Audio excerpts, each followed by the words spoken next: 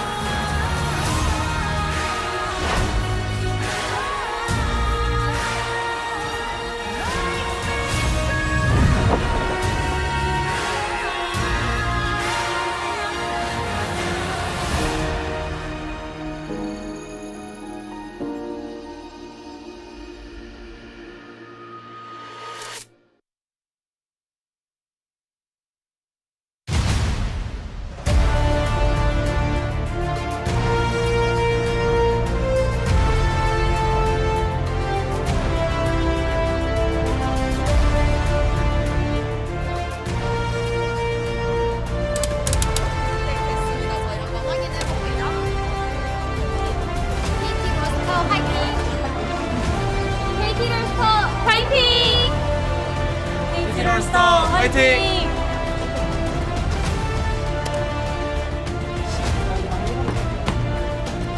하나수명 화이팅! 하나 화이팅! 하나생명 화이팅! Welcome back, ladies and gentlemen, to LCK 2025. I'm Atlas, joined by Wolf today, and we are ready to dive into two amazing series. And sometimes I'm sarcastic at the beginning of broadcasts. Not today. Today is going to be an absolute banger because, Wolf, I've made some realizations. Yeah? I've made some realizations about an organization named KT Rolster. I figured it out. It's not about winning. It's not about form. It's about patterns and about identifying when the win is about to come. It's probably not today. It's probably not today. Coaster positioning? Yeah, something about coaster positioning. I don't know. I think that the writing's somewhere. Looking to figure it out. As KT want to make their way over towards Legend Group possibilities here. But it's tough opposition. HLE have only lost to Gen G. It's the only team. Yeah, it's really big for D+ that they were able to take that win yesterday. Puts them a little bit more safety as KT Rolster and BNK are chasing them right now. BNK actually will face off against them later on this week as well. So big games when we're looking at the last 3 weeks of play here before those groups are decided and we go to our MSI qualifiers.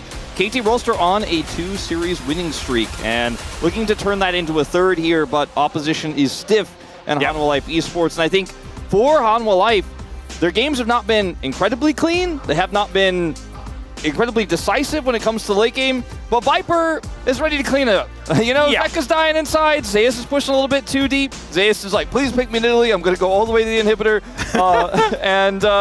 And Viper is just winning the team fights over and over again. I think when you consider Viper versus Duckdom and that individual matchup feels really rough for KT Rolster because other parts of KT I think could definitely be standouts, could definitely be punishing against Hanwha Life, but Duckdom is really going to have to step it up tonight to compete with, in my opinion right now, our league's best AD carry. I would agree. I also think that Peter and Delight are in different leagues at the moment as well. They're in the same league, but you know what I mean?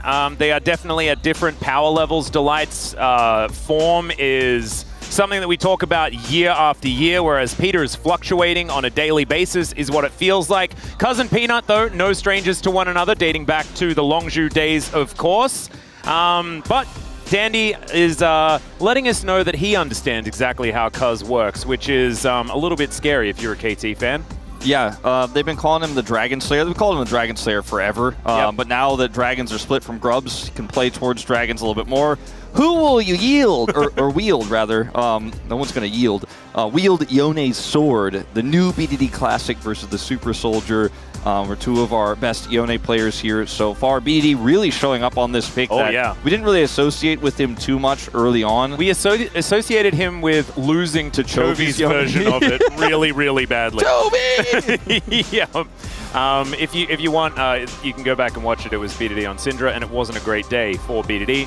It was one of the most impressive mid lane performances we have ever seen. But since then, BDD has certainly stepped up his ability to wield one of the Wind Brothers. And now the team's going to come out. We'll have to assess some of these fist bumps, as it isn't the first time they've met this season, and we'll see whether KT can have a better performance this time around. Big bow there from Cuz, but always a wry smile. You never know whether it's sarcasm on Cuz's face, or whether it's genuine happiness, or whether he just doesn't care. Yeah, it's very difficult to ascertain oftentimes. Perfect has, I think, solidified himself as the starting player here, and I think this is the version of KT Rolster we're probably going to be seeing for at least the rest of the second round robin here. As, you know, there were a lot of rotating parts here. We had Duckdom in and out, we had Peter come in, and then, you know, Casting and Perfect were rotating, but now Perfect has, I think, proven himself to be a little bit more stable right now. Even though his champion pool is pretty small, his Rumble is very good, and that's still very relevant. I think other parts of his laning phase, especially with the longer laning phase we're seeing, are definitely making him look like he should be the guy over Casting. As we'll take a look at the mid matchup here between BDD and Zeka, you can see BDD's kill participation is second.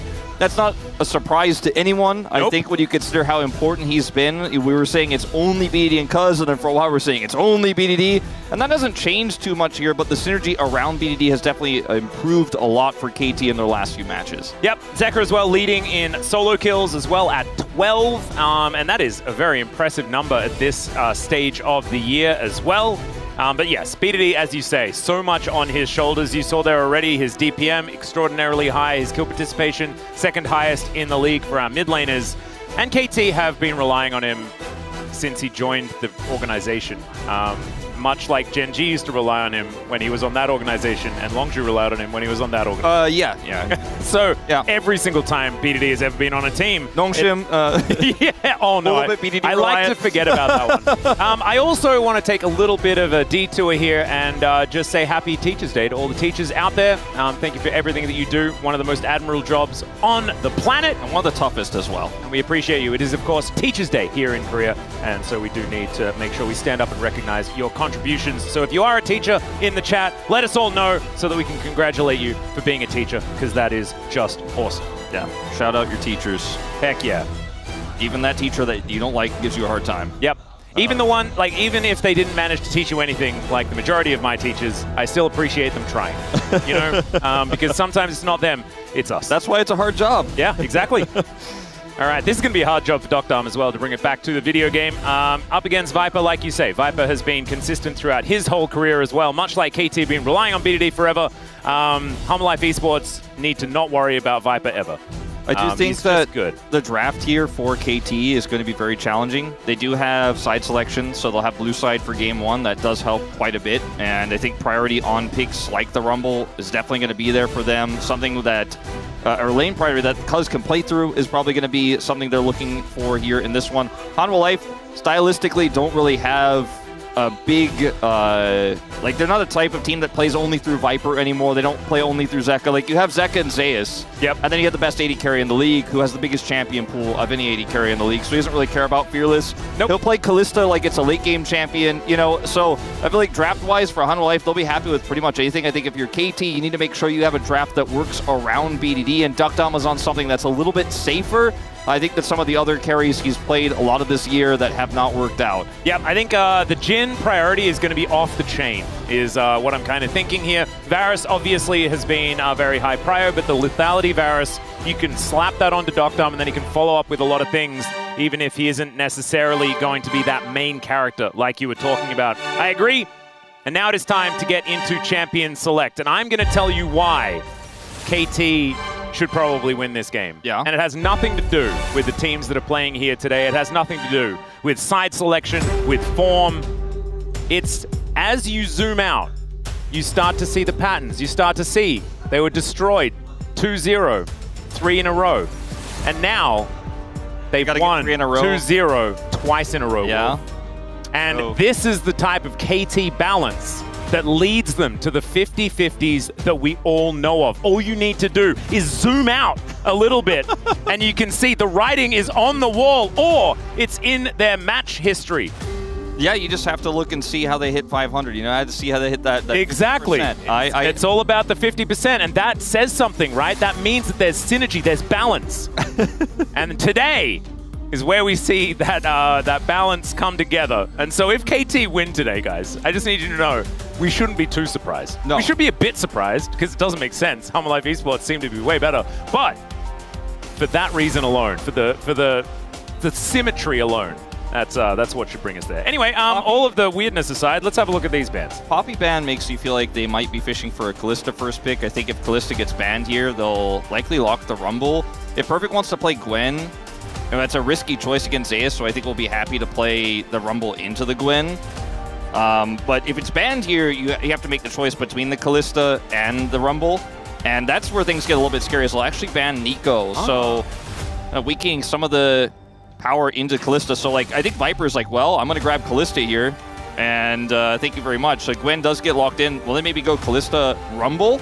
And I don't know whether Gwen is necessarily at the same power level as we've seen her, right? In previous patches, things like the Rumble being up and available means that she can kind of get cooked up there towards the top side of the map. Varus Rumble would actually be a very, very powerful first round of picks here for HLE if they do decide to go that way. But Talia's up as well. Yeah, Talia's up, Azir is up. A lot of prio picks up here since we saw a pretty unusual set of bans here for KT Rolster that are kind of player specific. Yep. Talia Pantheon. Talia Pantheon is just the lock-in, right? Yeah, I think that's going to be the play. Because oh my god, you have so much global power with these two picks, and you can shut down the Gwen in the side lane so incredibly well because Pantheon can just follow her, and then you have to consider how good Talia is into Gwen in general in terms of zone control. So what's the response going to be here for BDD is my biggest question. Is if he just slams down the Azir, I don't think anyone will be surprised, but it's going to have to come with something that pairs really well with it here for Cuz. So much is already taken away. The Pantheon's gone. The Xin Zhao is gone. Wukong looks like it's going to be the lock here potentially. Yeah. And very strong into Varus if that does end up being the final pick here for Hanwha Life Esports. I think with the composition of KT Rolster, I don't think you want to take that pick yourself. I would agree. I don't know whether it's Azir time. I just think the matchup into the Talia has been so difficult. We've seen this core many, many times. Didn't feel like it worked all that well yesterday. I think B&K FearX used it a couple of times, or at least once. It's Fearless, Atlas, you moron. But they did use it once, this sort of top 3 picks. And I don't know whether it necessarily worked out against Nongshim, as Zeka is hovering Zeus' favorites. One of Zeus. Look at his face. He was like, please, it would be great. Oh, I guess I'll just play my most iconic champion. He just wants to play some of his favorites. He was hovering the Jax, you know. He always wants to play Nidalee in this meta into anything. I don't know if he really wants to play it into Gwen, though. And it will have the range advantage now into the Gwen in the top lane with this Kennen pick. There's a lot of teamfight power here, and it's really easy to re-engage with the Kennen. Plus, you have the global power of the Pantheon Talia. So controlling side lanes feels really good here for the side of Hanwha Life Esports. They'll now opt to ban that Varus away. I think Kalista still works actually here for Hanwha Life Esports' composition because KT Rolster are going to be running at you. So I like this ban a lot by KT. And the range issue that Kalista often has is not going to apply here. Yeah, I feel like it's Kalista Jhin have to be the bans, which is kind of sad, right? We know that Dokdom would like to play both of those champions, but red side power that you have is that you get the first go out of the gate once these bans have come through. Instead, it's going to be the Alistar taken away. Jhin works well here, but so does Ezreal, I think, just to buy space and, you know, play keep away with KT Rolster. Kind of the opposite sort of way you could approach it with the Kalista pick. So also one of Viper's best. We'll see if he does want to opt into it. Very safe into Wukong. Yeah, play that. So that'd be my main guess here. And it looks like that Viper will agree with us. So no Varus was also another reason why I was feeling, okay, this Ezreal makes a lot of sense. They took the Varus away. Playing Kalista with this comp makes this super all-in. And they banned it away. I don't know what the thought is going to be here for Dokdom. I mean, Jhin works really well when you have all these melee champions and Ahri diving forward here. But it's a comp that requires a lot of coordination. And I would have trusted this on the hands of Hanwha Life Esports' players a lot more than I would here with KT. But it's safe for Dokdom. Like, it's what I asked for. It's what you talked about at the beginning of the day. and this is what we're going to get. I do think that this gives a lot of agency to BDD to start fights, right? You can throw Charms out, he can be the one to Spirit Rush forward, and then Doctarm opens the curtains. Peter's in there with the Zenith Blade, and you've got Perfect on a flank angle with Cuz following up. Like, there are certainly ways to give ownership of and leadership to BDD, and that is obviously what you look for in a KT composition. The Reldo going to come in here and circles, Wolf, circles. Everything that KT wants to do with this Wukong, Ahri, Gwen can be really messed up by just putting rocks on the ground and also by a really nice slicing Maelstrom from Zeus. And the fact that they can move this composition around the map so quickly, I mean, Rel is pretty fast-moving support, can really warp teamfights with the cannon, so you can guarantee those fights the way you want. The re-engage potential is insane, and trying to fight on even footing with the exact right setup that you'll need to win with KT's comp, where all your champions are running in and buy in space for the Jhin, becomes so complicated when a Pantheon can cut off one of those members who are trying to rotate in. So there's a lot of global power here in this draft from Hanwha Life Esports. I think it's a cohesive draft, what we saw on the side of KT Rolster, but it doesn't necessarily, in my mind, work well into what Hanwha Life brought out. Yeah, one of the problems is that HLE has one of the best mid-jungle combos that we've seen on this patch, right? Pantheon Taliyah is a tale as old as time, but it is just at a really high power level right now. And you give that to Peanut and Zeka, and you're going to have Zeus on his most iconic champion there towards the top side of the map. The nameplates really make this look skewed. But all of that talk about zooming out, about the fact that KT, it's not about the opposition, it's about the time. Let's see whether they can get it done.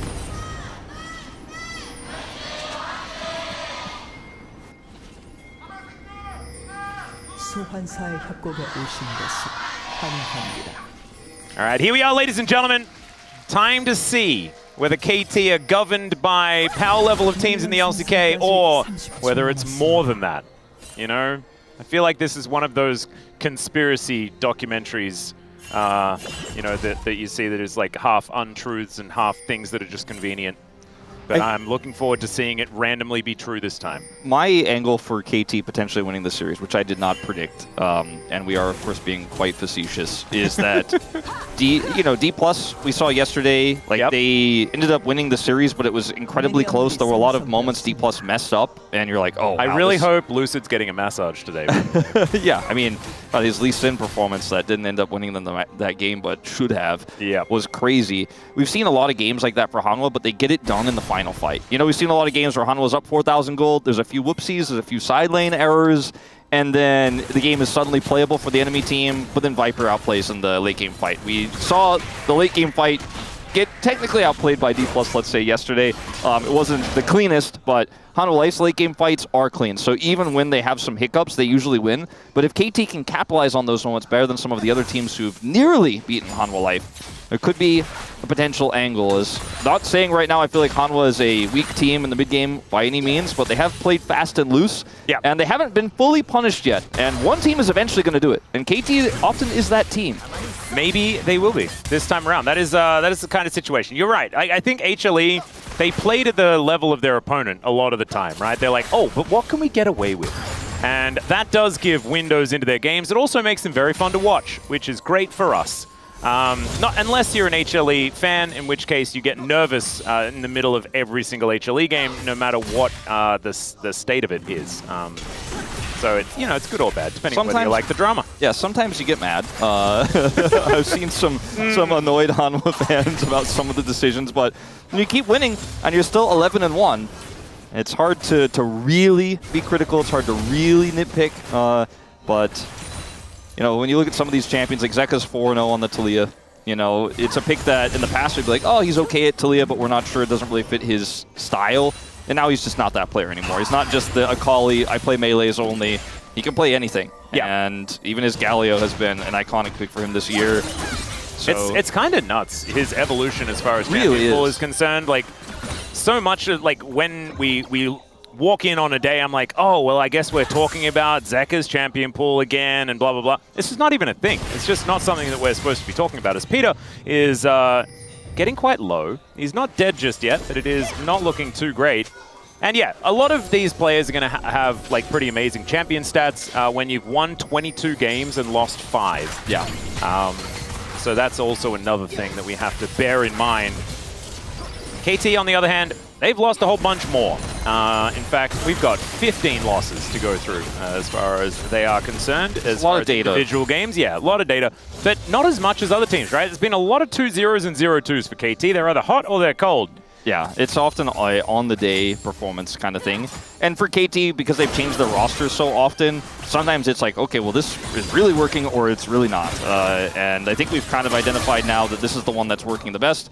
Zeus is winning this top lane matchup because he has the range advantage. Bottom lane, Viper was chunking Peter out of the lane, so they were able to get the victory there. We actually see a swap to come through now with the Gwen not having a fun time on the top side and having that exhaust picked up here. Perfect did in this one. And he's just going to TP down to the bottom lane. But we are looking at a world where grubs don't spawn early, so this is no longer really a common strategy. We've seen it a few times, saw it yesterday as well, but definitely not the standard or norm anymore. And because Zeus didn't have to TP or anything like that, he is going to be able to match this. BDD in trouble. Yeah, Crashdown going to come in there as nice sidestep as BDD desperately trying to hold on to his flash. He's not going to be able to, though, as Viper does come around. So they will be able to get that one. And I'm glad that you brought up the exhaust situation because KT have actually picked double exhaust. I actually think it's kind of crazy. There was, okay, Delight is going to be flashing as well because he may as well. Had he already used it and he was just charging Hex Flash for fun? That might have been what had happened. Exhaust is really powerful when you have a comp like this because it lowers the mobility of a lot of these champions too. It's great into cannon because it slows down his ability to set up the ultimate he's looking for in team fights. As a bit of supportal combat here. Yep. Aftershocks. Aftershocked Pikachu face. But yeah, I like the exhaust tech here from KT Rolster. It's just great into, you know, trying to lock people down as well as Wukong, making it harder for them to get away. Yep. And of course, it's mandatory into the cannon, yeah, which is just kind of the thing that you normally see. It's just the double that I'm finding curious. So, see how it's going to be utilized later on in the game here for KT. It's pretty interesting, as we might have a bit of a fight here, maybe not.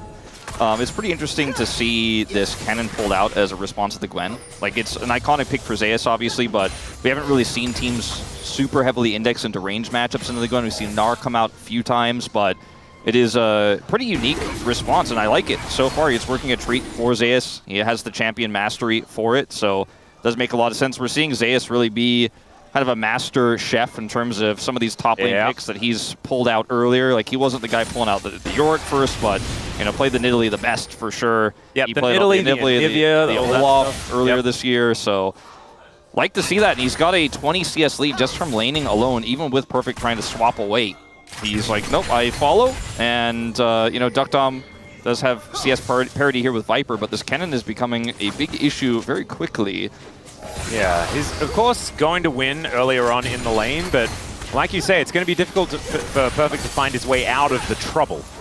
Especially because there's a Pantheon Talia composition on the other side, so even once you do start to feel like you're like, okay, I can kind of play this matchup out a little bit, then Pantheon follows you, and so your side lane pressure is kind of neutered there. So I really feel like this is how you give Gwen and have a good response, right? They're able to get the Talia, the Pantheon, they have the cannon in the bank, they're ready for this Gwen pick. And yes, Gwen I think is a little bit weaker on this patch for sure, but they were willing to give this because they had a good answer. And they make this Gwen pick look like it's not a B1-able pick with the draft they came up with. So just very smart, intelligent decision-making here, and Viper going to pick up a plate in the top side as this lane continues to be his victory. Yeah, Serrated Dirk going to be completed here for Doctom as he makes his way back towards the top lane out of turret. But like you were saying, that plate is going to go down. No more than that, so just one. Still, Doctom loses basically a whole wave and will now have to try and pick up the pieces. As Perfect is still just trying to get the safe CS, as we can see here, and he's not quite able to find too much of it. I believe he's got the advice of just don't die, Look please. at the pings as well on the missing pings in the mid lane. Like, Zeka disappears for just a second, and Perfect is like, I'm too low. I'm just going to concede. And now Zeus has so much pressure down here in the bottom lane, is going to be able to pick up a plate here, denying a ton of farm just from a Talia missing in the mid lane. He gets so much out of this. Yeah, it's actually kind of nutty. Now you can see that Zeka does come back, but Perfect on a little bit of a back timer himself, goes back and gets the blasting one. That is going to be Cuz on the grubs here, so that will give Perfect theoretically some power later on in the game. That's if he gets over this hump that we're seeing at this particular stage. Zeka moving in does get the information that these grubs are being taken, but I don't think that it's going to be something they can fight for, as Peanut is just heading over towards the Raptors right now. KT with control of the top side of the map is going to allow them to at least lock down their first objective of the game, equalizing things with HLE after that Dragon was taken earlier on. It's really hard to fight that, especially with the engage there from Peter. Gets the Arcane Shift out of Viper, and even though they have Pantheon ult, they're like, ooh, so does Wukong. He has his ult, so don't want to try to force that. I think it was the right call from Hanwha, 100%. And just continuing to make a scissors shape hole in the side lane here has been the name of the game. And they're doing a great job of it so far. Over 90 CS the Yeah, this is crazy.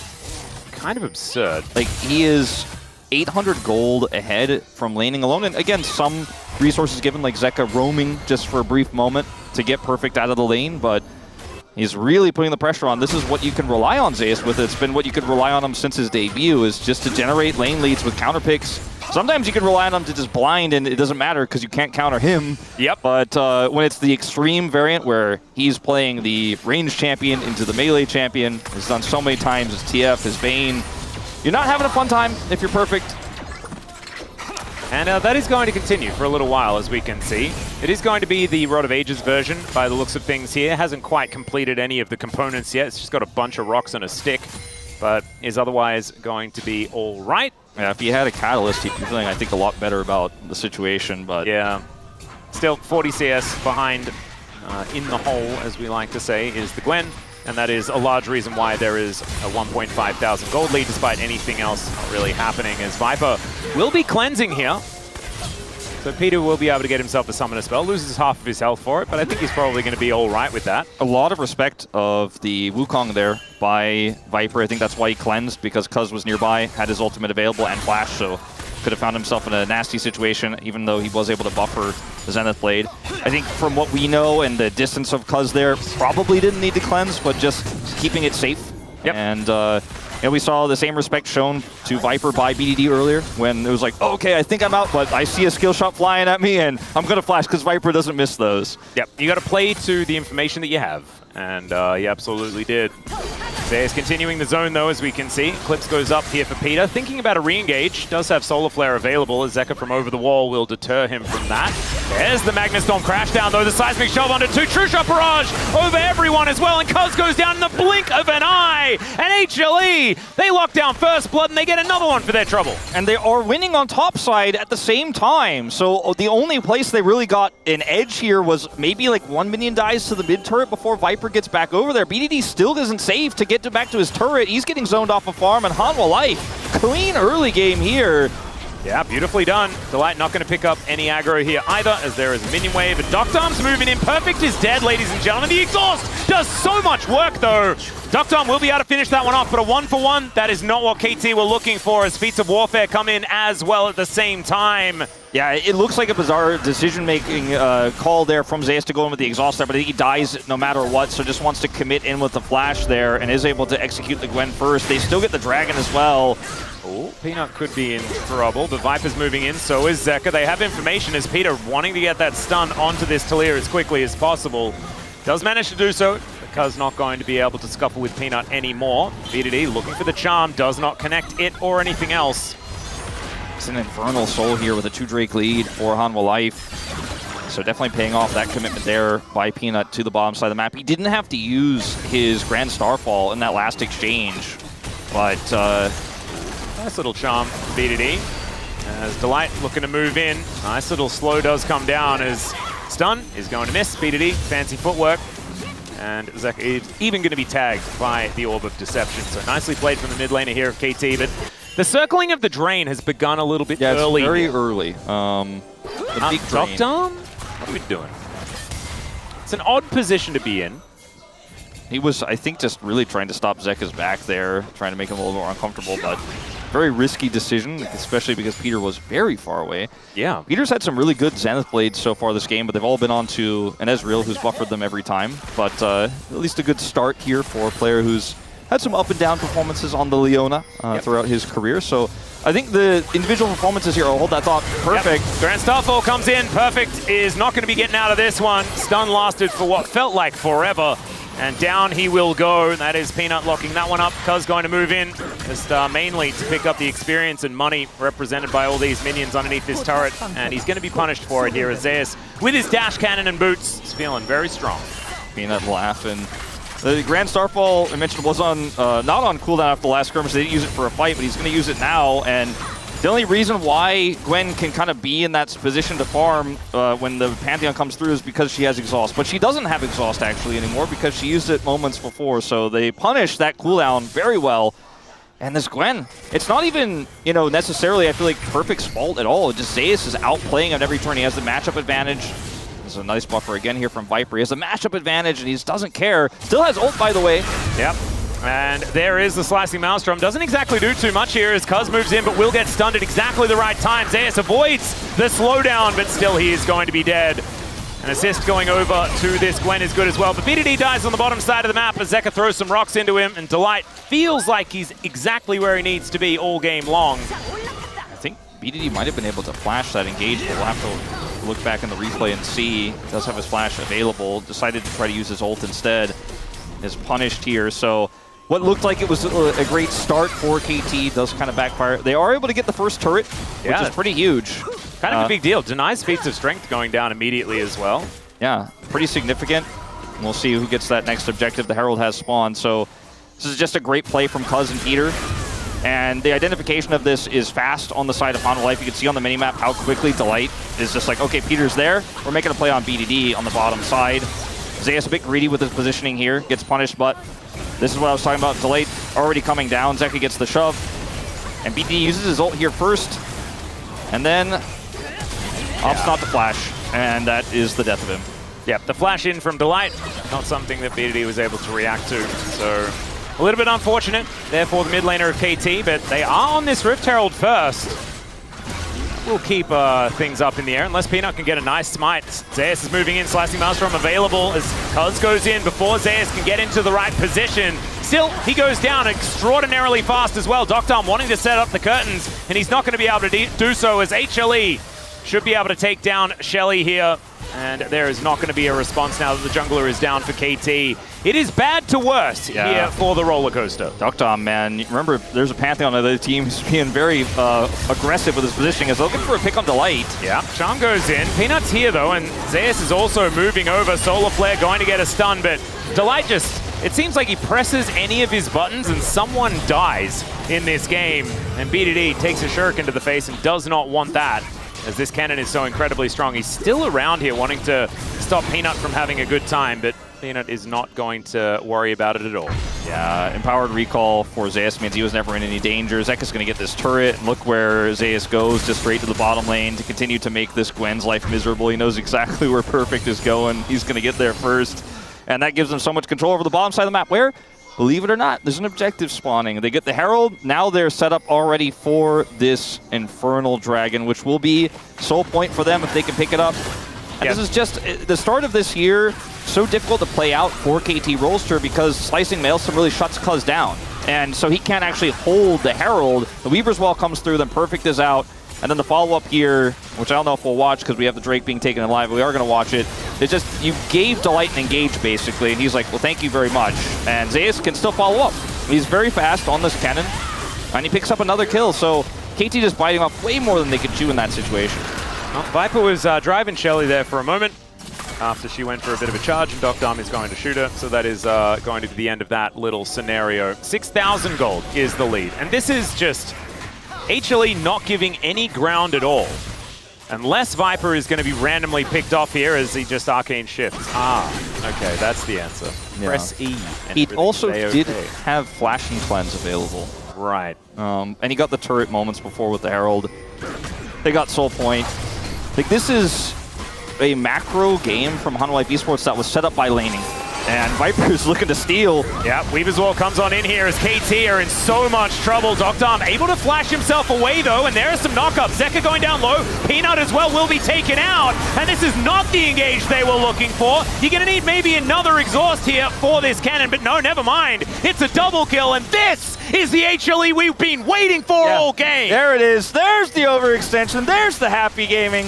I was going to say, man, I guess the coaching staff really had a word with them because they were not giving them an inch in this one. That's exactly what I was thinking. I hadn't actually verbalized it yet, but I'm counting it as a caster curse. Yeah. Because in my head, I was like, wow, maybe it's just not going to happen this time. Of course it is. It did happen. Unfortunately for KT, they're too far behind. Yeah, they're far behind, and also they still secure the red buff here. Sure, they end up winning the fight, but there's not much they can get off the back of this. They get a bunch of gold, which is significant, but they are so far behind that this in itself isn't necessarily going to turn the tide. It's not like they can get Otacon after this or take their own soul point. They don't have any dragons, by the way. But yeah, a bit of an overextension there, I would say, into a comp that is happy to just fan out that Jhin ultimate and chase you down with it. So still a large gold lead, 3,500 here for Hanwha Life. But it's not as large as it used to No, be. yeah, slightly smaller. Maybe we'll see the gold graph come up with a little dip. Yeah, I'd say that the bloop is going to look kind of all right for KT, because it was slowly but surely just reaching HLE's just going to win territory. And now it's back down to maybe there's a shot territory, which is, you know, that's got to be KT's sweet spot. You know? The solo laners do have 2 completed items and upgraded boots with feats of strength on them for HLE, so that's a bit concerning. Perfect does have 7 stacks of Rod of Ages. And no matter how much they put him down in lane, no matter how much they take his farm away, that timer is still going to tick, Atlas. It is going to hit 10. I don't think HLE can finish this game in 2 minutes. There's no way. Exactly. So he's going to get that at least. But yeah, 21:50, 48 or something like that is what we're looking for on the timer as far as that extra level is concerned. And so then maybe Perfect is only going to be 1 level behind at that point. Yeah. Oh, that's a bit sad. Still, Otacon has spawned, and that is going to be the next port of call for both of these teams. See if anyone is going to start it off in an awkward way, as we've seen in the past. You know, in game shows, okay, well, maybe this isn't the time to make this reference. I'll get to it later, but HLE is on the Otacon. Delight's holding the entrance. Yeah. This is incredibly safe. Down. Azeus has TP, but he doesn't even necessarily need it.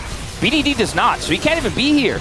Well, Doctom is going to be able to throw in some grenades here. Delight taking a little bit of damage is Perfect. Moving on over. True Shot Barrage not going to hit the mark. As Cuz, if they want to get something done, he's going to have to get in there pretty dang soon. I think he's going to be able to get there, and it's the steal away. Peanut also going to get blown up by that bullet. And HLE lose their jungler and the fight for the Otacon. And Wolf, oh my god, KT this team fans has praying. to stop doing this. So we'll see if they can get any exit kills. I don't think so. I don't think so either. And I think if they try for it, it's probably a little bit of a bridge too far. Zeus has flash and ult still, so I think KT should just leave. And I don't think Hanwha wants to chase in 1 by 1 here either. Just be a split recall. So what I was going to say is, you know, in game shows where they have the live audience, eventually like the sign comes up that says like applaud or please clap. I feel like Hanwha puts that sign up for the team that's going to lose to them occasionally. Like this is the moment here when Cuz goes in where Peanut's not able to secure the smite for some reason, where like it's just Hanwha holding up the please clap to the KT audience. And KT's like, oh my god, maybe there's chance. And look, they did exactly what they were told. They did exactly what they were told. And maybe there was like one after the please clap, it rotated over to please rub your hands together in prayer. You don't need to do that. That's the default setting. That's what, when the card is sitting down, there's a little thing that pops up saying do that instead. And everyone agrees. I thought it was a pretty safe Otacon, but Zeus just didn't commit to try to zone the players with this flash result, so... Well, also, if you start it and you're the team that's tanking it, you just have an inherent disadvantage. Yeah, and 100%. KT are given the ability to decide when they want to engage. The light was low.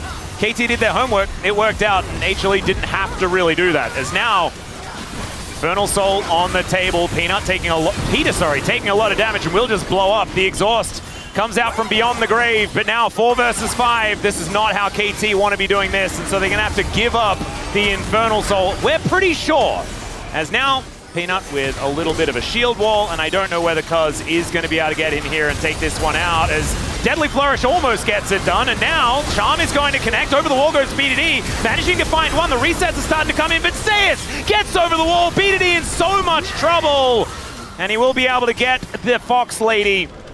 And HLE, they've got Infernal Soul now. This is a lot more dangerous than what we were seeing earlier on. Viper's like, guess he'll carry again. Yeah. I keep saying this, but it just keeps happening like every single Hanwha game. That was a really good ult from Zeus as well. This time he actually does press the R button. As you can see, the Weaver's Wall kind of splits KT up, but unfortunately it also keeps Viper away from the Dragon. Like, they can't actually burn it fast enough while the wall is there, which gives KT a second opportunity. Perfect in a position here to actually make a play, potentially win. Cuz goes in. There's so many zoning tools, though, that Cuz is like, that Dragon is just a bit too far away. Look at the rocks on the ground as well. He's like, nah. Then Perfect is in a really nice spot here. Then they can follow up over the wall. The ult from Cuz is fantastic, but now you're too deep. Now Zeus is able to get the ult. Even catching BDD over the wall there is massive. And with the Infernal Soul proccing there, helps him get an additional kill. But a close fight that I feel like didn't necessarily have to be that close. The Weaver's Wall usage, not my favorite there. Good idea, but Viper helps clean up. And the Zeus ultimate that we didn't see on the Octagon, this time employed in full effect. Yeah, was pretty effective that time around as well. Certainly helps out when the exhaust is not actually available. I'm pretty sure Perfect hadn't actually used it in that particular fight. And that's when the Slicing Maelstrom really gets the work done. Teams have gotten so good at just exhausting the cannon that oftentimes it feels like the champion has to be balanced around being exhausted every fight. Sure. It's actually kind of nuts. It's also crazy, too, that, like, it's much easier to play Kennen in those situations where they have to come to, even if you can use the exhaust. Like, everyone on KT Rolster was moving into a Dragon Pit, so Kennen's like, well, I like those odds, you know? Yeah. My ult's kind of about a Dragon Pit-sized situation, so happy to press R. He does have his boots upgraded, of course, by feats of strength, and does have half of either Crypt Bloom or Void Staff picked up here. He is very large in this game. He does a lot of damage in team fights, and Infernal Soul is going to proc multiple times from him in the fight. Same with Viper, who can proc it from very far away. Yeah, that's going to be part of the problem here, is all of the extra damage that HLE are representing. They have still the 4,000 gold lead that we were talking about before. If you get the Otacon to proc from killing someone, it's kind of like a little Infernal Soul. You have to kill someone. Hanwha just have to hit an ability. Yeah. Peanut does take a fair bit of damage here. As you can see, Cuz is with now 2 items complete. Kind of scary. But yeah, I'm looking at Zeka, Zeus, and Viper. And they are representing a lot of damage. Cuz gets over, finds a Cyclone onto Viper here as Peanut comes in. But Peter doesn't get the Solar Flare, looks for the Shield of Daybreak. He flashes in between 2 walls and is feeling very uncomfortable. We'll get a bit of a shield here, though, as Delight still looking for a little bit of an angle. The Magnastorm is decent. There goes Peter finally, but they trade it for Delight immediately. And now Peanut gets in there, blows up the Monkey very, very quickly, but he might actually be sacrificed for it. No, BDD not able to quite get there. Doctarm and BDD trying to stop Zeka from just murdering them. Look at this. The amount of damage this Talia does is kind of absurd. As Doctarm walks forward, gets that last bullet, and then says, no, I don't think I have very much more left in the chamber. Is just like, I can clean up if we need to. Really nice charm there from BD, as Zeus was actually trying to set up for his ultimate, because, you know, we're going to go all the way back to the start of this skirmish, right, which is a potential catch onto Viper. Remember, he is Ezreal, does have Flash available, doesn't need to cleanse, obviously, that CC, and they turn on to Peter. And when Delight goes in for the re-engage, Zeus is trying to get over, but actually decides to chase Cuz, so isn't actually there to follow up on this. So he rockets in with his dash cannon, then is hesitating. Do I go in? Do I look for the ult? Waits for Peanut. And then this charm from BDD actually denies him the Slicing Maelstrom. I think that could have been a fight changer here. And maybe Doctarm and BDD, at least one of them goes down in that situation, but the charm was good. Still a 1 fight for Hanwha Life. But these fights are a little bit broken up. You know, not the cleanest from Hanwha Life so far. Oh, Cuz maybe in a little bit of trouble here as Delight not representing a massive amount of damage as Doctarm, I think, has his Infinity Edge completed with the amount of damage that bullet did. But we'll just have to check when we get the scoreboard back up again. 5,000 gold, the lead here for HLE. Yep. And there it is. So the Jin's starting to do some work. Hasn't died yet. Nope. Both him and Viper, in fact, have been deathless so far. KT, I mean, theoretically still in it. Yeah, I mean, if the fights keep being this messy, your opportunity goes up and up and up. And Perfect is really behind, obviously, but that matters less and less as the game goes on. Right now, a full item behind Zeus, but he's still a Gwen, does have his Riftmaker, and because they picked up the Otacon and he has Rod of Ages, he's only half a level behind. Could have been much worse. As Peter, careful, my man. He really wants to clear vision. That's one of the most dangerous things you can do. And he also absolutely has to be clearing vision. Because if they give away a Baron, this game could just be over. It's teetering on that this is too much to get over type mark. And 27 seconds on the Elder. We saw, a attempt on the Otacon go poorly for Hanwha Life earlier. Don't know if this is going to be quite the same those stats, scenario. by the way. Those stats were just not very nice for Perfect, so we're just going to ignore those. Yeah. It's Zeus' Kennen. He had the counter matchup. He had jungle attention. What are you going to do? Yeah, it's not fair. He's a rookie, okay? Zeus is a rookie. It's actually Perfect, not really a rookie at all. Not really at all. He's still very young and hasn't accomplished as much yet. Exactly! It's mean! That's what I would say. I'd just say, it kind of looks mean. I mean, like, Zeus almost makes, like, Khan look like a rookie. Everyone knows our opinion. We just prefer it if we didn't compare players, okay? We just don't. We're not really about that, especially when it comes to the top lane, okay? I wouldn't do it with official stats right now. No, absolutely not. The truth need not apply. So this is a very aggressive angle here from Cuz. Already has to use his clone, and this is giving a nice angle to Hanwha Life. They end up getting back control. There's no side lane pressure at all here for KT, so Hanwha Life can kind of just rotate around here forever. The Pantheon can come at literally any angle with Peanut having his ult available, so it's so hard for KT to start this first. And I think that's why we're just going to have this little dance here of vision for a little bit longer. And this is where Ezreal excels, because he can actually poke. He can actually offer a ton in these skirmishes at neutral before the fight actually breaks out. But now side lane control goes to Hanwha Life Esports as KT couldn't lock down vision. And that's a free turret. They use the Elder to grab a turret. Yep.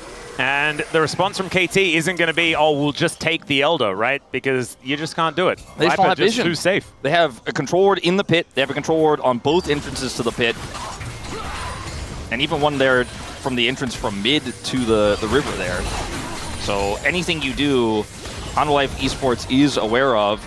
They even have this Scuttle Crab now controlled on Baron for a potential trade opportunity.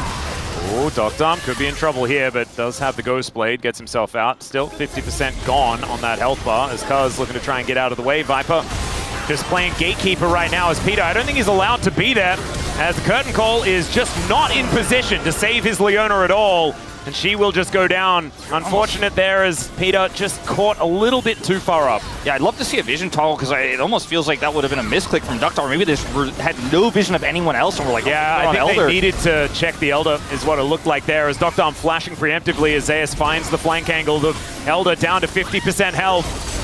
And I think it's just going to go. I think it's just gone unless Cuz gets a Miracle Steal. He has Flash. I mean, he's Wukong. He's pretty tricksy, as they'll need to get some vision in there if they ever want to find anything. In the end, what they do is just nothing. And now the Weaver's Wall going to break this one up. Viper gets over the wall, but look at this. The Dragon is angry, and it eats two immediately. Beat it eat now going to be the next target here as Cuz is flying the wrong direction. And now Viper, realizing that he can just Arcane Shift forward, will just take down the Ahri. Peter is going to respawn and wonder what the heck he's respawning into because the Angry Dragon comes down from the sky once again. And KT, unfortunately, will not be able to fight back at all. They just lose, and that will be their Nexus going down. HLE, yeah, they gave them a couple of opportunities, as they like to do, but this is, in the end, pretty elementary. Yeah, they certainly want to get, okay. Zeus just doing the going in thing as the Dragon comes down. That is going to be the ace. All right, well, they wanted to wait for minions is why they were standing there, is what I was going to say, but they also wanted to wait for champions to come out of the fountain to kill them and then kill the Nexus, which they promptly do. And while I think the Otacon play was a little bit risky in how they played it out, they weren't all on the same page. I thought it was a relatively safe call, but otherwise this Hanwha does seem like maybe the coaches said a few words. They did play out the vision game around that Elder so incredibly well. The Taliyah Pantheon is just so incredibly powerful, and they got that, plus the Kennen. And the early game was just decided by strong laning from Zeus and playing through that lane, taking the Gwen out, dealing with the lane swap, Viper laning incredibly well in the 2v2. Even when they matched the swap top lane, he was getting an advantage there, getting a plate. And the early game control that Hanwha Life had, they never let go of. And I don't, like, Perfect is 5.7k. Well, who's going to flame this guy when he's playing a melee into a range at Zeus and Peanut is ganking his lane and he can't play the game? I do think maybe some stronger top laners would have played the matchup a little bit better, but I think when you consider it's Zeus, when you consider it's Kennen, it's one of his iconic picks, and how much attention was given and how far behind he was all game long, how are you going to do 6k damage in this game? Well, I don't know. Not by doing what he did there, because it didn't quite work out. Remember, that was their first pick as well, Wolf. They put a lot into making sure that he had this champion, and then it did absolutely nothing. So let's see whether they can do a better job as far as putting Perfect on a better pick as we move towards game number 2. Now it's break time, then it's going to be space time, and then it's going to be our time for game 2.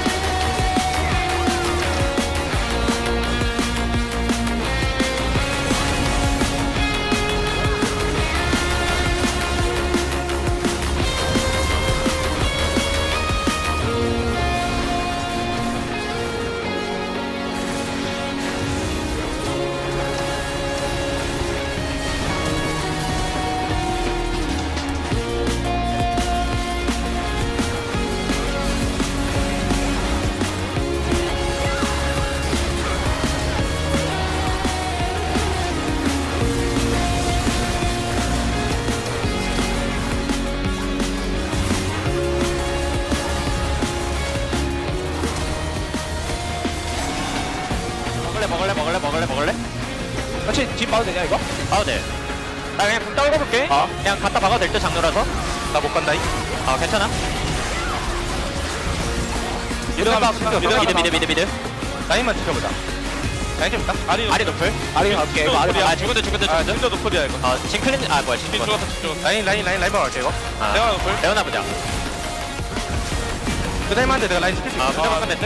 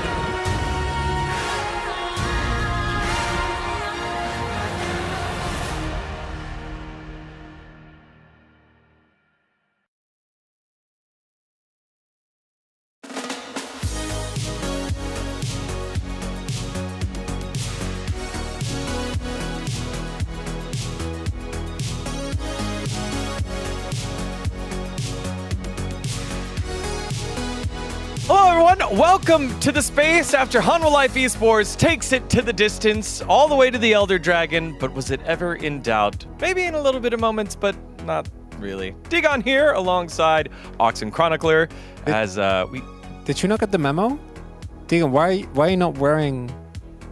Why are you not wearing the same color? We said at the beginning of the day, we said we're all gonna wear a nice and light, like cream yellow jacket. I didn't want to look like a paisley house in Massachusetts. That's I don't understand that reference. I know. That was a really good reference. That's too much of a Both deep of cut. them don't understand it, which is why it's really good. You guys look like beautiful houses. I don't know how to transition to that other than just look at them. Wouldn't you just want to be neighbors with them? Yeah. You know what is really interesting is I'm actually neighbors with Mao. Isn't that crazy? Same house. Let's take a look at the highlights here from that last game. It took us a little while to get to a highlight, but here it is, 11 minutes on in. A lot of focus was on the top side of the map. Here's why. At this point, the lane is already not in a very good state. And what we see here is Zeus making a great snap second decision to go in instead of trying to escape from the Jhin. Getting away from Jhin is always very hard, especially with exhaust. And even though he does end up going down, this is like a few minutes later, so much attention has been given to trying to keep this cannon down, and it did not work, even a little bit. Yeah, I mean, he was already so far ahead, and I think for me, a big change we've kind of seen has really benefited Zeus is the change to Grubs. Because prior to this, we actually had a shorter laning phase because teams would be swapping bot lane to top side to contest Grubs. You know, we'd see teams on the cross map, would see the laning phase end very quickly. Even though lane swaps like from level 1 were gone, we still saw those earlier swaps. Now, you know, you're kind of locked into a laning phase for a good 8 minutes. And I feel like you really saw that demonstrated here. A 60 CS lead almost to 14 minutes is massive. 2,000 gold lead, despite attempts from the team to try and turn this around. And I think a pick like Gwen, we saw it be so dominant prior to this change that we got with regards to the Grubs. And I think if there's any player who's going to benefit from a longer laning phase, it's Zeus. Because Gwen's early skirmishing is actually pretty strong. I think it's really where you're locked in lane against a ranged matchup like we see here, that you really start to see your weaknesses, particularly with some of the changes. Obviously you get nerfed, but I think the change to cookies was the one that we were really talking about as well. And Zeus is also, and that's no burn to perfect, really good at the video game. So as a result, he is allowed to be way more aggressive, which allows them to set up much better for mid game, where they, you know, made a few oopsies, but it's fine. It was still a messy game, but I think it's starting to worry you when you look towards things like the MSI qualifier. HLE already a very strong team, but I feel like the meta is shifting in a way that is benefiting them more. You know, if you can continually give good matchups to Zeus, you know, we've seen the AD Nidalee already be a tyrant. If you're going into a best of 5 against this team in Fearless, and he's bringing out these picks that are just dumbstringing you in lane, I think it's really going to be a struggle.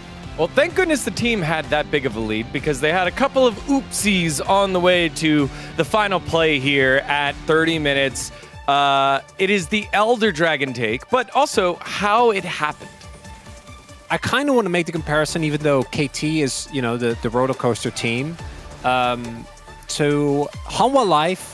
It's a bumpy ride. It's like a wooden roller coaster. You always get where you want to be, but, you know, at times you're like, ooh, is it okay? But their team fighting and clutch factor in the late game is so consistent that all it takes is a single mistake, right? Dokdam is just a little bit too far up. Peter actually ends up getting caught.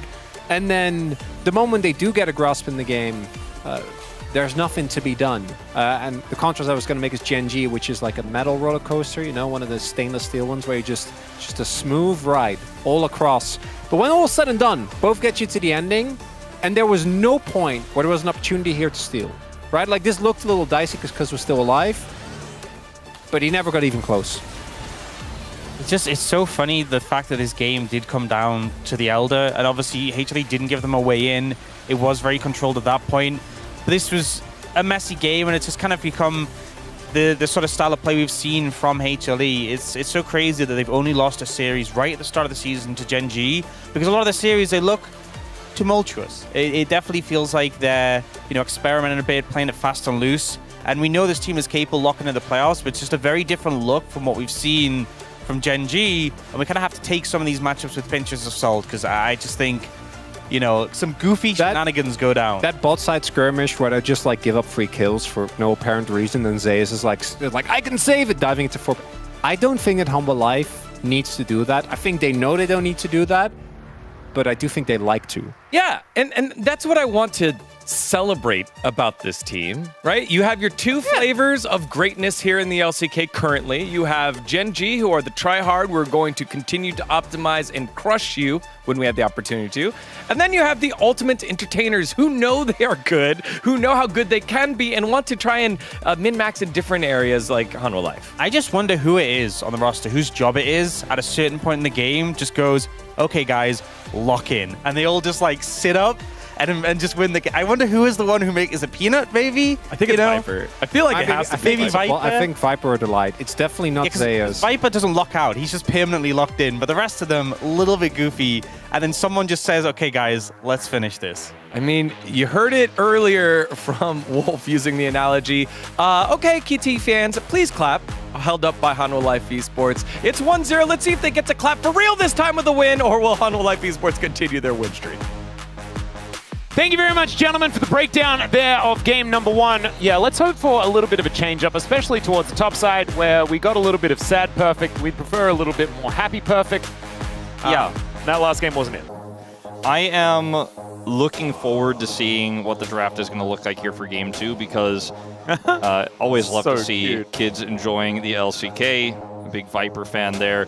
But I want to see if Perfect will just prioritize the Rumble instead this time, which he could have potentially done. I feel like there was definitely an angle in that draft for it to even be first pickable. It's always tough to first pick into Zeus, though, right? And they went for the Gwen, which I don't think Perfect has mastery of, the same way he does of Rumble.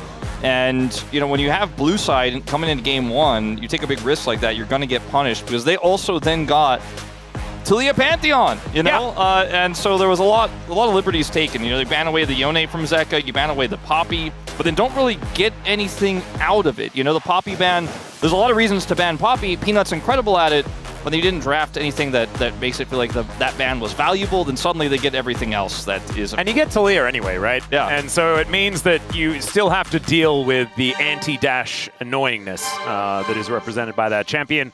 So as we get into the draft here for game number 2, let's hope that we get a little bit more power in our first pick. Last time around, it was first pick Gwen.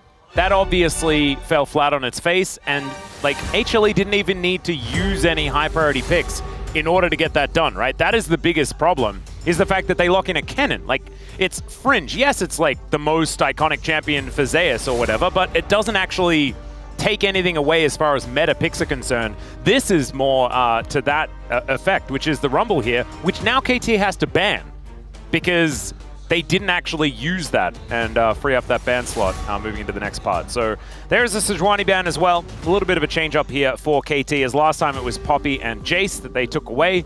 Now that Talia's gone, you just take the Azir away. I wonder what this final ban will be. Could be just a Varus ban, but I mean, at this point, again, Hanwha Life have such a wide variety of champions to play. Xin Zhao could have been a first pickable here, I suppose. Yep. That's not... That's not what I would go with when you have no idea what your lane priority is going to be if it was going to be a jungle pick. You can call it a denial pick against Zeus, because he's a lot of that 86.7%, by the way. Yeah, it's also a pick away from Peanut as well. Peanut has been very good on the Italy, so I guess it sort of makes sense. But now Zeus gets his Jace, which is a problem. That's an issue. Significant one. It's like, oh, well, I guess I won't be playing Yone because that's banned. I won't be playing Yone Sejuani, which you banned both of. So there's no reason not to pick Jace in this scenario. And we'll see if it's just going to be a Nefiri lock here for Peanut. I think that's a relatively safe call at this point, unless they want to prioritize something for Viper instead. Yeah, I think the Nefiri certainly is creeping up there as far as the priority list is concerned, but I don't like it. I feel like it just hasn't done enough. When it wins, it's often like the game gets won around it, and you need to snowball in order to make it work. And when it loses, it just looks really, really sad. So maybe it's a little bit of bias in that regard. I don't like sad hot dogs. I wonder what BDD's plan to this victor is going to be. Well, you know, you need Prio to play Nidalee jungle. When you're picking Sion into Jace, you're not going to have that. True. It's guaranteed. One thing that you do though is you know, Jace struggles to cut through the Scion the later on in the game Sure. you go. And Nidalee is the classic pick into the Scion, so if they wanted to somehow flex the Jace somewhere else, which they can't do anymore because the Victor's already picked, then, you know, they wouldn't have been able to pick that one away. So it's kind of cute. BDD is going to lock away the Corki, so not a whole lot of setup for the Nidalee, but still going to have a fair bit of mixed damage here, assuming the Corki goes into the mid lane. They lock this Corki in as well. You have really no mystery at this point on Hanwha Life's side about like where these are going. I don't think you can play Corki bottom or it's going to be a disaster. And they can protect this bottom lane with bans, and they have counter pick as well.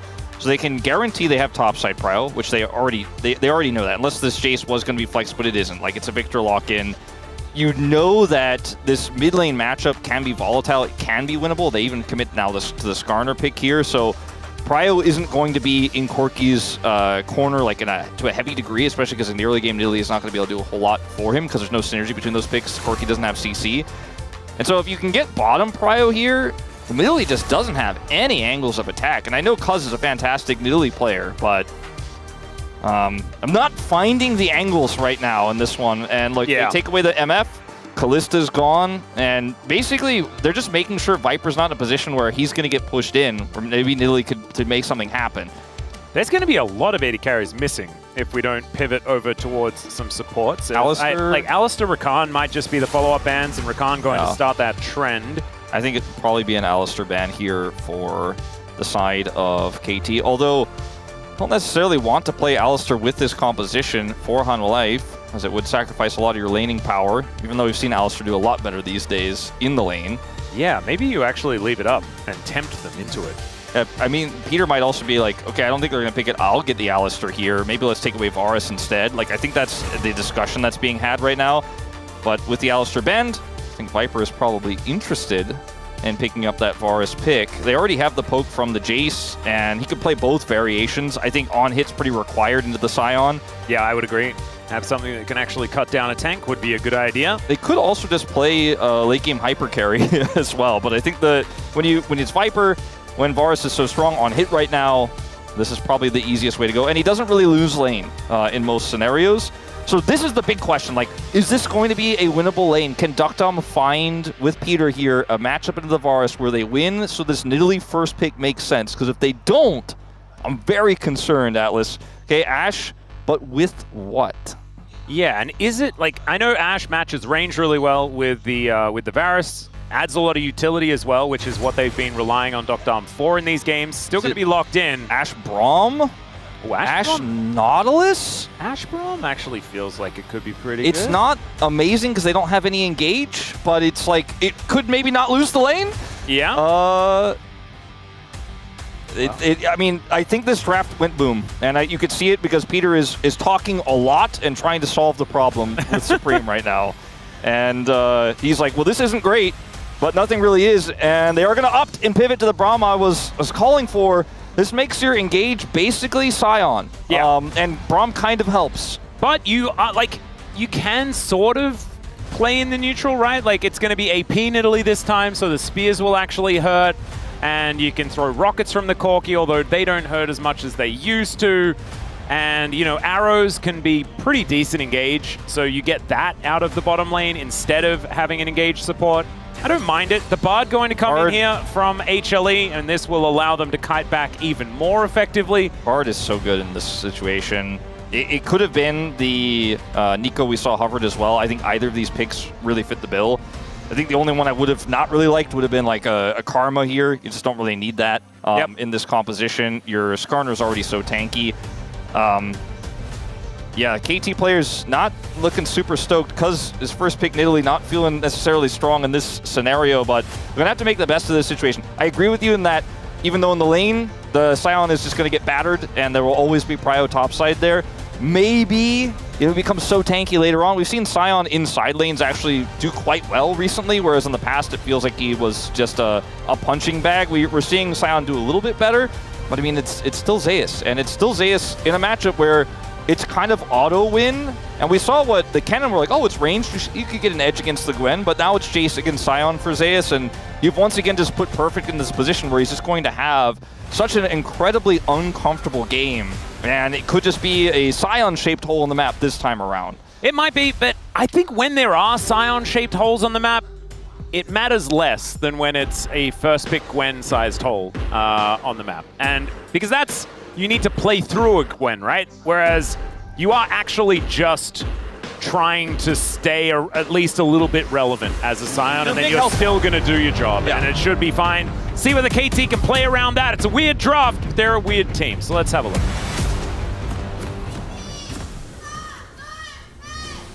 소환사의 협곡에 오신 것을 환영합니다.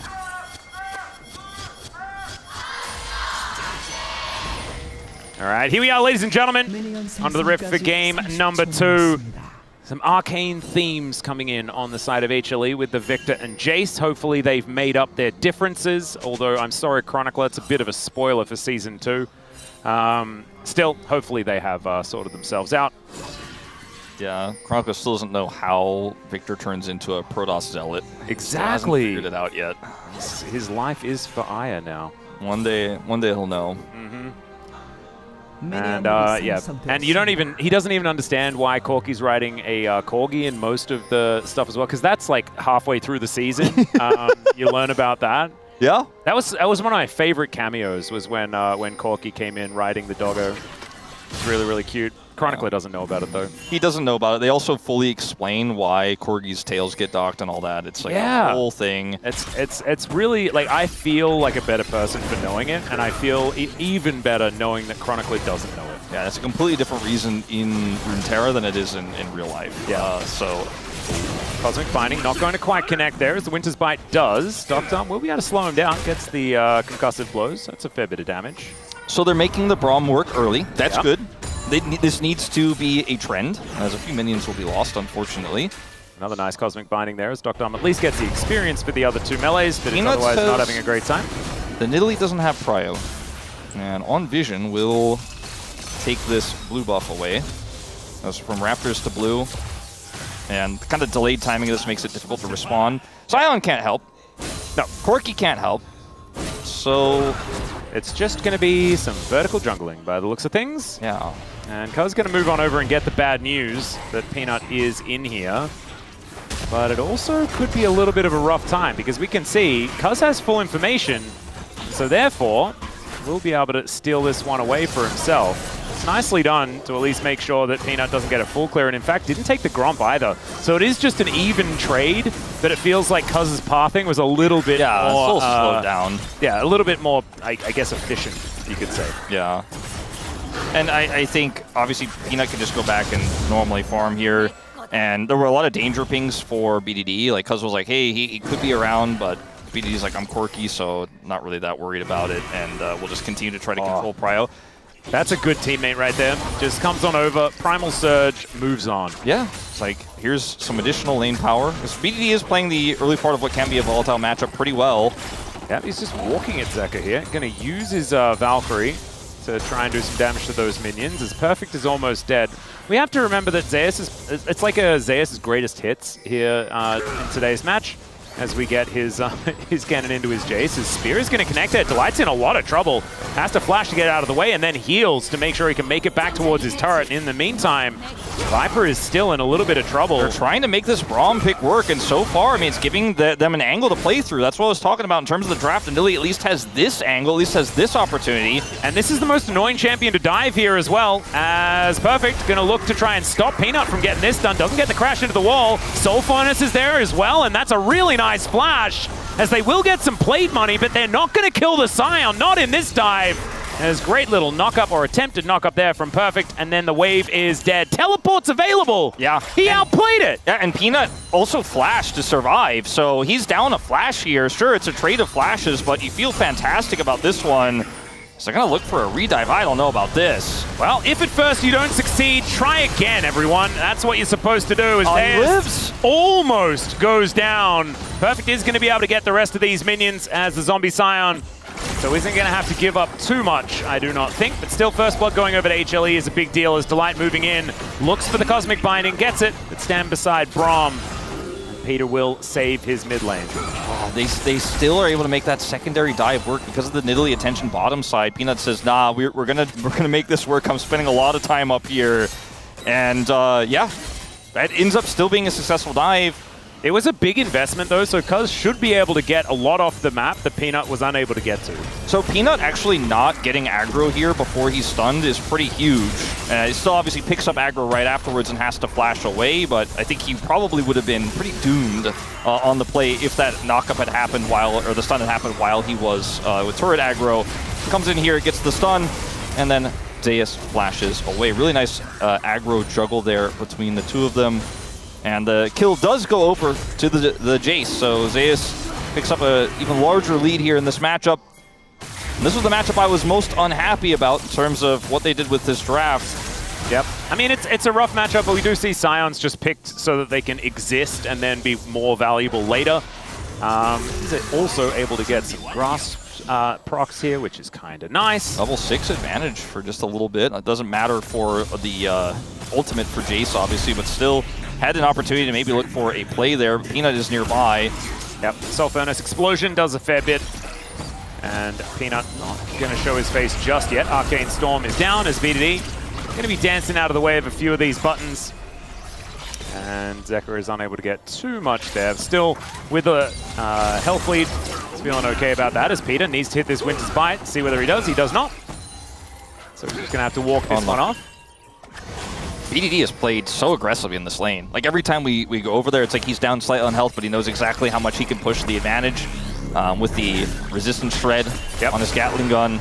Doctom! A little bit of a tag there from Doctom onto Zeus. Only level 5. Spear going to miss as we can see, but the sidestep has to come in, so Zeus knows he will not be able to get away. Frost shot just a little bit too strong, and Doctom able to put down the Jace. That is great here for KT. A little bit of an overextension there from the top laner of HLE. Yeah, and Peanut was nowhere to be seen, so pretty aggressive move there from Zeus to be that far up, and it's just a little slow there from Doctom is all you need.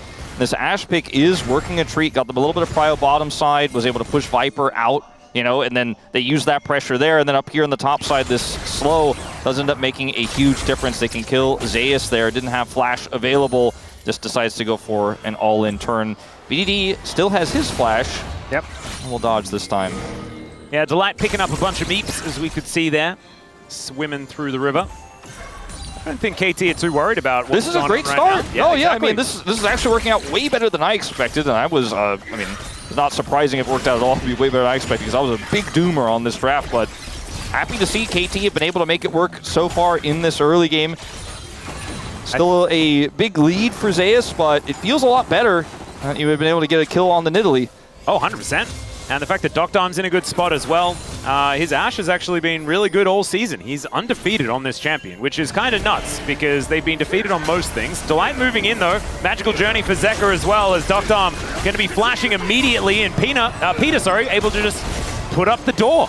And they will be all right. Not a lot invested to make that happen, and they do get a flash out of the 80 carry, and that's very important here for HLE. Yeah.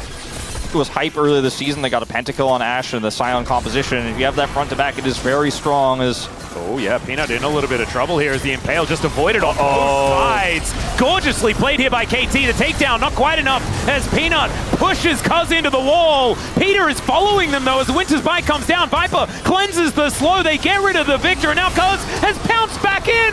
The drive-by onto the Scorpion. And what's like, KT, how are they all still alive? I mean, they just played it so well there, and Peanut gets caught in the jungle, and they look for a bit of a collapse there. Beautifully played. That was the most agile, like, pest control officer I've ever seen. Very clean stuff. Now, obviously, with all the attention there in the middle of the map around Peanut's jungle, there's no attention here to the bottom side, but Perfect has held his own. Yeah. We'll actually even make Zeus tanky turret shot there, but is going to be able to back away here. Does have his teleport. May just use it right away, but this is a pretty big lead here for KT's composition. You know, we're looking for a 2-item spike for Corki later. The Nidalee is significantly ahead of a Skarner. Obviously should be able to get a pretty big farm lead when Prio is going your way, but didn't necessarily look like that was going to be the case. But we've seen BDD in particular control this lane so well. And the roam here from Victor is kind of what dooms Peanut, because he's not in a great spot to stop the rotation over from Corki. We know the top side is coming down with the Braum and the Ashe nearby. And Cuz plays this so well, goes back in. Yeah, the pounce over and then the swipey swipe, and then he gets out. Yep. That's crazy. He's already planning on taking down these grubs. You can see it there in the first-person view. He's got his pathing set straight there. They get 3 of the grubs after the play on Peanut, and that's significant. It's a lot of denied side lane pressure here for this Jace later on. Perfect already. They're starting to get to the point where you can neutralize this Jace a lot better. Yep. Zeka going to get zoned away here by Perfect, but I don't think he misses out on too much. Deathray is able to clear up the backline pretty comfortably now.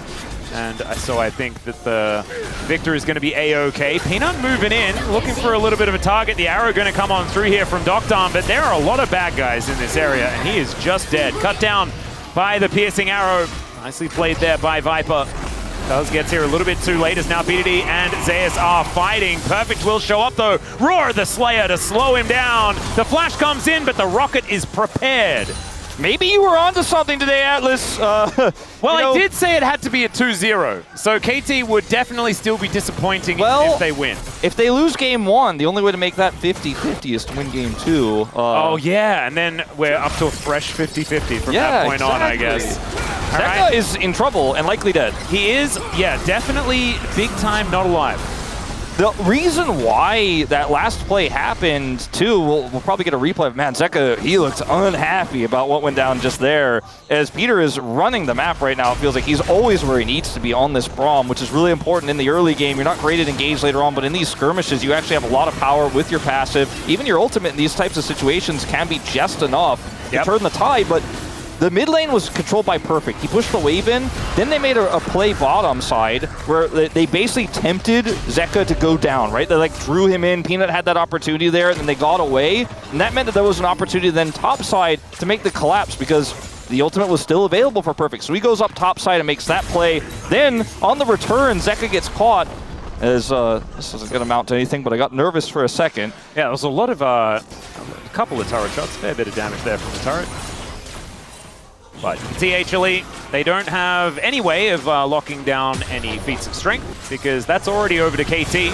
As Peanut comes in, will interrupt, be interrupted, sorry, by the arrow from Doctarm and makes his way back out again. This Skarner has kind of looked like a lot of other Skarners we've had in the LCK. It just doesn't feel like it's the same power level as Zeka. Zeka is really going to struggle to get out of the way of this one. Peanut's going to move over, but it looks like with a flash, it is going to work out here for Zeka. And the kitty cat going to get closed in on by Viper, who locks down yet another one. Cuz he was able to outplay the Impale last time, but not this time. That looked really close. It was really close. And like that's one of those big tilters where you're like, oh, I was so close. Like everything was working out. Everything went so right for Hanwha in that moment, and the Impale hits, and down he goes. And what looked like it was a very exciting opportunity kind of ends in disaster. Yeah, I'd already started on the eulogy for Zeka, but he actually gets out of there just fine. Yeah, well, with the help of a lot of friends. Yes. But his positioning in this game has been, I think, suspect at times, and BDD putting the pressure on him early, I think really helping out. And you can see BDD now with 3 kills is rushing towards that 3-item spike. Hanwha Life do take a gold lead, but it is very small after that last play. And again, I was writing the eulogy of the draft, the obituary. I already submitted it to the paper of KT, but this time Zeka does have this gravity field. The double stun buys just enough time here, and Peter, you know, he gets away, but Cuz decides to go in for the play, and this time the angle is good on the Impale. Yeah, and you can see Doctarm there off to the side as well. He's like, guys, there are way too many bad guys turning up. We just need to get out of here. As, all right, little T1 on the floor there, thanks to Carrier. And it's just a flash out from Doctarm, but still highly valuable here for HLE. Make sure that they keep that mobility down on the AD carry of KT. Only a 500 gold lead here now for Zeus in this top lane matchup as well. As BDD. Yeah, he's going to have to find a direction to Valkyrie. Does so. Magical Journey comes on through. The flash forward from Delight gets the flash out from BDD. And the Arcane Storm comes in. Will he have his Valkyrie available? The answer is he doesn't need it because he's got a Braum coming up. As Perfect has just gone Battle Scion now. as he won't find the Roar of the Slayer, but does hit a little Q onto Zeus. The flash forward, spear will connect, and Cuz able to get on over there to at least watch him go down. All right, Zeka's going to get a turret in exchange here, but that is a massive win. And the Scion starting to really come online here. BDD doesn't die, loses his flash, but escapes there on the bottom side. And KT feel like they're winning kind of everywhere in this exchange. And Perfect is going to get some alone time here with this turret. In fact, Cuz looks like he's going to help out, so they should be able to delete this from the map. So it'll be a trade of turrets in the end as well after that play. You can see Peter is up on the top side of the map to deny any sort of rotation over. Peanut seen on this ward. Yep. Backs will be stopped, so great play there. I was worried for BDD when Duck Dom didn't ult to save him moments before that, but I think he was waiting to use his arrow for the top side play. But it works out. You know, KT just get away with it on both sides. And it's a 3-0-1 Corki. If they had have got that kill, it would have been a lot of money. You can see it'd be like double that of any other kind of kill if they had been able to take him out. Could have actually swung the gold in a pretty meaningful way. May have helped out moving towards this Shelly fight we're seeing right here. Perfect just yelling at Shelly and then walking away. It's kind of rude. Just like walk over and yell at someone and then just wander off. Yeah, no explanation. She's just chilling, man. She's just trying to, exactly. Trying to have a rest. Like, it's weird. At least have a reason for it. She's got a lot of charging to do later, you know? Yeah, exactly. She's got her beauty sleep. They're just going to get this Herald as Hano Life scramble to try to make a cross map happen in the bottom side of the jungle where Zeus has Prio there. And Soul they're point not really in 40 seconds as well. If they get the Herald, use that to crash mid, they create so much added control. I mean, Zeka went for Blackfire Torch first, which is not going to help him in the side lane really at all into the Corki, and that's where the lane assignment is there. So total control to BDD on the top side of the map. He has TP to show up for that dragon fight if he wants to keep putting that pressure on. Looks like he's going to go back here. I don't know how much gold he's sitting on right now, but it's significant. I don't think he'll be able to buy that second item at 16 minutes, but he is going to pick up some additional components here and come to the fight. Just 2 long swords in his inventory, but this is a really big one for Hanwha Life. And I don't think Zeka is really fully ready to fight. He does have the TP. Herald's going to be utilized, like you said, just for some Dragon Prio here. Straight into the mid lane. Duck Dom able to at least usher Shelly in. That's going to be a denied charge, but they had to invest the Tempered Fate into it. Crash into the wall there from Perfect. The driving not necessarily working out, as Cuz looking for some spears. Big tool there used by Perfect, not finding any success, but still, they have so much control over this Dragon Pit right now. Yep, they're pushing them all away. This is going to be Cloud Soul Point going over to KT. Zeus, I mean, look at him pushing the bottom lane. I think they're just simply going to give this up. I mean, he can TP in, but it's going to be very awkward to force a fight. And you never want to give it up. You never want to let him down, Wolf. No. But it's what's going to happen this time around. Peanut not going to be able to get in there, and Cuz should be able to lock this one through. There it goes. And now Zeus could be in trouble. Remember, Perfect doesn't have the ulti, but he's still so sticky, able to slow down this Jace. He's walking the wrong direction, and BDD, if Perfect doesn't have the damage, BDD definitely does. It's just kind of bizarre decision-making in that moment. I understand the idea of just letting the Drake go and trying to push Zeus into the side, but he, of course, is on vision. Somebody has to come shadow him, at least, if you're going to give the Dragon. You got to keep your Jace alive down there. They just kind of left him there, left the Dragon, and then Zeus dies on the push. He's 1-4 on this Jace, and sometimes, you know, you might want to take the nameplate off if you're a Hanwha Life fan, because we're like, this Jace is one of his best. He's going to control the lane and has been punished so many times this game for greed. Yeah. And it is not working out the way that we thought it would, or especially I thought it would in this game. And you also invest a lot of resources in the map to just a Zeus Jace in general, right? Like, often there are constellations that you have to make to try and allow him to be able to push further forward, and that is feeling a lot more costly now that they're not really getting the payoff of it, as the door does so much. And in goes Perfect, finds the knock up there onto Delight. He's out of this fight forever. Zeka now off to the side, getting chased off by this absolutely massive Scion. Man, it's like we're watching Pacific Rim, and this is like towards the end of the movie where the machines are actually the ones winning. Yeah. Perfect is looking pretty unstoppable at this point in time. This lawnmower of a Skarner is not one of the winning machines. No. Maybe this is actually the Hugh Jackman movie Real Steel, you know, and that's what we're watching. It's actually a machine battle, and unfortunately, it's the sequel Heartsteel. Wait, that's a boy band, man. What are you talking about? Oh dear. Well, yeah, Peanut is representing the robot that isn't winning. Let's just call it that. Well, this game from here on out feels very difficult to play for the side of Hanwha Life Esports. Like, Zeka went for this build where he's going to cut through Sion incredibly well, and then he's indexing into a 2-item spike later on where he has Torch and Leandries, and he just makes quick work of Perfect, and he ramps his damage up in the fight, does a ton of work there. Didn't help him in the side lane, didn't help him in the early game control-wise, but that's really what I think Hanwha Life, Viper obviously significantly far behind in this game too, but they have great late game carries that can cut through the Sion, obviously later on. It's just going to have to be clean team fighting before we get there. And if Hanwha keep getting caught in sides or keep having these awkward setups because KT's vision game has been so good here, maybe we won't get to see that front-to-back fight that Hanwha Life are banking on when we get to this 4th dragon here. Otacon's going to spawn in 5 seconds time. KT are faster on the grouping. Wow, the robot's name is Zeus. I think it's the bad guy robot is also is like spelled Zeus, right? Like, oh my god! I guess we were pronouncing his name wrong the whole time. I think there'd be some people that would agree with you there, Wolf. No, I meant the robot. No, yeah, they were pronouncing it wrong because they weren't watching the Korean dub. Yeah, no. Which has Zeus in it, obviously. Yes. Man, I love that movie. The movie's actually fantastic. It's a real easy watch, you know? I would recommend it. It's a feel-good. Yeah. You know? It's not a feel-good if you're a Zeus fan in this game. So far, though... Or in the movie, to be honest. Very true. It's kind of holding up the same way as Perfect should be able to stop this back, and he will. Otacon, again, better vision here for KT Rolster on the top side of the map. And Perfect can get, the arrow going to sail by. Zeus going to avoid that one. It was a great attempt because you can see it's extremely dark to the south of where Dokdom is. Yeah. Not a lot of heads up there from Zeus, but still able to be in a different position when it did come to call. Even if you force his flash, it feels really good. If you hit him there, probably dead, and, you know, Perfect just backs and TPs to Otacon. So at least that doesn't happen. Dokdom keeps this turret alive here, but they lost a little bit of control over the Otacon. That's where Hanwha Life are now grouped. Zeus, I don't know what he was waiting for there. Oh, Perfect. Oh, can he actually? Yes. Oh, no, he can't. He's not going to hit the cannon, which is a bit of a shame. Every time the observers come down here, I'm like, is something no, nothing is happening still, no. Zeus is waiting to, you know, come over there. For his turn to hit minions. Yeah. and then it's Perfect's turn to hit minions. And okay, Zeus hold on. Cuz is here now. Maybe something is happening. No, never mind. No.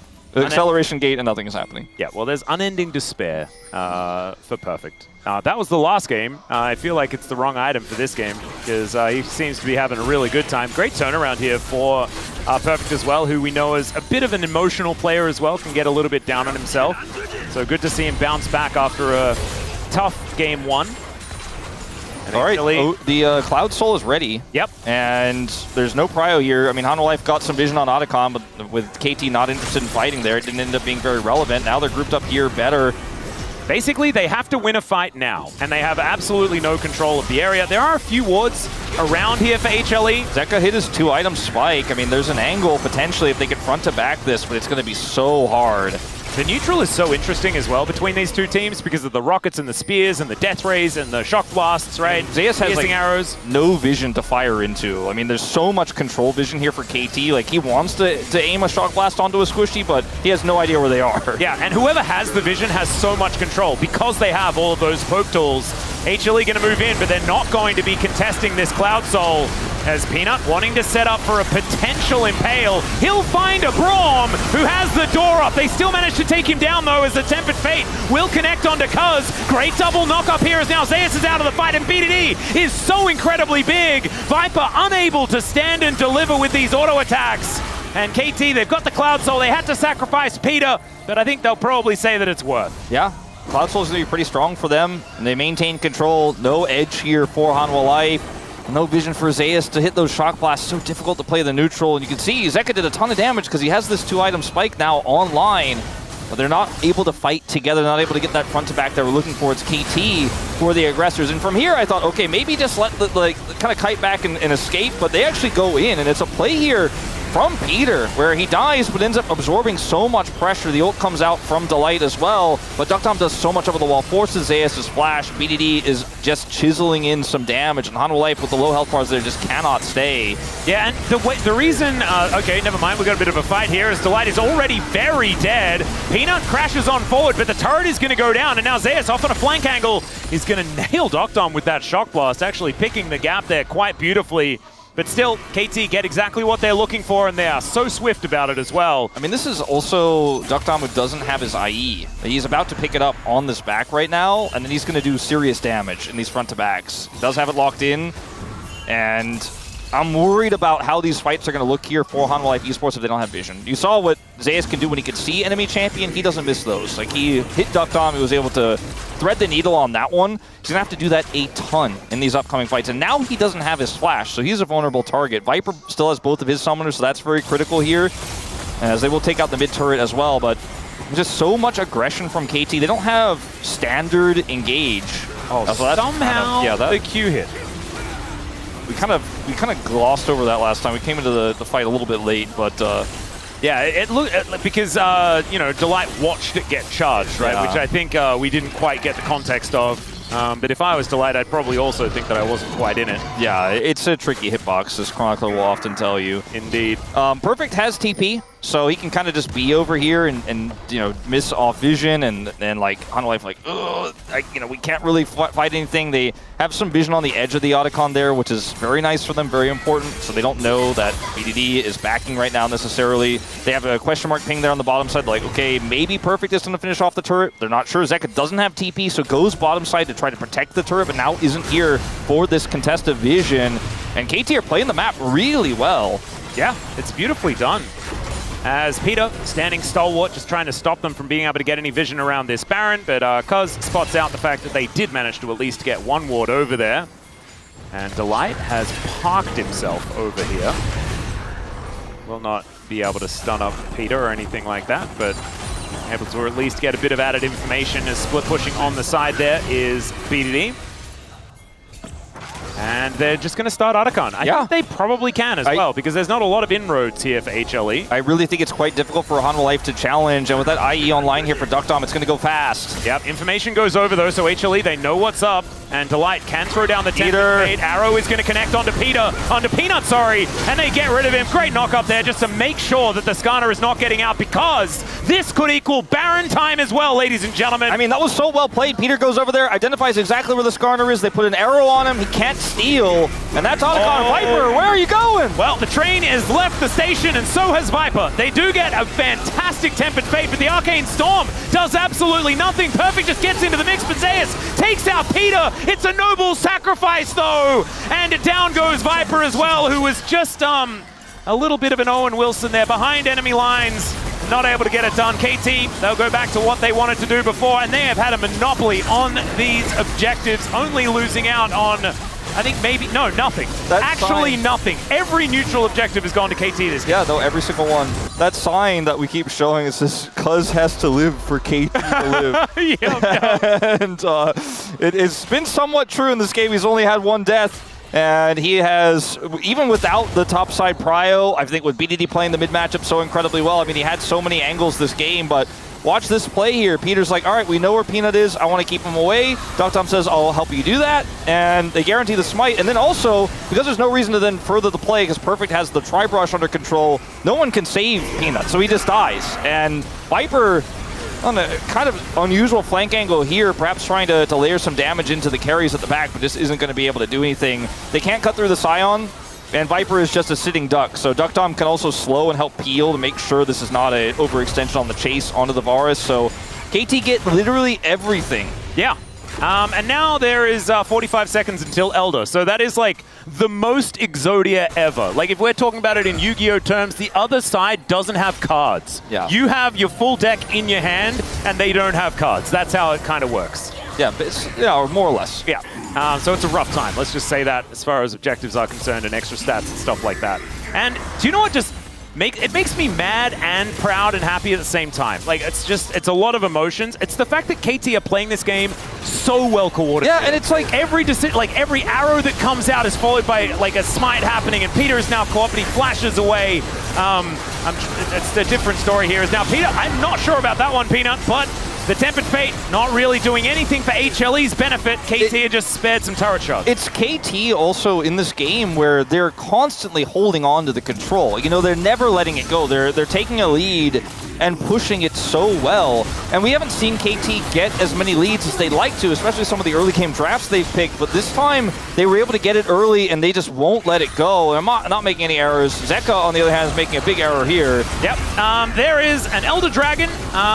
Some bounty gold coming on through here, but there's the dragon comes down from the sky. Winter's Bite is pretty powerful. And Passive blows procced, and that is the main wave clear now dead. KT are just marching it up this bottom lane, and this is even more decisive than game number 1. And I stand by. I don't think this draft was better for KT, but sometimes comfort can be enough, man. And oh, yeah. Perfect on this tank, Cuz on his Nidalee, Duckdom on his iconic Ashe. BDD on this Corki that he's like dominating on, watching him Valkyrie over this base gate, looking like he's having the best time ever. Sometimes if you're just the better team. Yep.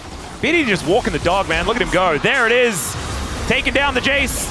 Peanut going to get snagged by the arrow, and it doesn't matter how many times he gets Mikhails, he is still dead. Down goes Viper as well. It's a double kill here for BDD on the 9-0-4 Corki. There goes the Nexus, and KT, they'll take game number 2. Don't ask me what it means, but it was an impressive game from KT. Will KT be the first team to punish a shaky Hanwha Life Esports where they've had some mid games where they made a lot of big errors, where they've made overextensions like we saw in game 1, some rocky fights that don't need to be the way that they've been played out? Is it going to be Cuz taking Peanut out and a jungle lead that ends up being the reason why Hanwha Life take their second loss of the season? We'll have to wait and see in game 3, but if you're a KT Roaster fan, you're feeling very hopeful now, and as we go deeper into Fearless, things are going to get very interesting as now the Scion's gone. You know, Perfect won't be able to play that a second time, even though I didn't really prefer that he played it in this game. He played it well, and they played around it well, and Cuz kind of just ran circles around the Skarner pick. Like, he ran circles around Peanut. We saw BDD constantly pushing Zeka out of his comfort zone. Zeka was caught several times trying to patch the hole in the bottom lane where the Braum pick did work here for Duckdom and Peter. 27k damage. Cuz's Nidalee is absolutely absurd. Yeah. The person with the fan sign actually knew. 100% they knew. If I Cuz is wasn't a knower. alive, you're going to win. I wasn't a knower. I saw that Nidalee first pick and I was like, I saw a draft and I was like, well, good luck. Yep. Cuz is great at Nidalee, but it's not going to happen. But I am happy to be wrong because we have a 3-game series on our hands, Atlas. Yeah, and this is a KT roster that so many KT fans have wanted to see, right? One that can actually challenge the top of the table. And that is precisely what they're doing now. Who knows whether they're going to win the series? It's time for us to take a short break. Then the Space going to break down the KT win and see whether there is a possible other KT win in this series or not. We'll see.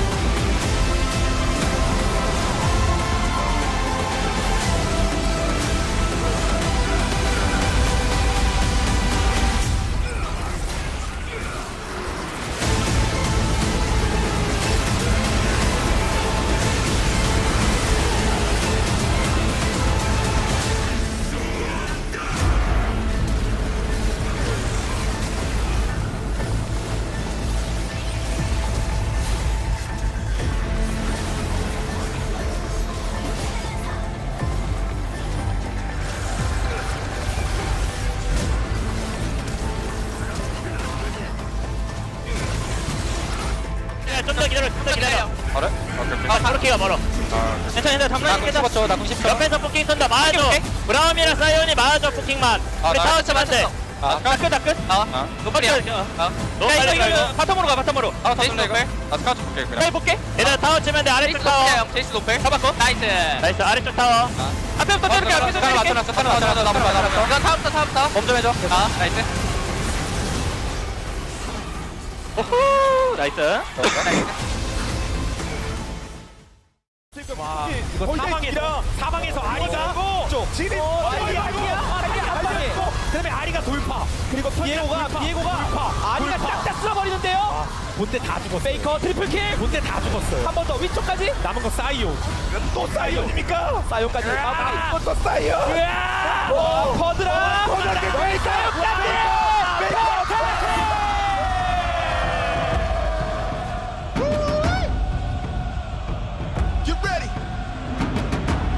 Chegando junto com essa galera toda. O Mireu faz uma entrada meio tímida ainda. Tá longe o Wise, ele vai buscar um flanco, mas o tempo tá acabando. Lá de trás, o ultimate do Snacker não foi muito efetivo. O Mireu também não. Vai cercando o Carioca, que tem que sair com flash. Ficaram atordoados e já morreu o Curi. Caiu também o Wise. A galera da Isurus vem. Os amigos do Barão vão garantir o ace pra acabar o jogo. A show when I was young, I had my back on the ropes, looking like I never had her enrolled in school of hard knocks. I get hard crooks. Dignitas are starting up the Dragon, and FlyQuest don't want to allow them to stop that soul stack. Whippo making his way forward towards the Dignitas lines, Chains of Corruption, finding massive pop blossom from Buzio. He's on a rampage, and Dignitas is on a one-way road to the cemetery. A beautiful engage from the FlyQuest support. Massive team fight for Fly. Get loud and ready. It's time to settle the score. Get loud and ready. 3 kills to Vitality and an exposed Dragon. No jungler alive, but Vladdy, he's feeling himself. He's got the killer instinct. Pop Blossom, in fact, was the one he stole away. He gets in. Niski's down. The Drake's still there as well. Oh, they've just done it. They've deleted them in front of their home crowd. 4-0 from Vladdy and Kalist. In the 2 versus 4, Vladdy and Kalist make magic happen. The life that we relish, I'm telling it. I'm the star of the show and the regiment. Can't stop me, bro. Ain't no pedaling. Ain't no riding the wave. Staring right in your face. 赶上车。最后的老牛在底下塞太博，还上来做出了刚才这个进化子，闪现一进去杀2只，我有同样的地形，老母拿了3杀，还有吗4杀，无杀在手，三太博被减速到了，再杀1杀，老母也能拿5杀吗？游戏音效修好了，就是这么给力。刚修好了，进来就听到一个 Penta Kill， 原来是为了要听 Penta Kill 的音效。You know the crowd is ready. Get loud and ready. It's time to settle the score. Skewmon doesn't have flash available, but Blue Smite comes in. Caitlyn ulti, ace in the hole, and Kalist running out only just. Kana's now here. Skewmon caught out his flash again. Burned before. Good knockup from Targovan. Pulverized into the wall and snipped down by the Seamstress. Kalist picks up the kill while Kana is getting free hit by Hansama, who's stacked up lethal tempo. Kalist jumps in! What balls on this kid? Onto LeBron, the ulti block, but there's the Weaver's wall. Vladdy will seal the deal surely. LeBron has flashed away. Kalist somehow, some way, that 18-year-old came to play.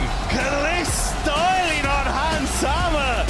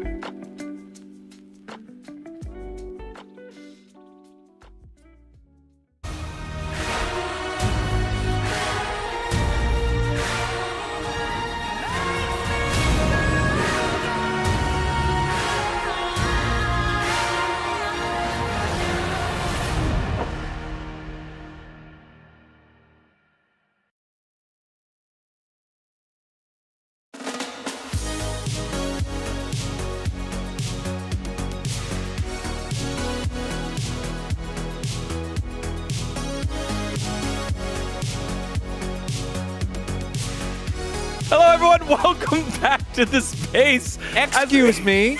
We had 2 games go Elder Dragon, and we're already losing our minds preparing for a 6-game day. KT. That would be the correct team to go roller coastering all over. No. Digon said he was going to open in a Dutch accent. And then I'm like, okay, give me your best Dutch accent. And then he said, and I quote, I don't know what a Dutch accent sounds like. And then I gave him a Dutch clutch exit, and then he still didn't do it.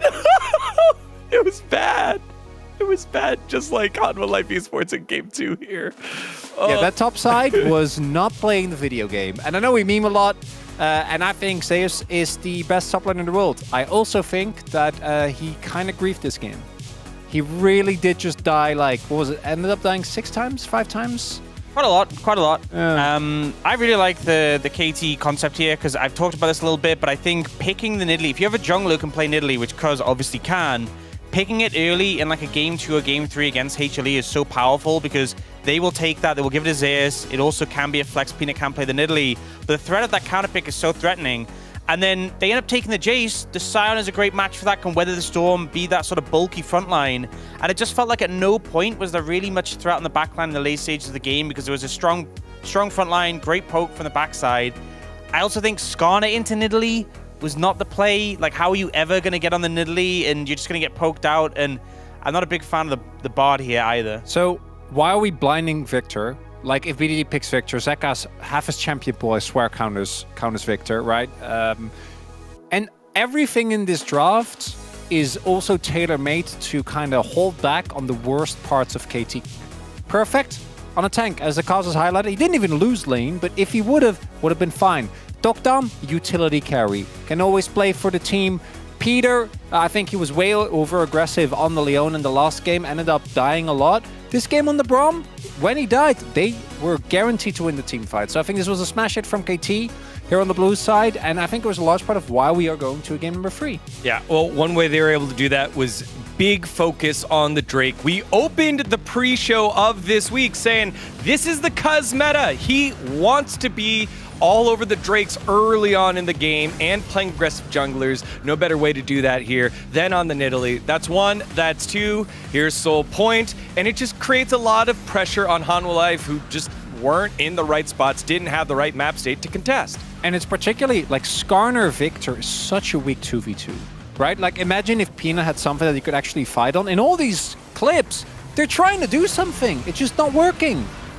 And you see moments where, like, here, they're trying to hit the Sion, they're not really achieve anything. Peter jumps in front and gets caught, and they kill him. It just means nothing. Like, they still cannot push through against this Sion, and Peanut is so squishy in comparison. Despite being full tank, he just feels like he gets exploded.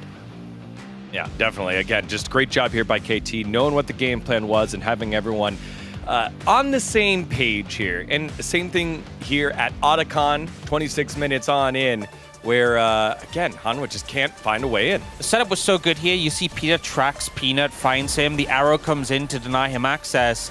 And they didn't have any vision initially, so it was this slow approach from HLE. They're trying to avoid getting poked out. They're trying to find an angle to get in.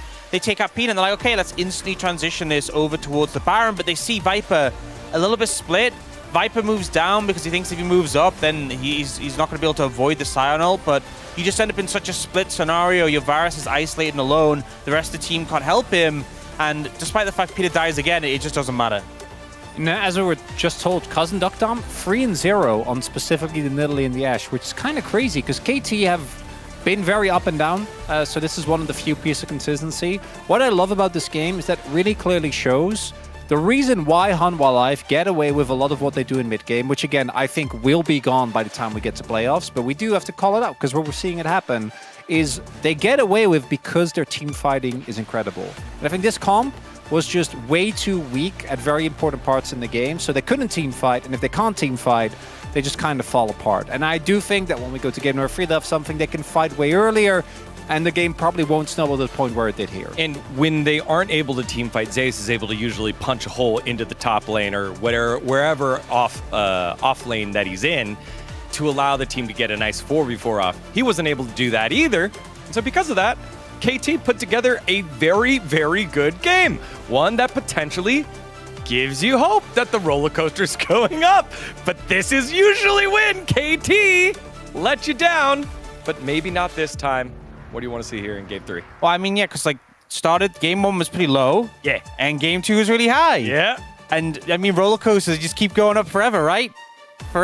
Just keep... Well, you can't get momentum without going down. Who said that the roller coaster has to end in this series? Maybe it ends next series. We're not meant to know. Maybe it never ends. Maybe this is it. It's all uphill from here You forever. know who actually knew?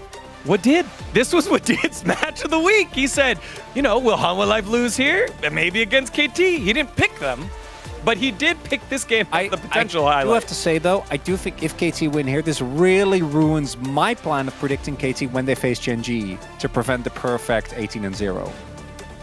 Because that's what you're going to... Because that's what I'm going to do, yes. I see. You were going to use the KT Chaos card yes. against one of the top teams, but they have I'm pretty sure they have the highest win rate out of any team in the last couple of years against Gen G in best of threes. And it's not close. And you know he's being serious because it's Mount prediction. So he's not one to mess around with predictions. Dan, how's it feel to be that close, getting an insight into the man who just knows predictions inside and out? I mean, it's just not a big deal to me. You know, it's just predictions. It's just a bit of fun. So I don't take it that seriously. But you know, it's inspiring to see someone who's so locked in at the start of the week whenever we say which team's going to win. Yeah. Well, I know a guy that might need a little help taking the prediction a little bit more seriously. It's a guy in last place in predictions here on Global. It's Wolf, sitting alongside Atlas. Oh, wow, that was a bit rude. But that's fine. Wolf, I think that you might get this particular prediction fine. Yeah, I don't want to talk to him anymore. It's fine. It's cool. I think. Well, you don't have to. You just have to talk to me. And I heard he was fired anyways, so it's all right. Oh, really? Already? Yeah. Well, I mean, he won't be on any more desks with me. So. Yeah, fair enough. And now he's just having a giggle about it. Get him off our screen. We'd prefer not to see it. By the way, has anyone else noticed that Degon copies everyone else's predictions every week? Have you noticed he puts them in the chat last? And yeah, I do see ask that. him like 3 times to put it in. I didn't want to be the one to call it out, but I'm glad someone has at least aired the dirty laundry of the LCK. No, just saying. Yeah. That's fine. Let's have a look now at this draft. I don't know what that was about. Why we had to really go that hard. But I guess we did. I think now for this game, KT has about a 0.63% chance of winning. Because there are a lot of vibes that are really heavily against KT. For one, there is a guy in the Reddit thread, the post-match thread, saying cautiously excited. So thank you very much for that. KT's going to lose. HLE, pretty good when it comes to deciding games in a series. Also, I think the standings. KT playing their best champions in that last game, even though I didn't necessarily like how it was going to go. Like, they played it to their mastery, right? We saw a perfect, great on the tank. He's not playing Rumble this series, which I think is his best champion. I think most people would agree, as that's banned again here in this third and final game. So I'm curious what KT puts together this time around, and how locked in Hanwha Life are, because that last game performance was not great, and the Skarner was definitely not working as intended. I love this Viego ban, because that's another one of Cuz's very, very strong picks that we've seen Niche picked here in the LCK, but Cuz gravitates towards it a lot because he likes to be that carry jungler guy. There are not a lot of junglers left. No. Rumble could also be considered a jungler. Technically. But not in this meta. The Yone going to still be taken away here. It does make a lot of sense. Away from Zeka. Let's see what the first pick is going to be. Azir. I think Azir is certainly pretty high prio, and you need to take it away from BDD. See if BDD is brave enough to play something like a Sylas into this, or even crazier like an Akali, because the mid pool is also pretty significantly thinned out, and the Corki is gone, Victor's gone, so I think it has to be a Kalista something lock-in. I don't know whether you really want to lock in Kalista Renata right here. It's risky. I mean, Nico is still available, of course. Yeah, that's what I was thinking. And okay, Annie is going to be the answer here. Annie. Could still be a flex, although I don't know how I feel about Kalista Annie as a bot lane duo, but I think that the Kalista pick here is also relatively risky. Puts a lot of the weight on Duckdom's shoulders. We talked about how he's been much better as a utility AD carry player so far this season. Let's see what does eventuate out of this. Is Peanuts looking for his Sejuani. Tried and true. Yep. Heartsteel stacks. You know, he's tried to build a few of them last game around. Maybe we'll get a few more this time. There is no Yone available, but maybe we'll see the Jax come through this time. Yeah, it could be Jax, could be Camille, something like that. Renekton? Renekton does get the job done as well. Gives you a bit more early power at the same time. Feels a bit more blind pickable. Yeah, definitely of the stronger picks, I feel like is the most blindable, because it wins almost any matchup if you play it well. This is not what I expected, though. And it's also not how I was expecting this round of picks to go, because I thought they'd be trying to deny a Renata lock-in by just picking Nico and showing that you can't do anything about it. But instead, KT are going to allow those picks to be banned? No, surely not. Surely they just lock in Renata here and ban Nico. Well, That's got to be I don't the play. think Fiora is the R3 lock-in at this point in the draft. I don't think Yorick is either. I'm starting to wonder if this really is going to be Annie support. Oh my god, it could be. Yeah, like I was, saying I don't necessarily like it that much, but it's not the worst, and they are red side, so they get to kind of hold the flex, as the Yorick will get locked in. I think it's probably still a safe bet to ban Renata here if you are Hanwha Life Esports. Yeah, I think you ban Renata Nico, and then it takes away a lot of the power of KT Rolster's bottom lane. Yeah, Misfortune, I think, is a strong ban here. With this draft, Viper could opt for a Draven pick. I don't think it's out of the question, because you're playing into low-range Kalista. It's pretty good on the matchup. Like, it becomes a skill-based duo down there. They take the Renata away. Not really a shocker to anyone. Yep, and I think the Nico is probably even more obvious as far as the ban is concerned, because Peter was so good at it. I'm looking at this Yorick, man. I'm like, if it doesn't say Morgan, like, on your nameplate, I'm not interested. Yeah, same. You know? Do like the Xayah ban.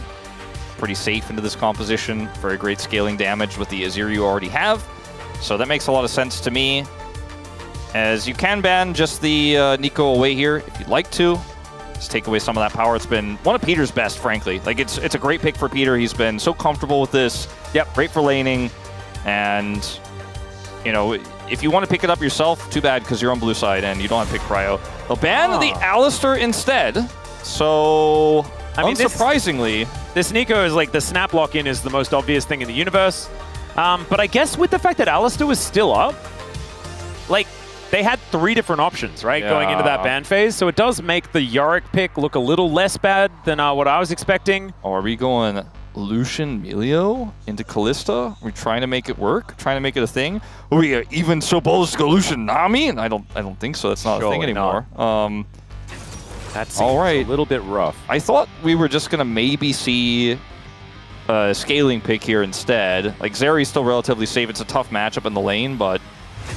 Ooh, Elise. This is risky. Like, I feel like it's not bad, but it has to be really finessed. Yeah, you need to hold someone in place so that Peanut can land a prison, though. I kind of like that, the fact that you can fish with cocoons. But it does mean that they have only the Sejuani as far as frontline is concerned. And Cuz is looking at a J4. He's going to lock that one in. And Peanut has a little bit of a giggle at the whole situation. I mean, it's got such insane synergy with the Nico. Pop Blossom plus the Jarvan ult, plus the ability to follow also, up flag think about the Cataclysm Ghoulie Wall Venn diagram. God. And they put Tibbers in there? Oh my god. Flaming Bear Circle? I thought the Geneva Commission outlawed this. I think they did, actually. I don't think it's allowed to be played. Unfortunately, we found the forbidden tech, and KT have decided to employ it here on the red side here in the LCK. I think the authorities will be waiting to take them away, but they will not be able to interrupt the game because of competitive integrity reasons. Lehens has such great mastery of Elise that sometimes when he blind picks it early in the draft, I go, I don't know about this, but he plays it really well. We haven't really seen Delight do that. I think this pick, in this case, with all the other engage options they have an Mbessa in this composition, they have an Azir. You don't necessarily need an engage support, and you have a lot of other ways to control vision, so even though the Elise can be quite squishy. Oh, that's so cute. He's trying to hold up the sign. I actually don't remember this Digimon's name. Like, of all the times, finally they put the one up. And I know its name. Is it Patamon, right? Is it Pat? No, it's not. Patamon's the one with the wings for ears. That was wings for ears, kind of? Well, I mean, like, they fly. Like, Patamon's like orange looking and it's got a white belly. What is it, chat? Let us know, chat, please. If you guys know... no, that's not what that is. Okay, let us know while we're doing the intro stuff. I want to know exactly what... It's Terriermon. Terriermon, that's right. There we go. Let's jump into the rift.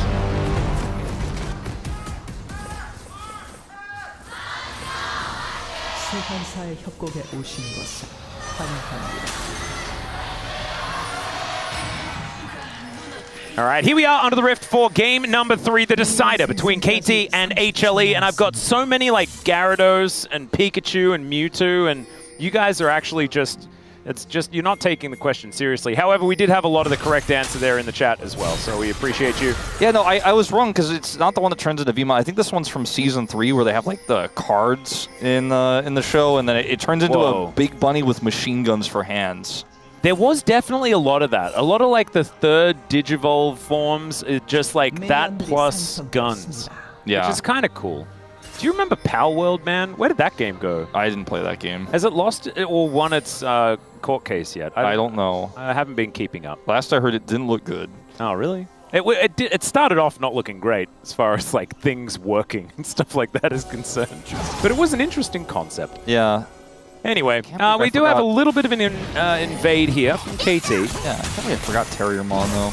I'm disappointed in myself. I wasn't really a Digimon guy. I sort of just did the Pokemon thing. I mean, I had a Tamagotchi. Season 1 and 2 was what I was all about. Then, like, beyond that, Digimon got a little bit weird for me. I got a little bit older. I still, like, tuned in occasionally, but I wasn't really following, you know what I mean? But let's talk about the game again for a minute, because I think you know, he has, you know, a quite unique champion pool oftentimes, and he will pick things that other people aren't playing. It's been pretty standard so far this season, but the Nidalee first pick is one of those moments, right, where you're like, okay, I'm not sure about this, but I trust you. Jarvan, kind of the same thing for me. It's the first time he's playing it this season. It's the first time anyone's played it this season. Oh, perfect. Okay, maybe Yorick is just busted. Never mind. Perfect and Morgan, they're the ones that are allowed. Peter maybe not allowed to play the Nico anymore. Never mind, he's a great Nico player, but he did take a lot of damage there. That didn't look too fantastically fun. Well, you know, sometimes with Yorick, the only way to win the game is to not play and just not interact with him. But Zeus, sometimes he can't help himself, man. He likes to interact with the enemy. He does like to do that. So that might have been what transpired there. We kind of missed the beginning of it, but looked very good for Perfect at the end. Not going to see any crazy level 3 gank from the Jarvan. Have seen that quite a lot in the past, but not going to happen in this game. I think the composition here for KT is very simple. Is set up a lot of circles, and then Ducktom closes the distance and puts spears in them. Yep. And Tibbers does big stun. I reckon that has a bit of a vibe to it.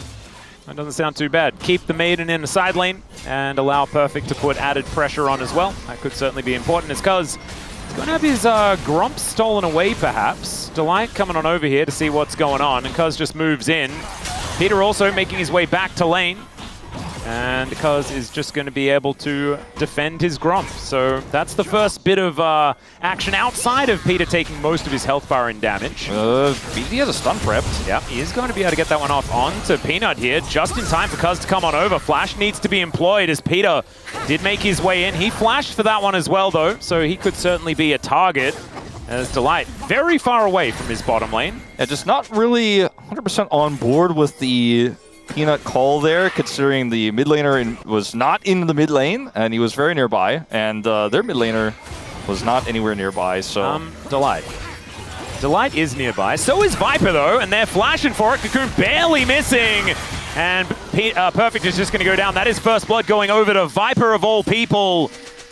And just a little bit of an awkward position, given the fact that Viper made his way over just that little bit earlier. Yeah, it looked like Delight was caught, but you know, yeah, he actually had some friends nearby. Viper is going to be able to pick up the first kill of the game, so pretty huge win for him, as he was able to get through the laning phase really well, and now actually has the faster lane swap topside here. You can see Ducktom and Peter trying to come over and catch the wave. Will lose some experience there. Perfect opts not to TP because he doesn't need to the bottom lane.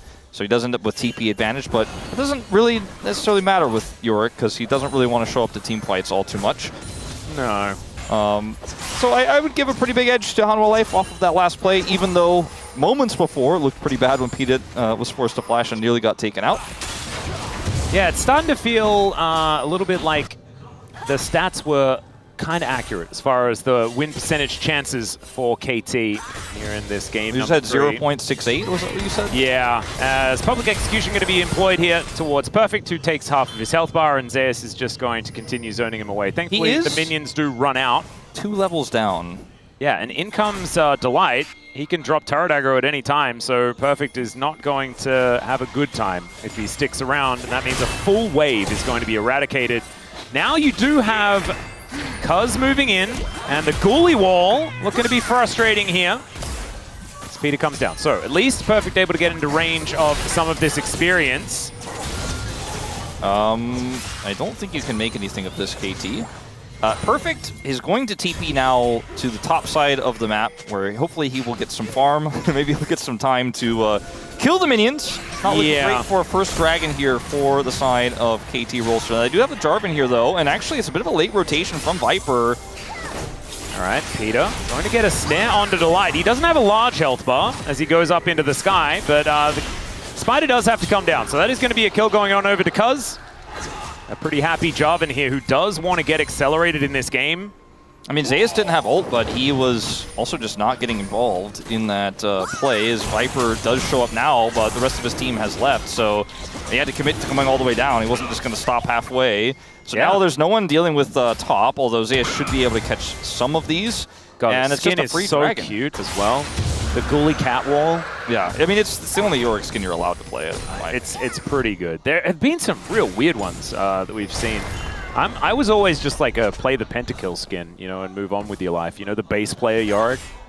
The staff that he wields has the like angry vein bulging symbol on it, you know? Yeah, it's pretty he's good. really mad and he wants to hit things.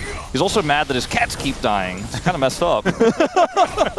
True, but they come back again. That's true. Yeah. No, it's okay, so but he's totally mad for okay. a brief moment. And then everything is okay. While he's mad, he just hits things with a stick. Yeah. And then they come back and it's okay. Or a shovel. Do you remember that movie that had the superhero, the Shoveler, in it? No. I'm going to say no. I can't remember the name of the film. It is definitely an old situation, but it was a fantastic film. Oh, I just can never remember the name. Well, I mean, there's a lot of shovels in film. Yeah, well, this guy is his thing. He was actually the shoveler. The shoveler. His superhero power was to wield a shovel. I don't know whether that just makes him a gardener or something, but I don't know. I feel that way when I clean a litter box in the morning. Yeah, well, Peanut feels that way right now as he is in a little bit of trouble, but the rest of his team's here to try and defend him. Good flash out from Cuz, but Zeus there to defend him immediately. Great knockup from the Fates Call, though, and they execute the Ambessa. And now Delight just has to try and bail out of it. But look, Zekker's also losing a trade here in this mid lane. And it's not over yet. There's the Cocoon landing. The Ren to slow down Delight. The flash forward from Peter. He's not giving this Spider any way out. And KT back on the board in a big way. Yeah, I feel like KT may be the team to punish Hanwha Life Esports. The plate goes over to Perfect here in the bottom side. They are winning everywhere. And they just came off a 2-0 against DK as well. And we were attributing that mainly to DK not playing very well. And I think a lot of, there's column A, column B as far as that argument is concerned.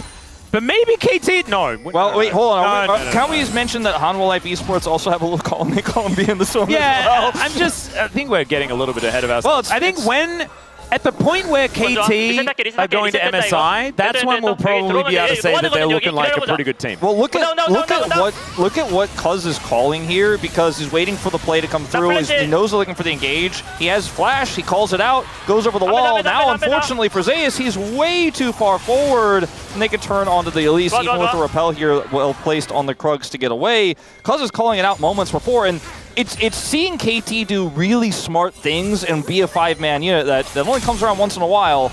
Yep, Delight gonna have to flash immediately here as well. They turn the Cocoon onto him because Delight knows that he has no other way out.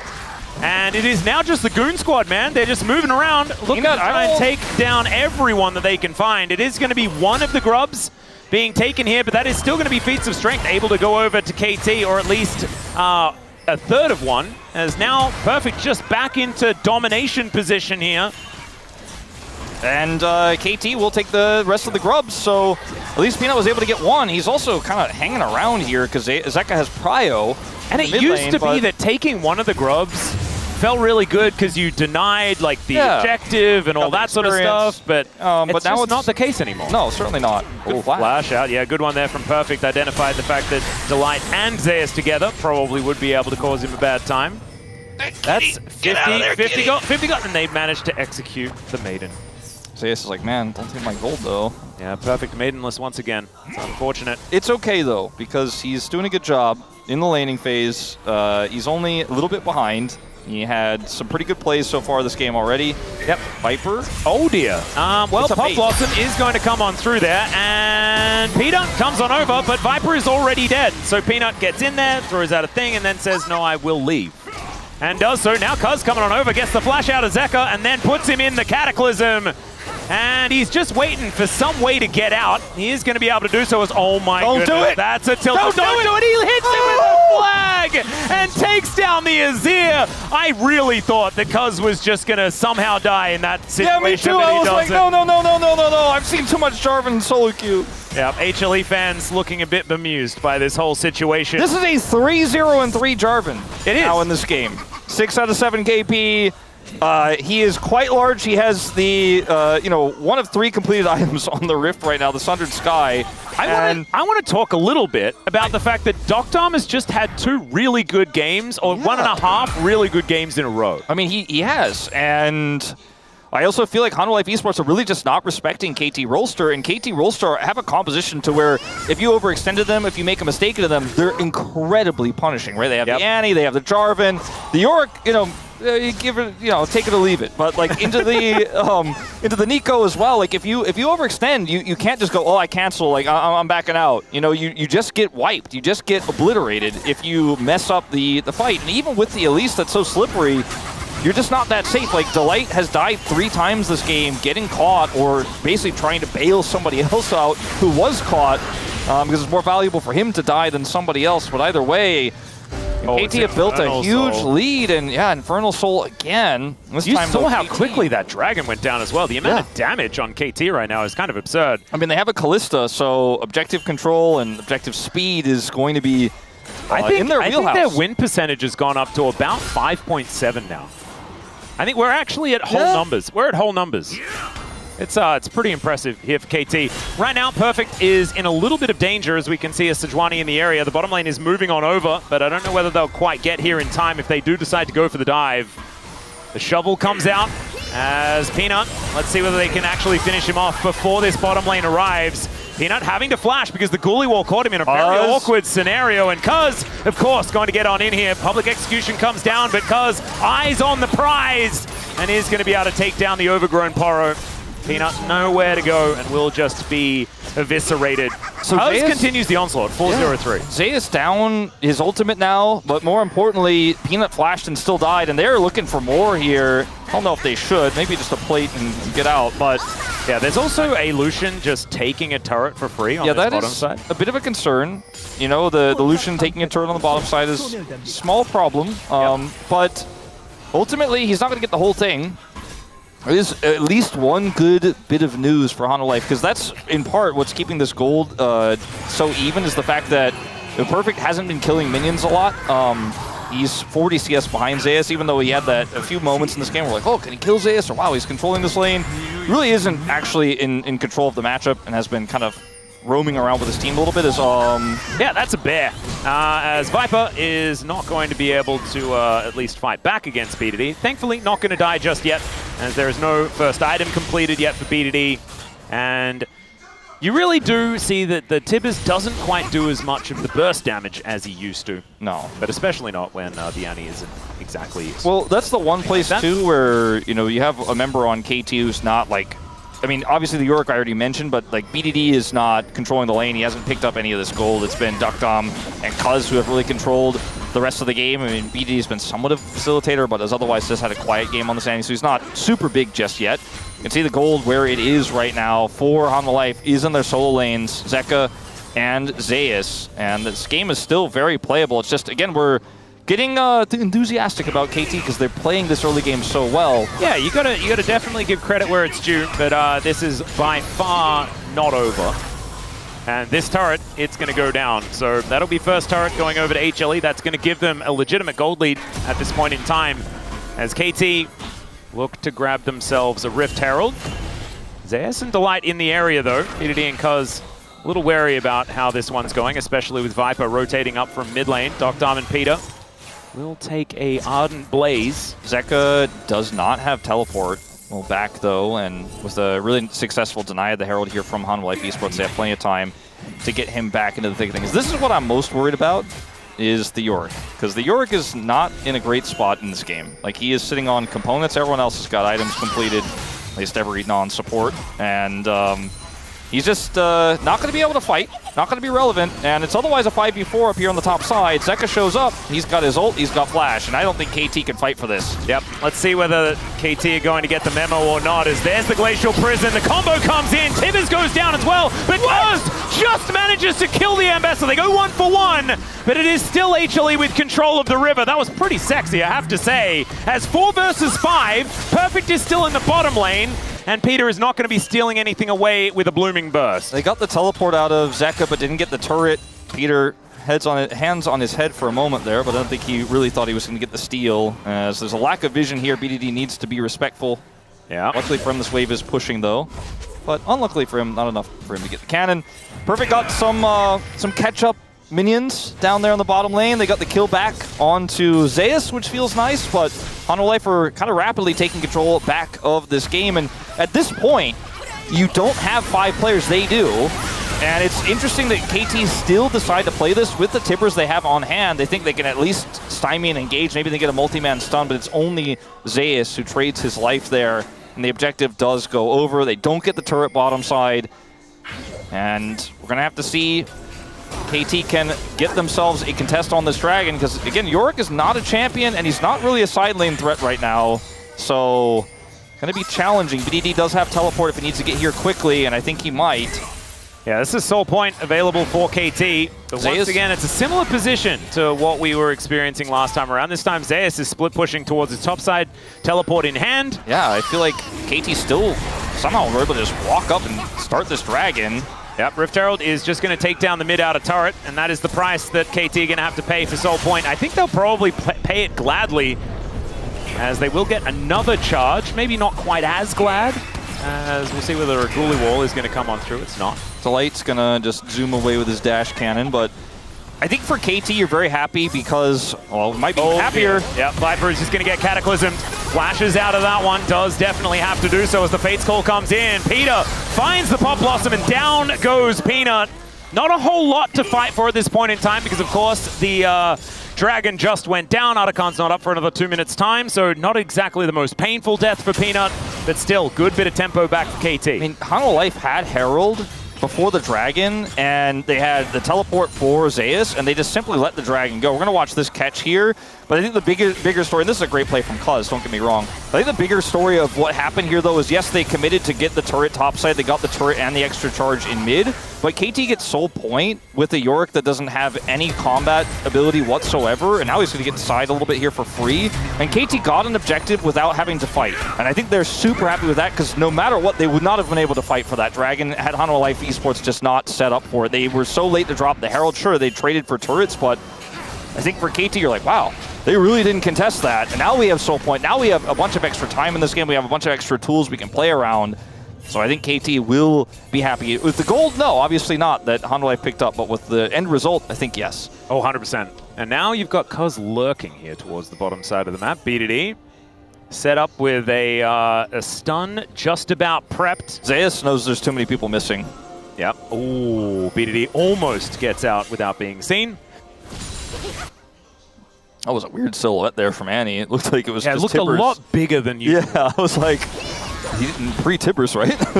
yeah, no, it's still going to be Zeus getting the information, and we'll be all right. 30 seconds until Atakan. That's going to be spawning towards the top side of the map. And we'll see whether there's going to be a setup attempt being made, because still HLE have a gold advantage. It's actually kind of crazy with the fact that this Azir and the Ambassador are so far ahead of their opposition as far as money is concerned. The rest of the map, KT having a slight lead, but it's not quite enough. And it does feel like KT are playing this game as if they have an advantage, but they really just don't. And it's going to get more and more difficult as the game goes on, I feel, with the fact that Peanut is on just a true tank that can start off fights, and Zeka, so much DPS potential on this Azir. Yeah, I think KT really have to set some traps in this game, frankly. And you know, catches like what we saw on the Viper moments before, those are the kind of plays you need to have to try to stymie you know, the situation, like stem the bleeding a little bit and not just end up losing an insane amount of map control and lose every objective fight. Because he's Jarvan and he has Flash, like if he can hold that and get a steal on this Dragon without having to fight, like that's that's a big way back into this game for KT. I'm not saying that it's unplayable, and they're only 1,000 gold behind, but it's just the lack of a top laner that is definitely felt here for KT Rolster. Ooh. Peter in a little bit of trouble, but now it's Cuz actually that is almost just taken out, and in fact the burn will be enough. Viper locks down the kill in the end. And losing your jungler right now, a pivotal moment here with the Otacon available, and HLE, they could get an absolutely massive advantage by taking this down, and they know it. They're going to get on the objective immediately. Yeah, and for KT, you just have to index into trying to take out these turrets, but the mid turret is so healthy. Yeah, Public Execution brings AS over the wall there as the Fade's call is going to bring back Peter. Maybe a little bit overly enthusiastic there from the top laner, but still, the Otacon goes down. And that is just stats and experience that KT will not be able to get themselves. So they end up getting the defense of the top turret here as well. Bottom turret goes down, so 2 turrets here in exchange for Otacon was the plan for KT. They get most of that turret. They end up picking off Zeus, so that's some extra gold they would have gotten had they gotten the turret. It gives him a bit of extra control though, yeah, right? Because Zeus, I guess he has teleport, so he'll be back on the map in time, but it's 45 seconds until a potential Infernal Soul for KT. And that lack of, the fact that they were able to save the turret from Zeus' play, which I don't necessarily agree with the play, is significant, like you say, because of the control. Cuz gets taken out here. Nice ultimate there from Viper.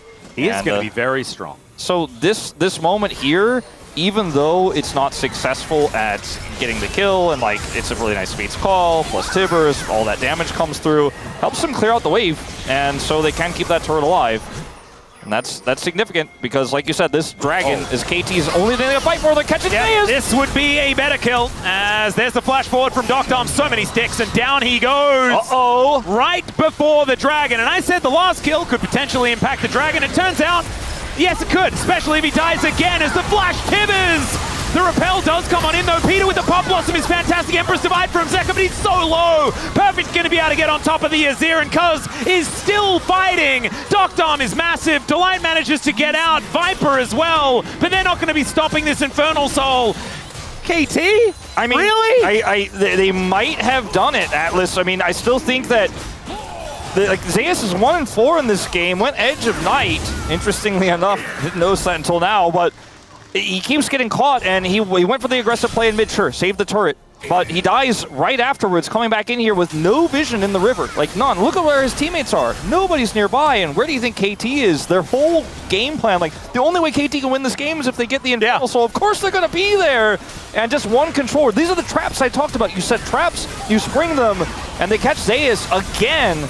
Maybe just not fully locked in, not fully focused, and was just like, all right, I clear the wave, I join my teammates, we go for a collapse. Just didn't really think about the fact that so many members of KT could be lurking in that brush, and he dies, they win the subsequent fight, pick up a ton of gold. They've now evened the gold up essentially here. They have Infernal Soul, which is going to be a ton of extra combat stats for this composition, and KT have just bought themselves another lease on life. I'm not saying they just won the game, but I mean, with the trend that we are seeing with Hanwha Life, just with these shaky side lane plays, maybe it'll be dominoes continuing to fall here. For Hanwha Life fans, I surely hope not, but KT just keep finding these angles. It feels like we might witness a miracle tonight. We could. I mean, there still has to be another fight win for KT. As you can see, it is completely even as far as gold is concerned. The items are going to be at complete parity, and there is a lot of scaling potential on HLE's side. But Infernal Soul cannot be underestimated. It is a whole lot of extra power. KT going to be very happy about that one. And they've also just accelerated the game a whole lot faster with the Elder Drake coming up in 4.5 minutes. It's going to be a big deal as Viper thinks he may have found a Peter angle.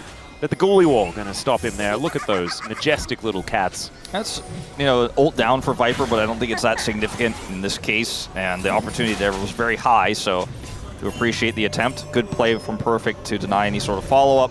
Yep. Baron is spawning. Hanwha Life have vision around it, but there is that pesky Scuttle Crab, and I think obviously KT Rolster are going to be rushing over here. The problem is they don't have vision on the entry. Like, this is where they can't see, so to actually get to the Baron is very challenging.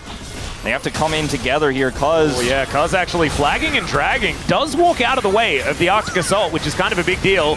Peter and Delight just fighting some supportal combat there, as we can see, as Zeus looking for where he wants to actually start this battle, and Perfect is the only one up towards that northern side. Yeah, the Tangle Barbs are good. On to Peanut. So broken up. Hanwha Life looking for that pick onto Perfect, but almost spit off more than they could chew. And we kind of reset here as KT are finally hoping to get that mid turret. This route onto Peanut will certainly help. Yeah, KT with eyes on the prize actually able to get this early rotation over, and the bear comes down. Delight in a lot of trouble, but does go up into the sky to keep himself alive. Perfect there with the shovel, able to take this one down as Cuz is battling against Zeus. Zeus gets into the mix, but is immediately taken down. The culling will be cancelled, and that is not the right Nico. Zeka throws out the Emperor's Divide, but it's very defensive, but maybe it's defensive enough as Viper just going ballistic. Doctom gonna go down, and there is the KT throwaway. Ladies and gentlemen, HLE, they picked their moment, and this was about the last chance they had. Viper said, you know what? I will clean up the fight. I will pop off at the end of it. All those low health bars. Viper goes in for the chase. And once again, Viper will clean up HLE's mess. And KT will not be the first team to punish what has been otherwise a very shaky HLE. And the 11th time in a row. I mean, HLE now going up to 12 wins. All right, there are 2 minions here. There are a lot of minions here. So Peter, he's going to do his very best to try and defend this, but I don't think he's going to be able to do it. As now BDD comes over, he's flashing forward. Okay, half the health bar on the Nexus. Can they keep it alive is the question, as Viper needs another couple of shots, and it's Zeus that has to do it. The Nexus survives. We are in this game for at least a little bit longer as the counter race comes in. What an insane game this is turning out to be. Wait a second. No, the counter win is not going to happen. Oh, good spot on that ward. Yeah, that's a good one. As that would have been exactly where Zeka wants to go. So it all starts out here with BDD dropping Tibbers right. They end up getting the turret. They stick the landing on this one as Baron is being taken in life, and then there's a collapse onto Zeus in this moment. But then Zeus turns around and Viper has an amazing call here. And then things for KT get a little bit wishy-washy. They're not 100% sure how they want to engage. This Emperor's Divide. Blossom does nothing as well. The Emperor's Divide from Zeka denies it, and Viper just follows through, and he and Zeka do clean up house. And it's Hanwha Life getting the full ace. They are unable to end, though. She watch this back again. Respawn's coming through. This play from BDD pushes Viper away, and they get the knock-up onto Peanut. And unfortunately, Ambessa does not quite enough damage. And just gets put in the bouncy castle. Down she goes. CC from KT, very impressive there in that last moment. I actually thought that a full health Zeus would be enough to get rid of the quarter of a health bar or fifth of a health bar that the Nexus did have, but was just held in place the entire time. So the Baron going to go over to KT. Now they need to wait for their Nexus turrets to respawn though, and this is like the first time where Nexus turrets respawning is a really, really big deal. So now Hanwha Life have teleport for Zeka. So they're keeping this wave pushing in, threatening. They even have the Sun Disc committed to here, threatening KT with the potential backdoor. So KT always have to be focused on this mid wave and take out these super minions, but that gives them prio for Elder. And weirdly enough, like, I mean, I think that Hanwha Life Esports, if they get Elder, they just kind of walk up with Zeka and hit people, and then the Nexus explodes. But I just don't know if KT can ever win a fight here with the mid prio they don't have. Delight looking to set up a ward into the base. If he actually can get in, this is a great sentinel here by Doctom. If Delight can drop a ward over the base wall, then Zeka can just TP in and end during the Elder fight. So good tracking there of the Elise. And I mean, he could also end himself if he's given enough time, but BDD is looking to spot that one out. As you can see here, HLE had started this one up, but BDD has found Delight. He spotted out. It was a cunning ruse, but it's not going to quite work out. There is now Viper looking for Cuz. He just flags and drags and gets himself out. And now Fate's Call going to come on through. Down goes the Nico, but can KT actually find an angle as Peanut goes down? Now the only smite is over the side of KT. The flash forward, down goes Viper. Delight, can you save the game? The Nexus turrets are respawning, and he cannot kill them. Oh no, the itsy bitsy spider. He went up the spout, but he didn't read the patch notes! Oh no, Delight didn't track those Nexus timers. Down he goes.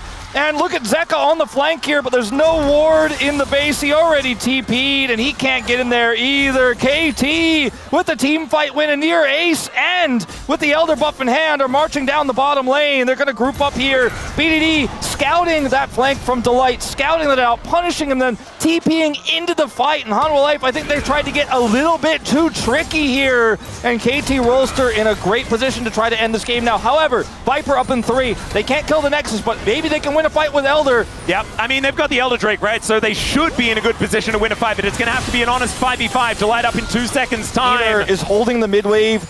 There is a ward in the main base. Zeus' teleport's coming back soon, so...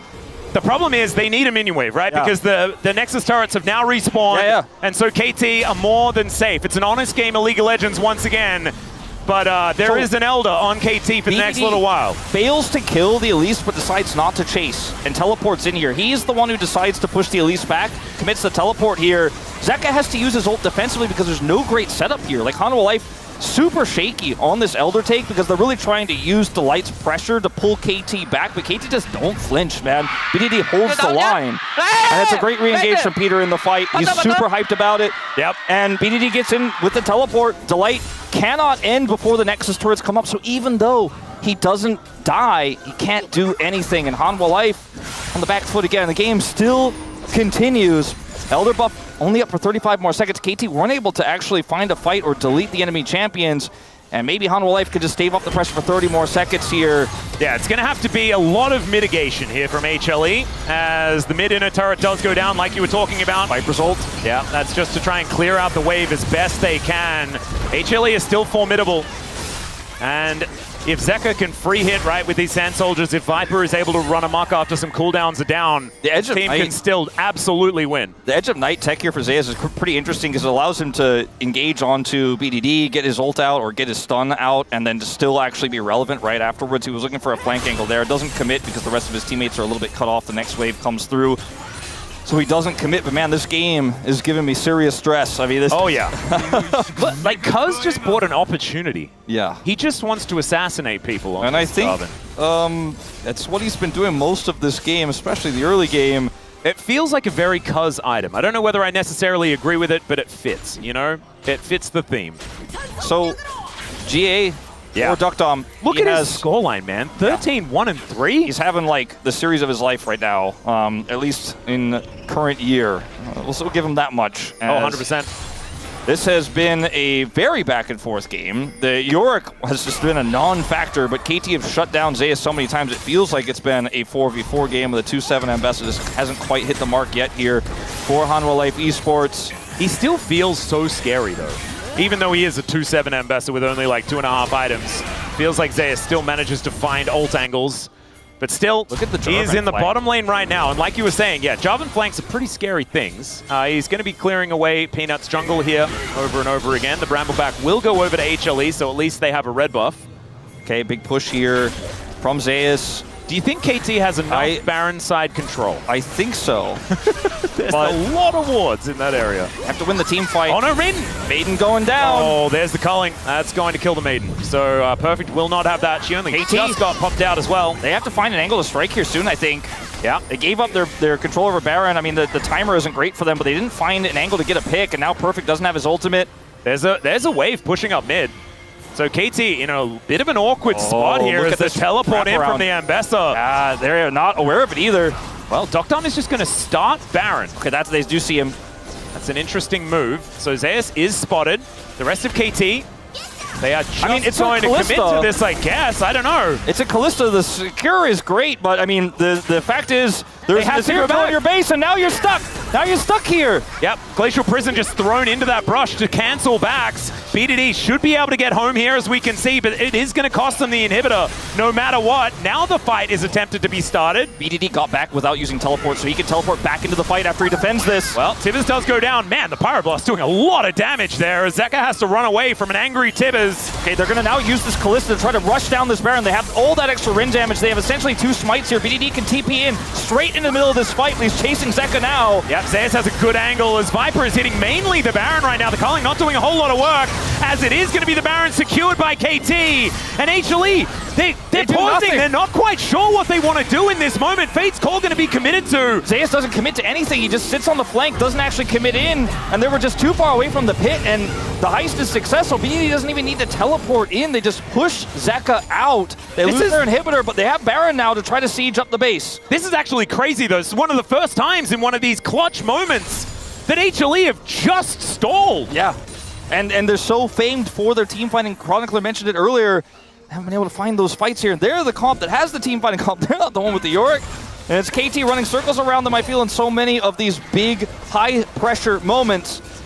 I don't know. Does have his ult back up. Elder is respawning. Maybe the way for Yorick to be a team-fighting champion is if he makes the, the Ghoulie Cataclysm Venn diagram. Maybe that's how you do it. Zeus this time unseen. This time unseen. They don't know where he is. BD wants to check. Blast Cone taken away. He knows he's likely there. Yeah. He is now over the wall. He can use this Blast Cone, gets in behind the rest of his team. Is this just checkmate? Vesser is wrapping around. It's just going to be a 50-50. Peter goes golden, breaks an arm guard there as the Maiden getting amongst it, and it's Cuz that takes down the Elder. Peter will find the Pop Blossom before going down, and Zeus is having to flash out of there. BDD gets over, destroys the Lucian. The Emperor's Divide goes down, but you cannot divide by Dragon. And KT will get the ace, and they are going to win this game. And Hanwha Life fans not happy. KT rolls to say 50-50 on an Elder. You want to flip it. Duckdom likes those odds. When he's got a rend, they have the smite. Cuz secures it. They had full control on Zeus' flanks. Both of them 2 back-to-back accomplished nothing on this 3-8 Ambessa. Bit of a jungle gap, I think, in this series. Cuz showing up big. They've been calling him the Dragon Slayer, and he slayed the biggest of them all. He slayed all of them. Actually, every single one. Only the Otacon, but that's not a dragon. That does not count. And KT join Gen G as one of the only teams to defeat HLE this season. Absolutely absurd. Huge cheers from the KT roster side as what seemed impossible is completed here after a rough game 1. They bounce back with a KT classic, their style draft in game 2, and then game 3 just outplayed. Cuz brings out the Jarvan and just shuts Peanut down at every turn. Zeus having one of his worst series, I feel, since LCK Cup when he first joined Hanwha Life Esports. But KT focused him. They were able to punish him so many times. And KT, if this is what we could see from this team every match day, every week, we might be able to make a case for a Legend Group. Oh, perfect. Never change, my friend. That was absolutely fantastic. I don't think he had a great time in the laning phase any one of these games. But who won? It was these guys, and it was largely off the back of Cuz, phenomenal performance on the Jarvan and the Nidalee, but it's always BDD, guys. It always just feels like it's BDD. It's crazy. I think Duckdom also gets a massive mention here, though. Look at that big grin on his face. 16-1 in the end of this game on the late game Kalista. Peter as well having a great game. I don't know, who are we gonna give it to? As he's blasting off again, man. I had to give it to Cuz. I thought about it a lot, but man, he ran the early game. His Nidalee was phenomenal in game 2. There's an argument for everyone except for Perfect, I think. Yeah, BDD saves the backdoor, stops to light, is able to then get into the team fight. He had an amazing Corki game in game 2. Peter had great engages. Honestly, had a frankly great game across all 3. A great series across all 3. Duckdom, one of his best performances this year, and 100%. I mean, it's just everything came together here for KT while Hanwha Life Esports kind of continued to flounder. Hell yeah, Peter. That's right. So excited, he's just knocking headsets over. But he doesn't just leave it, he puts it back because he's a good person. Yes, he does, of course. He's my superhero. He might have been my POM as well, because his Braum, absolutely phenomenal, and his Nico finds angles, right? So many of these team fights, if the Pop Blossom didn't work, they'd lose. Yeah. I also just really want to give KT credit for a roster that's still relatively young, right? You have Perfect in this team. You have Peter, who hasn't, he hasn't won any big titles. And they make all the right calls. It means the shot calling from Cuz and BDD. And these they out-decision made the best decision-making team in the late game that we have in the LCK. And I think that that's a statement that you can make because of how well they've done in these game 5s over and over again. Even shot calling moments like this, but the call to stop the back door, how they played it, the constant tracking of Zeus was on some somewhat predictable but still good flank angles. Moments like this, where they're able to suss it out and outplay, these are the kind of decisions you don't expect from a team like this that's changed its roster so many times, right? And if the meta is shifting towards a Cuz meta, a Dragon meta, and KT are playing like this against Hanwha Life Esports, who knows how high the ceiling can go. Yeah, I am very impressed. So am I. Even the countdowns there, as we could see, as they all synchronize in their celebration moment as well. Triple kill comes out from Docdom, and I think he's the only one that was just like, no, guys, we haven't beaten the Nexus yet. We haven't killed the Nexus yet. It just shows that he's becoming a true KT player. I think the warning signs have been there for Hanwha Life. I didn't think KT was going to be the one to outplay him, and it wasn't even Hanwha Life having a horrible day altogether, but certainly the cracks showed, and KT broke through them, busted down the wall. And I cannot wait, man. He can't control himself at all. Yeah, I cannot wait to see what else KT has in store for us this week. Yep. Big sigh of relief there from Perfect. As we know, the celebration came a little bit later as the reality sunk in. But man, what an incredible victory there for KT. And I mean, when you have your Nexus turrets down, your Nexus is at like sub 20% health. You just don't think you're winning that game in any scenario unless you make every perfect decision. I think that's part of the elation for Peter. He's probably been in that situation so many times in Challengers where it's like, we barely defended its Challengers, but not quite going to be able to have it. Peter's had so few games in his career. Like, he's beaten T1 a few times, but where it's like a 11-1 team that I just outplayed, that I crushed. So I'm happy to see him elated, and I'm happy that Cuz gets, in my opinion, the deserved POM. Oh, 100%. I mean, 5-3-20 on that job and took full control of the early game, never let up. His Nidalee was incredible for multiple reasons. It goes back to the draft, right? The denial, the fact that you then get to pick Sion in your draft because you've picked away the counter pick that Zeus would immediately go to, and then has a breakout performance on it as well. Just incredible stuff here from Cuz, and we're going to be hearing from him very, very soon. And I want to go back, very far back in time, to the very beginning of this series, where we spoke about the fact that things have to be in balance for KT. Well, 3 losses in a row, Wolf, and now 3 victories in a row. And we don't necessarily know what's going to happen next, but I guess in theory it should be a loss, but you don't really know which part of the symmetry and the synergy that we're really looking for here at this point in time. So it's anyone's guess when it comes to KT. It's going to be very, very soon, though, and we will go over to Cuz to see whether or not there's a plan, of course, for what's going to happen next. So I had Jisun in my ear saying something. I think it's good to go. I think let's do it then. Let's just get in there. And it's going to be Jisun with the translation. Thank you very much, guys. This is Jisun for the POM interview translation, joined by Cuz on the side of KT roster after beating Hanwha Life Esports that is currently on the 2nd place. Well, I was really sad and unhappy when we lost to Hanwha Life in the first round, and we finally got the revenge, so it feels amazing. I'm very happy. Hanwha Life Esports prior to this match was on an 11-match winning streak. How are you able to stop their momentum? They are indeed a very strong team, but we wanted to focus on our own play. As long as we can pull off our game, I thought there will be a chance. Because your game to Nidalee was just perfect, you know. We saw you hovering the champion a little bit in the game number 1 as well, you know. Seems like you were kind of thinking about playing that, but you looked a little unsure, but you managed to pull off a great performance in game 2 in the end. What was going through your mind? So Zeus is really good with Nidalee top, so I felt like we have to kind of deny that away from him. So we wanted to take that away and, you know, play a jungle Nidalee game. How do you rate your own Nidalee performance? I mean, everyone says this is a must-win card against you. Nidalee is a really good champion because she can have a stronger vision control. Also, she's very long range, so teamfight is also really good. So I thought Nidalee would be the right pick to support my team. And then game 3, R5J4 came to bring the team to the victory. Why J4? Honestly, I played 1,000 J4 games when I was in middle school. I was, you know, J4 master back in the days. So I wanted to play with priority with that champion. And I believe this was the perfect choice for sure. In Game 3, we have a phenomenal backdoor defense, and then you guys managed to turn the entire game around. So let's take a look at the replay one more time.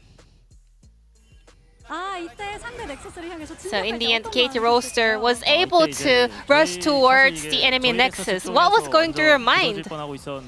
We almost lost our Nexus prior to this, but we didn't let our mentality go fumble, and then somehow we ended up on the enemy side of the Nexus. So I was not able to believe what is actually happening, but it was amazing. So what was the team call like? We were just super excited, we were just having so much fun and saying, great game, guys, to each other. We were just so happy. Now, 25.09 patch. A lot of people say this is cuz jungle meta. Do you agree? I mean, I have been hearing that comment so many times, so I guess that's kind of true. For sure, there's a way less chances of having a lane swap, so I can exert more pressure and influence around the map. Because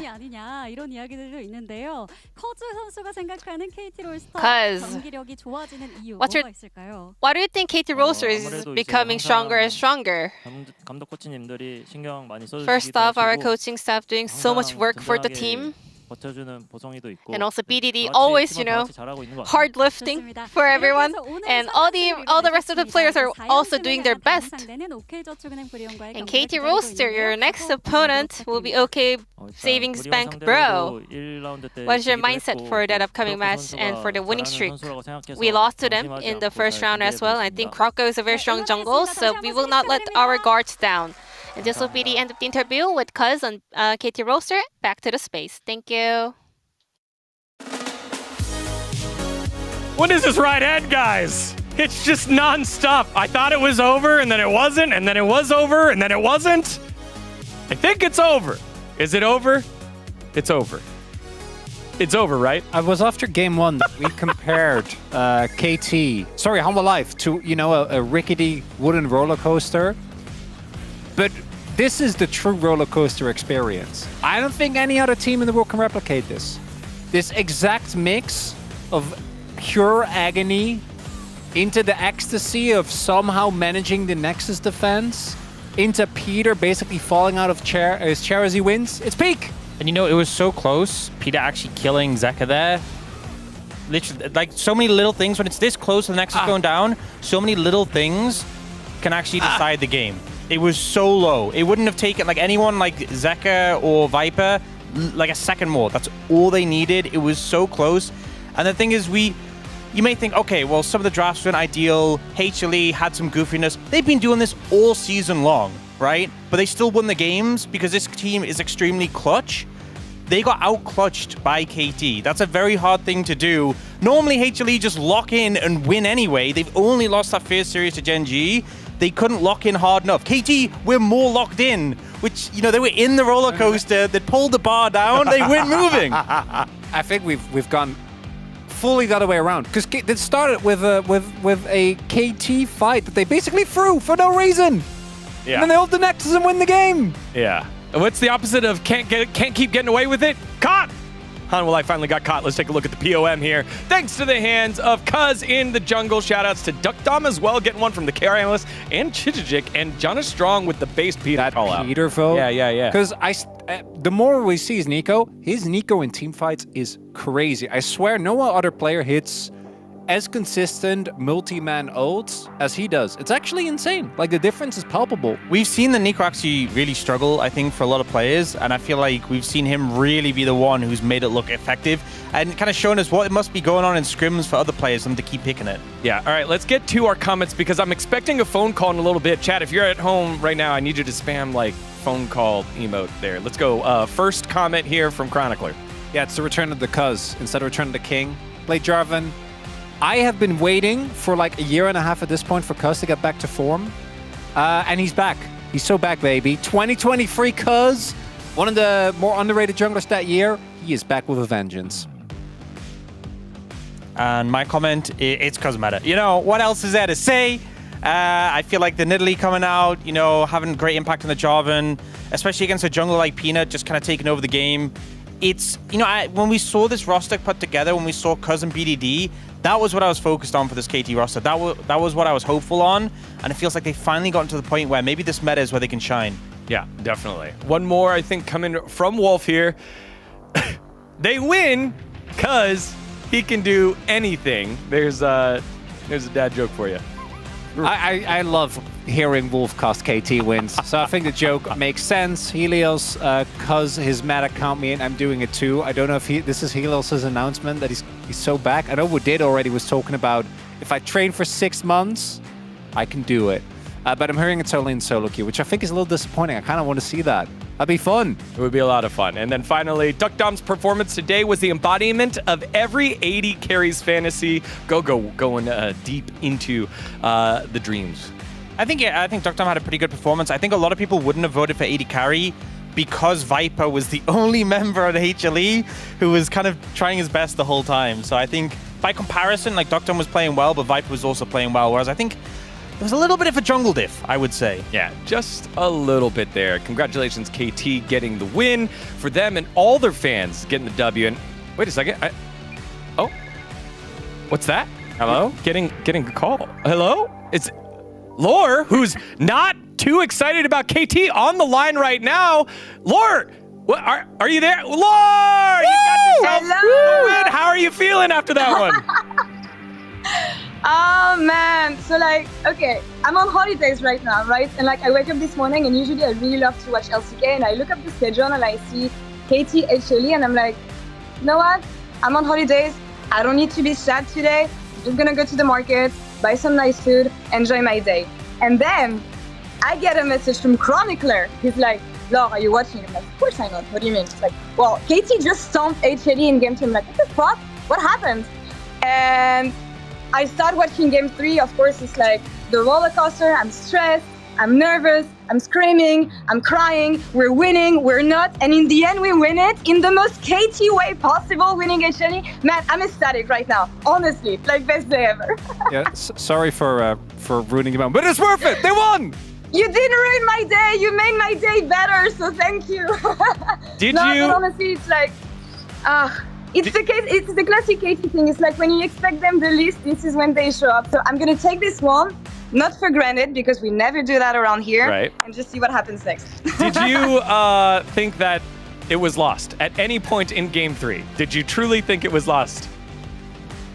Well, to quote a great man on the desk called Ox, fan of TES, I didn't want to fall for it again.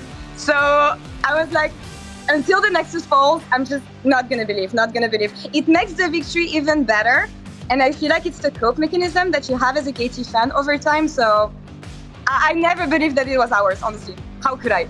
And you know, obviously, it's Cuz meta, right? We got KT beating HLE. Is this KT season? Are they going to just keep going up forever? Is the roller coaster ever going to come down? I'm not going to comment on that. I can come to Korea and kick your ass, though, if you say that again. No, we'll see what happens. It's been a difficult season. We take the W's where we can get them, honestly. All right, Laura, thank you so much for joining us. Congratulations for you and all KT fans on that victory. Oh, man, that was awesome as we take a look at the standings after that call with Lore. And it's KT inching their way closer to the Legends group with D+ starting to falter a little bit. Nongshim maybe finding form, BNK FearX, maybe the dark horse that was sneaking on in, starting to slow down. KT, who looked desolate at the beginning of the season, starting to find some equilibrium. I think it's so hard to judge like 50% of our teams because you just never know what's going to show up on the day. 50? And the form 80! Maybe 70, right? But the form just changes day to day. I feel like there's so many teams who we've been strong with them. We've been like, you know, Nongshim had that period, like, yeah, Nongshim are doing great, D+ in the LCK Cup, and even at the start of the season. Now KT, BNK FearX are on a 2-loss streak, but they had that period where we were super high. I don't know what it's so hard to judge everyone but Genji. Genji, no, it's great work. Everyone else, I don't know. I still think Hanwha Life Esports are very, very interesting. This was a good, like, not to cope, this is a good loss. They needed this because they had been getting away with way too much. I think that this is a very justified punish. There were a lot of decisions they didn't need to make, and it cost them the win. I'm certain after this, they're going to take things very seriously. The next series, playoffs. they'll be super focused and locked in. No goofy shenanigans. At playoffs. Not just locking in random range tops for Zeus. Yeah, no, for 100%. All right, well, we get off of this KT roller coaster for a T1 versus Bro roller coaster. Make sure to stick around for that one. It's going to be a nice one. See you in a bit.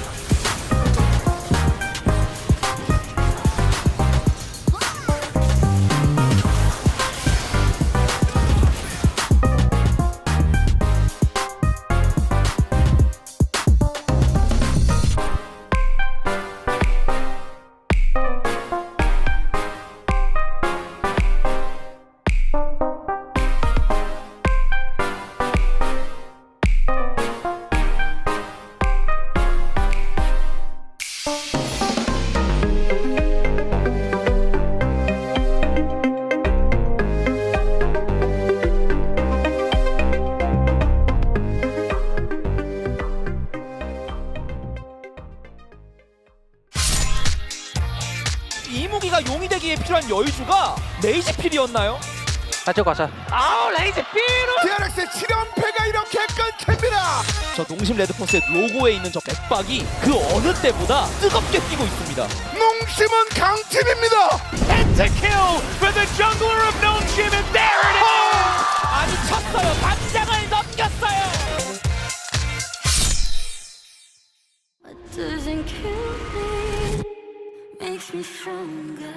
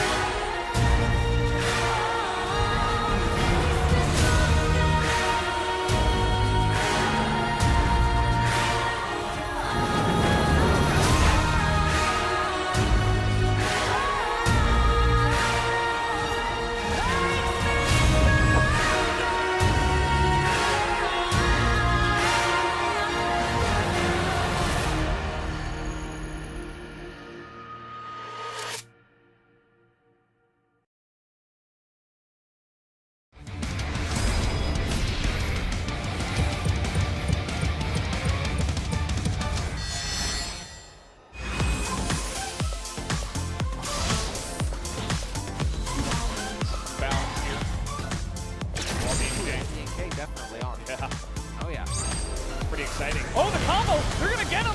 But there is a Tom Kent, but he got so low and the follow-up is huge! They get the Kelly, they get Diablo, and finally the combo comes together here for Bro. And that is exactly the engage.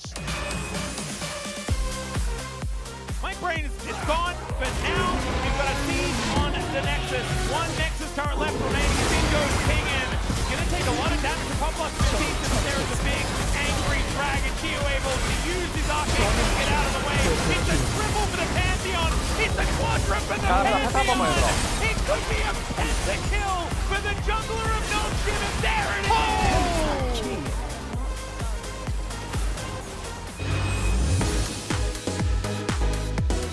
You gotta zone Brock out of the pit. Otherwise, this is just gonna be a straight up flip. And really, that comes down to Viper's poke. Maybe Zeka can get on top of him. Or maybe it's just a straight up flip. The ult comes in, and the ult goes in from Zeka. He catches him in the backside of that one, and he goes in, just catching everyone.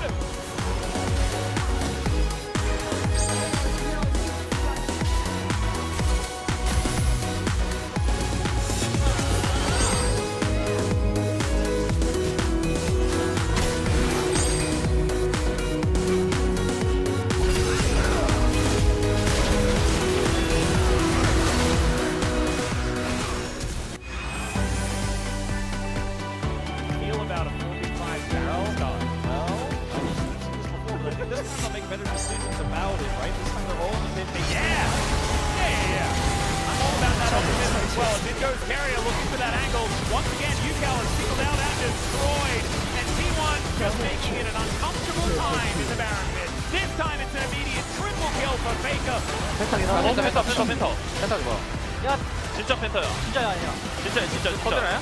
아리. 와, 나이스. Definitely Will is the only one that does damage to the Scion, so there's the penta kill for Faker.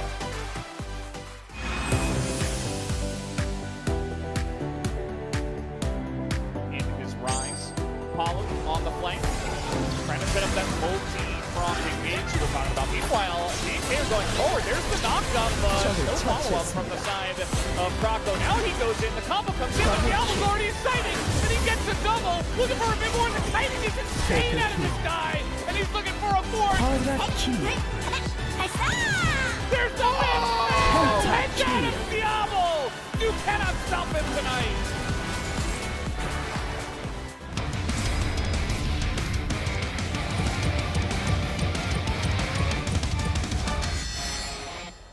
First, we're just going to address some comments. And these like pseudo go in order, but they don't really. The first one though is an absolute banger, and this is from Doug Gorlick, who's like, Valdez looking like Lloyd from Dumb and Dumber with that. It's so true though. It's so true.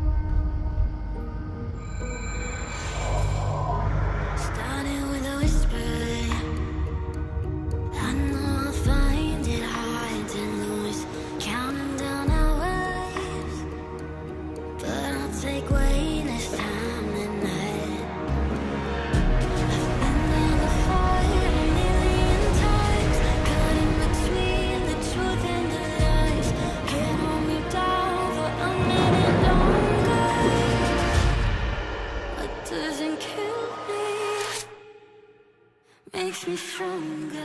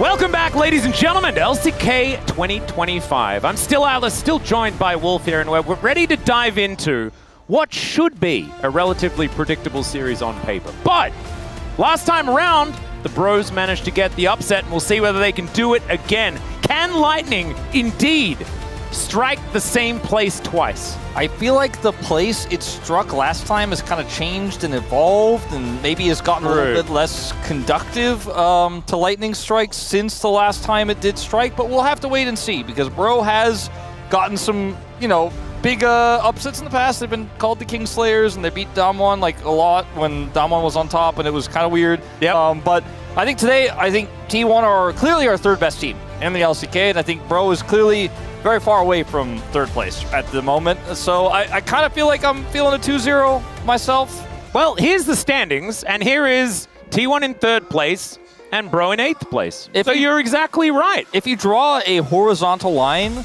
they're very close to each other in the standings. Whoa, you're exactly right. My goodness, it's almost like, yeah. If you go down the list of numbers, it's about half an LCK away. Yeah. About half an LCK. Yeah, so Pro are basically in the same place in the Rise group as T1 are in the Legend group at this point in time, if they existed. And as we wanted to remind everyone earlier on, Bro did triumph in their round 1 match up against T1. KT, T1, which telecom team are we talking about here? But we'll see whether they can be the Kingslayers again, because this T1 is looking very, very different to the previous iteration. They've figured out how to use Doran. They are playing around a bottom lane that is feeling a lot more solid than it was previously. And so I'm looking forward to seeing whether, you know, the evolution of T1 is going to be able to overcome what was a Bro that was fighting back the first time around. And vengeance has been T1's, you know? Yes. Beating KT 2-0, DRX 2-0, D+ 2-0, and now looking to get revenge on Bro. So looking to get payback against all the teams they lost to in round 1. I think coming in as massive favorites, the team are looking way better. Daguma is back in form. His bottom 2v2s were pretty shaky, a little bit suspect earlier on in the season, but he has really returned to full form. And Doran starting to play with this team a lot better. Kind of like what we saw from them in LCK Cup, where Doran was one of our best top laners, one of our best tank Jace players. Yep. It feels like old times. And I believe this is Kwan Nara. She's a former K-pop idol and is now an actor. So coming here to support the LCK, certainly very, very cool. And she was in Itaewon Class as well, a show that I actually watched the entirety of and really enjoyed. So she's done a lot of stuff. She's been in a lot of different movies. She's here to support Owner. She's done some streaming in the past. Very famous. 1.6 million followers on Instagram. Damn, that is a lot of followers on Instagram, Wolf. I just checked it before this. It's a lot.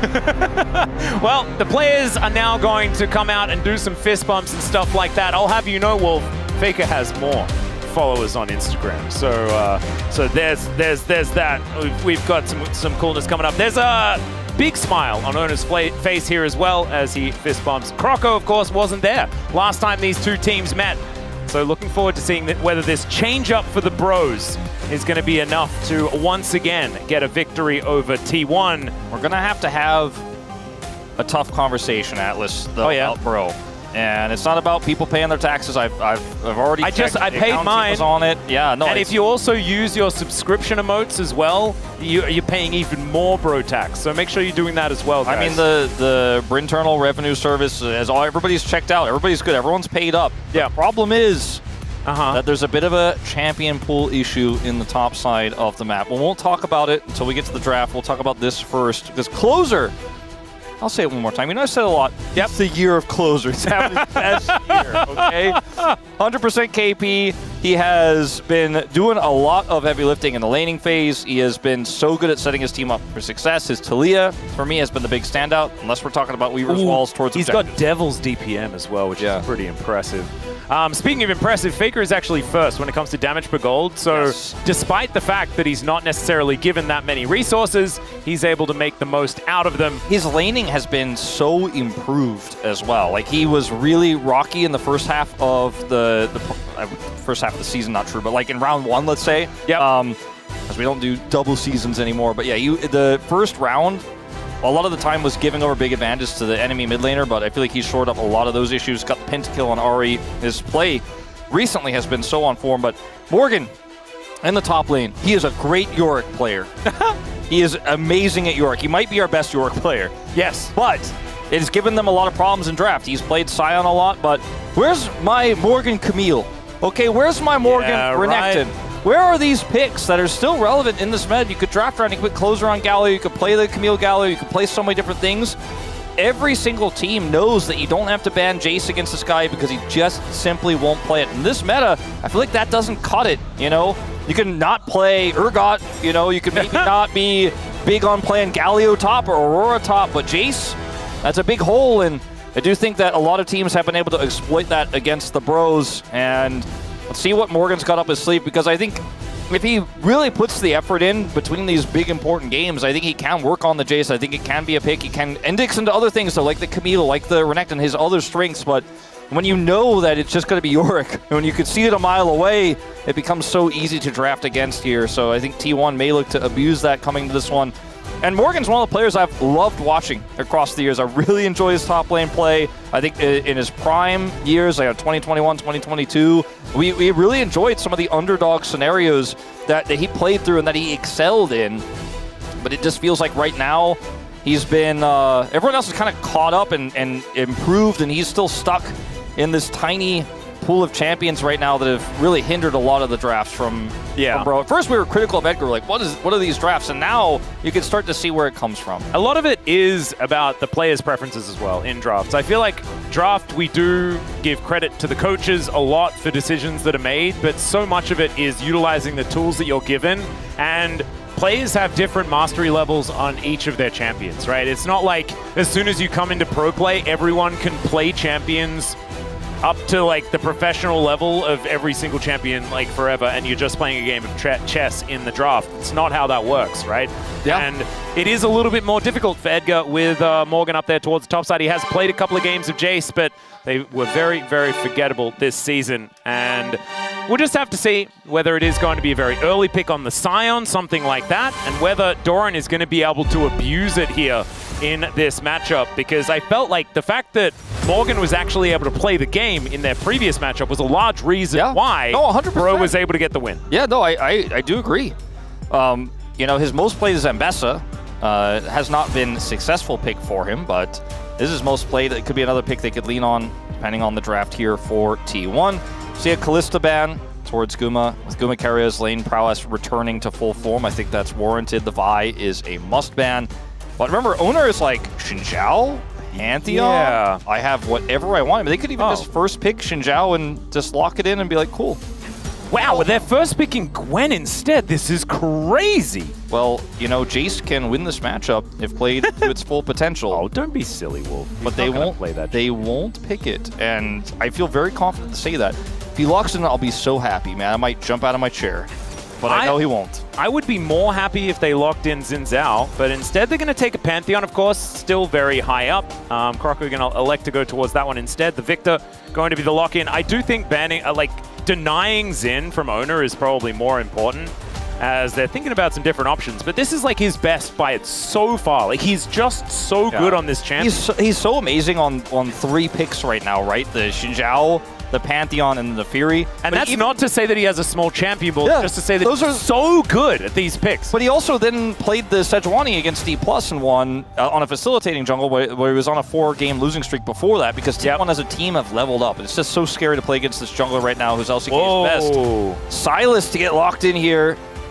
Damn, Faker feeling himself here today, as that is a pretty terrifying top side. Remember, this is the, you can't hurt me in the circle style of situation here for T1, the Gwen and the Xin Zhao, and so that has been a phenomenal combo here in the LCK thus far, especially on the previous patch where Gwen was a lot stronger, as once again Morgan is opting in to the Ambessa pick.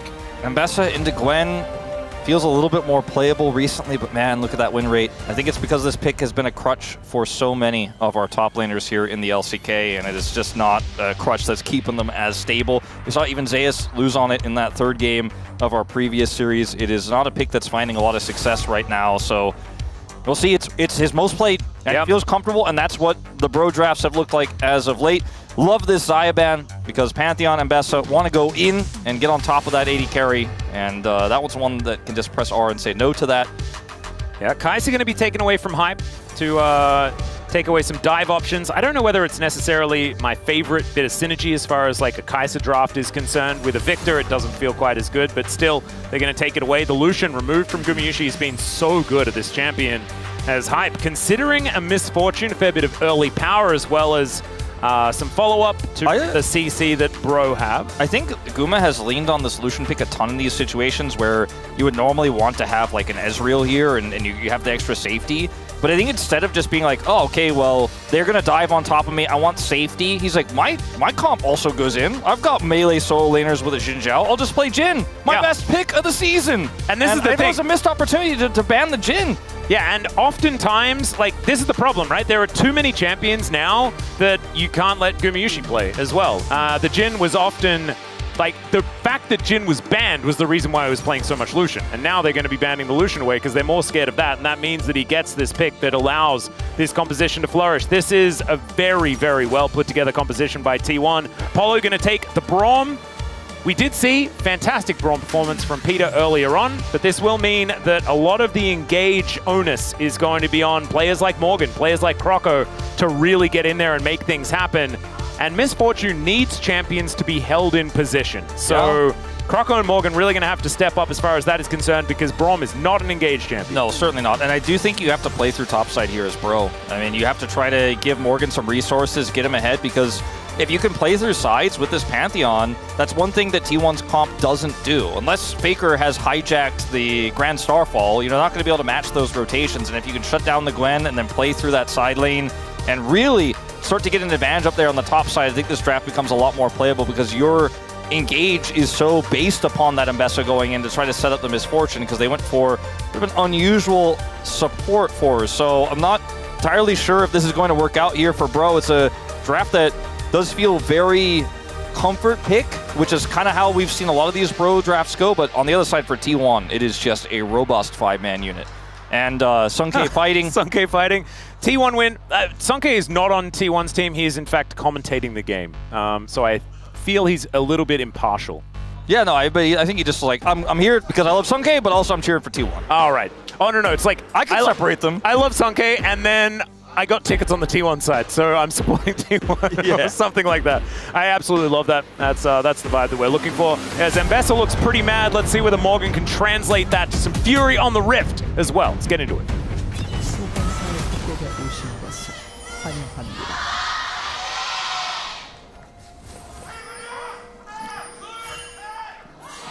미니언 생성까지 30초 남았습니다. Oh my god, the bro fan chant leader, that was the most passionate I have ever heard them starting off their fan chant. That was brilliant. He makes Degon look like a peon. And like, you guys have seen Degon's chants. Like, you guys couldn't see him. You might have heard him, but it's hard to hear him solo before the chant hits. But that was next level. I'm not even really throwing shade on Degon. I'm just trying to show you guys the scale. Yeah, this is the scale. Like, you guys have seen Degon go nuts, but this guy, he was like Degon times 8. Yeah, I've never been like just surprised, right? Like by often, you know, there's always a fan chant leader, and they're often pretty passionate. I think that was like borderline. I'm losing my mind. I think that guy probably pretted bro twice this week.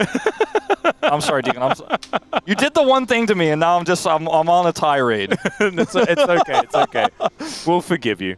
You are last impressed. So like we can see why perhaps you're feeling a little bit. Dean and I also had the same preds this week, and we were both so confident it was going to be the 10 out of 10 week, and KT ruined it. Degon's just chilling. He's just talking to his bros in Twitch chat, man. It's absolutely fine. Yeah, that Degon performance right there was 1/16 of that. 16th is generous, Wolf. This is not the matchup that Degon was feeling good about the bros in, to be fair. And I think we're all kind of feeling like T1 are looking to be a very solidly third-place team. And we'll see what happens in the match against Hanwha, because Hanwha is a little bit shaky right now. Maybe they could go even higher. Yeah. Doran, the only one to have lost on the champion that he's playing here today. Ona 5-0. Also for Guma. Yeah.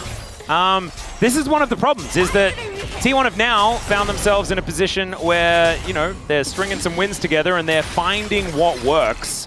Right now, the Sylas is not necessarily working here in the mid lane, as Closer is putting on a lot of pressure, but the Xin Zhao and the Jhin have been such a core element to T1's win condition so far that this is feeling like another day at the office for T1 in this particular game. 100%.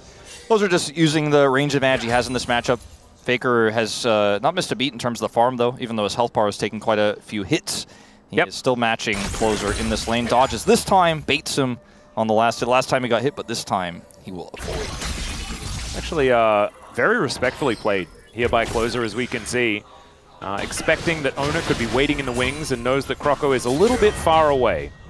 Yeah, I mean, they don't have vision on Ona right now. Morgan, pretty aggressive here. This matchup has, like, it's been volatile. Yeah, and it's evolved, hasn't it? Yeah, I mean, we've seen repeated nerfs to Gwen because they buffed her early game, which has just made her perma-prio as Faker's going in. Yeah, chains go down, but he's going to get stunned up by the gravity well. Ona's and there's close. the flash out. Yeah, Ona comes in, and I think Faker was banking on Closer flashing after him, seeing red, and Closer did not do so. Hype having to get out of the way of this one as well, as he does still have barrier available. I'm surprised he didn't use that, really holding off here in this bottom lane. Just going to be eating his one potion. Really interesting, but it pays off. Yeah. And ends up being a pretty good trade there. Oh, Morgan going to face check here. Does get that ward down. Ona goes in, but Morgan has 11 dashes and uses 2 of them and is fine. Yeah. As Faker is teleported back to lane, going to be able to get a crash in as the teleport immediately comes down from Closer. Only going to miss out on 1 melee minion. Oh, and a caster there as well, as we can see. And the Bro's actually doing absolutely fine. Yeah, the laning phase looking really good. Bottom lane, they have control. Top lane, Morgan's playing the matchup well. Mid lane, you know, Faker lost his flash trying to look for an ambitious play there with Ona. They were a little bit too far away from each other, but it was a nice bait attempt. And you always trust Ona with those, but Closer was too respectful. Yeah. I don't fault Faker for making that play at all. Like, Closer has often overextended because he sees red, right? And this time he just didn't. So it was one of the biggest criticisms we had of him on that 2021, you know, T1 roster as a trainee. Yeah. And he has evolved a lot since then, playing against his then master Faker. Now in this game here, his flash advantage won't necessarily amount to anything. Oh, Doran gonna miss the cannon. And so that is that's a big step up there from Morgan. Gets into his minion wave as Morgan is able to fight back. You can see the gold is in advantage for Morgan here. For Doran here, who's able to just get a few more of these creeps. Yeah. It does feel like Morgan's getting the better end of the trades, but just cannot last hit quite as well as Doran at this point in time. Croco moving down, walks over a ward here. He's considering going for a early dragon. It's going to at least make it mad. 30 seconds. Yeah. Morgan did get control after that trade, and the wave is pushing in his advantage, so he can come up here and help out. Owner aware of this. Have a control ward, though, in the pit. I don't think Owner can really stop this. He is going to come over here and verify that, in fact, this Dragon is going. Don't think he'll be flashing for a 50-50, though. It's feeling a little bit like a 4v3, but the Drake does go over to the Bros, and T1 will just back away. All right. Bro, early game. Yeah, man, it's working. And honestly, the Bros have always been pretty good at early game. Like, let's be honest. Yeah. It's kind of been their bread and butter. Things kind of go wrong after that at all of the other phases of the game in oftentimes. But we'll have to see whether this is going to be better, as they do have a lot of tools for later in the game. Faker gets cannon. Closer misses it. Oh, it's doomed. Never mind. So we're moving towards the mid game. That's what you're telling me. It's so wait a second, I'm breathing. It's apparently never. Wait, Croco 15 gold lead. See, there you go. We are so back. It was never Brover. As okay, this might be as hype. Never mind. No follow up, as there was Polo making his way in, and a full health Braum going to be enough to defend the misfortune. You know, very comfortable. Closer and Croco do kind of remind me of Umpty and Lava in terms of their playstyles. Oh yeah, there's a bit of a LoL King vibe here. Croco Closer, you know, a little bit aggressive in the early game, very strong laning from Closer. Reminds me of Lava. Reminds me of the old Fredit days, you know? Yeah. Bro have always kind of kept that early game, early aggression identity. I do agree with you on that. That's what we love about them, amongst other things. Oh, Croco also able to get the Shellfish, man. Yeah. Perfect example, right on time. Denies level 6 from Owner. Level 6 advantage, can't use it, but he's got it. Extraordinary, absolutely extraordinary. And we're being a little facetious here at this stage of the game because honestly, like, nothing really means very much at all. It's a 300 natural gold lead for T1. As, you know, the top side of the map, well, the bottom side, I guess, right now, Doran being able to last hit a lot better than Morgan, and he will be a Gwen later into the game. All of those things that we mentioned in the draft are still going to be true, you know? As I say, Doran's last hitting really well. He misses 2 minions, one after the other, but gets the cannon. That's the one that counts. Yeah, oh, okay, missed that one too, but it's okay. You got the cannon, that's the one that counts. The entire gold lead is just Doran and being able to hit minions better. Well, you know, he is playing into this Mbessa, which can dash around a lot, but isn't quite necessarily going to be able to extend trades, especially because he went for Grasp and Doran went for the Conqueror, so this has a little bit more combat power in extended fights. And when that Conqueror procs, Morgan's like, I'm not really sure if I want to continue to stay involved in the situation. Just wants to grasp as much as possible. As T1 have full control over these grubs right now. Closer is denied entry by Faker. And, I mean, with the look of things here, unless hype rotates over, I mean, Croco has ult. They're just so slow with this. I feel like they're going to contest. They needed to do it moments ago, and they're just simply going to give this up. Yep, I think they realized that they weren't actually able to do it. Still had to deal with the minion wave towards the top side of the map. And so the Bros just going to give the grubs, and they'll look to fight elsewhere. Closer in this mid lane, still doing okay. As you can see, he's keeping that health bar in a really good spot up against Faker, who's using his in trade for minions. And you can see it's working out relatively well, only 10 CS behind. Against the Victor is not bad for the Sylas matchup. No, pretty good, yeah. That was a bit of a strange cut. Yeah, it was a bit odd. We really needed to get back here and have a look at the mid lane matchup, though. Yeah. Faker throwing chains around. There are gravity fields all over the floor. Cannon! Yeah. Oh, he gets absolutely nails it. That's the GOAT. Yep. As Closer will be able to take his as well. Ooh, trained by the GOAT, by the way. Yes, indeed. Oh, boy. Well, this is a very slow bro it's feeling a bit bro and brew, isn't it? Yeah. Usually it starts a little bit later, but we're getting early this time. The Arcane Storm on the wave, being utilized here by Faker. Just hijacks that one away, gives him a little bit of a moment of respite. And 1 minute until this Drake is going to spawn. We'll have to have a look at what the soul is going to be. One of the key things about how Doran has generated this lead is he's never put himself in a gankable spot. And I really appreciate that because there's a Pantheon on the other side who's been level 6+ for a while now. Doran's always kept the minions exactly where he wants them, so there haven't been a lot of great opportunities for Croco to actually try to punish this Gwen or get in there and push the Gwen behind.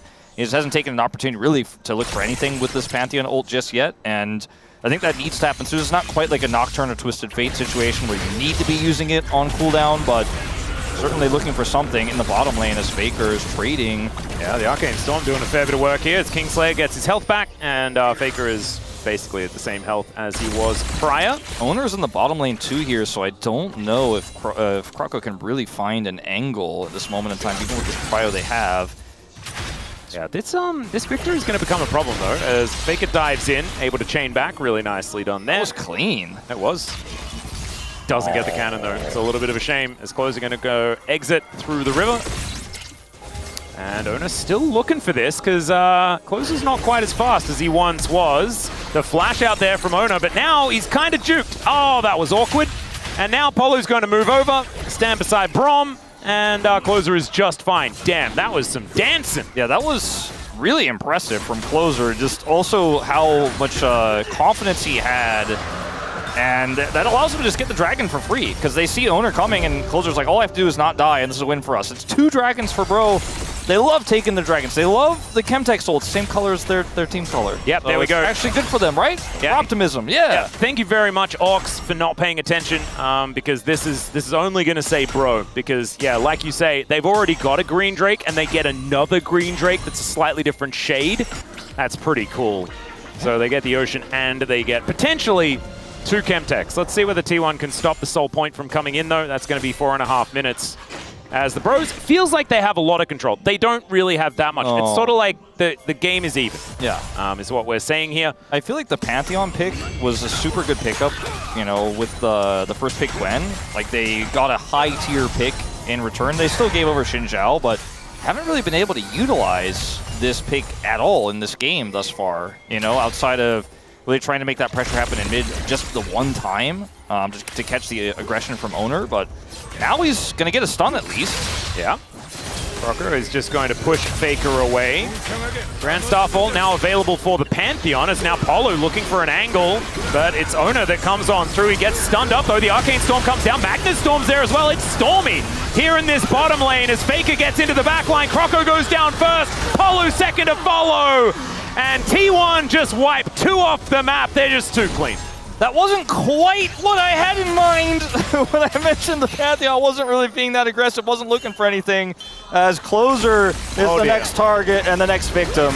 Yeah, this gravity field is doing a lot of work, as we can see. Carrier is going to go down. The teleport from Morgan comes on in there, as now Faker looking to turn it onto Hype. Melee range with this Silas is not where the Misfortune wants to be, as that bullet time, it was time for something else, I think, in that particular moment. Morgan's going to be able to take down Owner, though, and it makes it a little bit better there for the Bros. It's like the gun that when you pull the trigger, a flag comes out, like in the mask. Yeah, a little bit like that. As Croco almost deals with the wave while he crashes down there, but Doran, with the fact that the minion survives, just going to wander his way out. Big victory here is that Keria got the kill. Hold up. Gamushi going to have to flash. All right, that's another big victory. Slightly less big, but Keria, as he's dying, takes the kill onto Closer. But watch this. Faker actually steals the Grand Starfall, and then the rest of the team rotates over. And Faker, because he's Silas and he's so beefy in these brawls, can use the Kingslayer here to buy enough time. Then he actually looks for the backline re-engage here, so there's no way out. Keria pulls a Magnet Storm. They're at the exact same spot. And also look where Guma is. He's involved in this as well. Like, this is just a clean turnaround here. You have to remember that T1 can turn on a dime in these types of fights. Now, Keria gets the kill here, and because of this great, well-placed gravity field here, it's actually a kill for the victors. So that's a big trade back. This was a little bit more awkward, and it's very uncomfortable when you're trying to aim a cone at someone and they're literally right on top of you. So a little bit difficult there for Hype to figure out where to put the bullet time. And ultimately, Faker is able to win out on the trade, or at least not die, which is the main thing. It's a nerve-wracking moment when Faker is on top of you as a Silas, and you're like, oh god, don't mess this up. Yep, and it's like, in this game, it's the first real advantage. It is going to be feats of strength going over to T1 as well, as this top lane outer turret falls down. Doran kind of getting massive, which is a little bit of a problem. However, the gold is not, it's not in a ridiculous lead for T1. No! Now, Faker also going to be face-checking here. Croco and Polo there, Closer with the damage, and this Silas is going to try his very best to get out. It's not going to work. And so the Bros pulling closer and closer with T1 once again. How do you like hide on bush? Yeah, exactly. And that's going to be, it looks like, potentially a turret in exchange here. Now, they did make this play successfully because Owner was on the other side of the map, but that also means Owner is going to get the Herald for free, so that's going to be a lot of damage potentially put into this mid turret. That's sitting at like 60-ish%. Yep. So one turret apiece as Closer finishes off that bottom turret with a play onto Faker. We'll see what that Herald ends up being used for. Could just be for Drake Prio here, 30 seconds time when what would be soul point for Bro does spawn. See a teleport from Faker to the top side of the map, though. Yeah, that's indicating actually, they're not that interested. Yeah, it's a little bit awkward that he's heading towards top side. 20 seconds on the Dragon, but might just mean that T1 not feeling too confident. They used a fair bit of vision resources there towards the top side of the map. As you can see, the Herald sort of surrounded by vision. Yeah, I mean, it allows Faker to try to deep push. And they will see the Pantheon is on the top side of the map as well. Of course, Krako does have a global ultimate, so can join quickly, but this forces Bro to make a decisive call quickly here on this Dragon, and the hype is really pushed in the mid lane. And I don't think they'll necessarily be able to punish the fact that Faker went topside there to get this Dragon. And T1 have control on both sides of the map. And Doran is winning inside here in the bottom lane, so now you just don't have Prio anywhere. And they know Closer doesn't have TP. Yep, no punishment. And yeah, Closer and Faker, both of them, with no TP. So with the fact that Faker teleported to the top lane, there's absolutely zero punishment available here. You know, it's like these moments from Faker where you could see he's like, okay, they might give Dragon, Closer doesn't have TP, he might try to trade for turret because they have a 2 Drake lead. I'm just not going to allow that. You guys push up bottom side, Doran push bottom side, we get Prio for Dragon, we already have Prio mid, I TP top, I deny them that turret in exchange, and we get the Dragon. It's like these moments where you can see T1 are thinking like 3 steps ahead, and Bro just end up with nothing. Yeah. Bro also, I feel like, had an opportunity to play for that soul, but they just didn't really look interested. As now Doran, speaking of not being interested, he probably would prefer not to die here as the public execution does go down. Polu going to turn up there as well, and yeah, with Winter's Bite stacking up, down he will go. Concussive blows, sorry, as Morgan is going to be rewarded with the kill. 2-0-0 on this Ambessa, and he's getting closer and closer to a gold lead against his opposite number. Yeah, that's a pretty significant pick there. After losing Dragon, not being able to get the topside turret, at least they had the bigger group there as T1 were a little bit desynced post-Drake. Nice play to come through. We'll watch it again here on the bottom side. As you can see, Pantheon lying in wait. Morgan goes in. And here comes the Grand Starfall. And unfortunately for Doran, they're in the circle with him. Yeah. They are melees. And he can't really get away here. He does secure the Bloom. Oh, there you go. So there are some upsides. Not really, but it was a good play from Bro. It was just really funny watching it back where he's just like, cut the scryers. Nailed it. It's just such a, like, you know, when you're playing League, when you die, sometimes when you're a support, you're just like, drop a ward here, I don't know, like, yeah. get something. And you're like, at least they did something, you know? Get that last hit on the minion. Well, let's see what Hype's going to be able to do before he dies. As Polu is going to come in and see whether he can keep him alive, puts up the door, and Hype will live.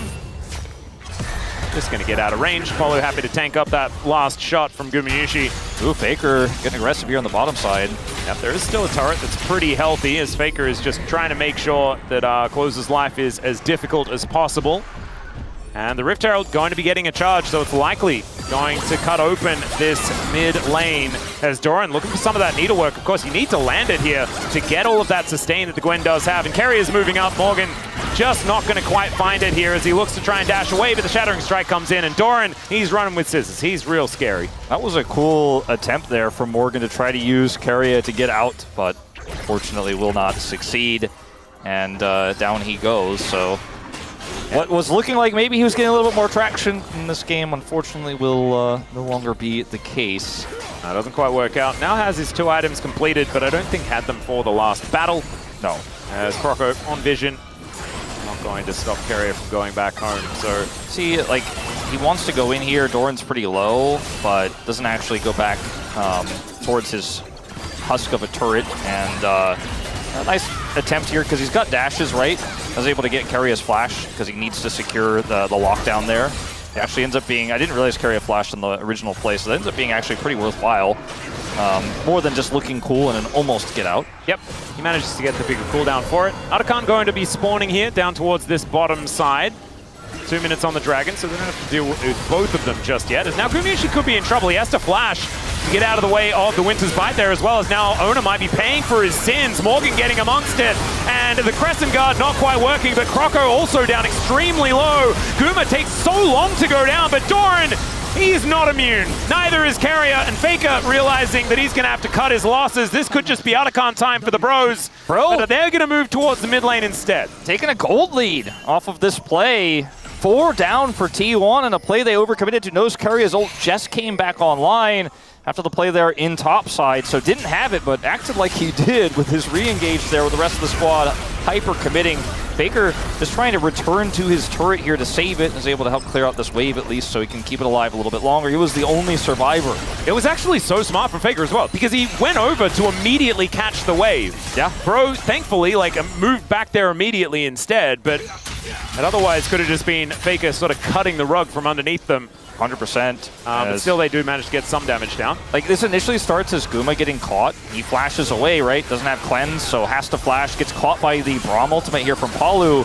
And then we see Carrier double down on the flank here with Faker. It doesn't have Magnet Storm, so they just kind of run over T1 in this fight. Faker can do nothing. At least he cuts his losses and survives while holding that wave, as you mentioned, to prevent the turret from going down. So he turns what was a disaster into at least slightly more salvageable. They didn't lose the mid turret. That's one strong fortress they can still play around there in the mid lane. 20 seconds till this next Dragon does spawn here. Bro got a lot of momentum. They have IE for hype now.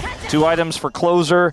There's a 2-item Pantheon as well. Like, this is a very winnable team fight here for the side of the Bros if they can get grouped and hold that prio. And right now they have it. See whether they can be in the right places at the right times. This is the problem point for the Bros, right?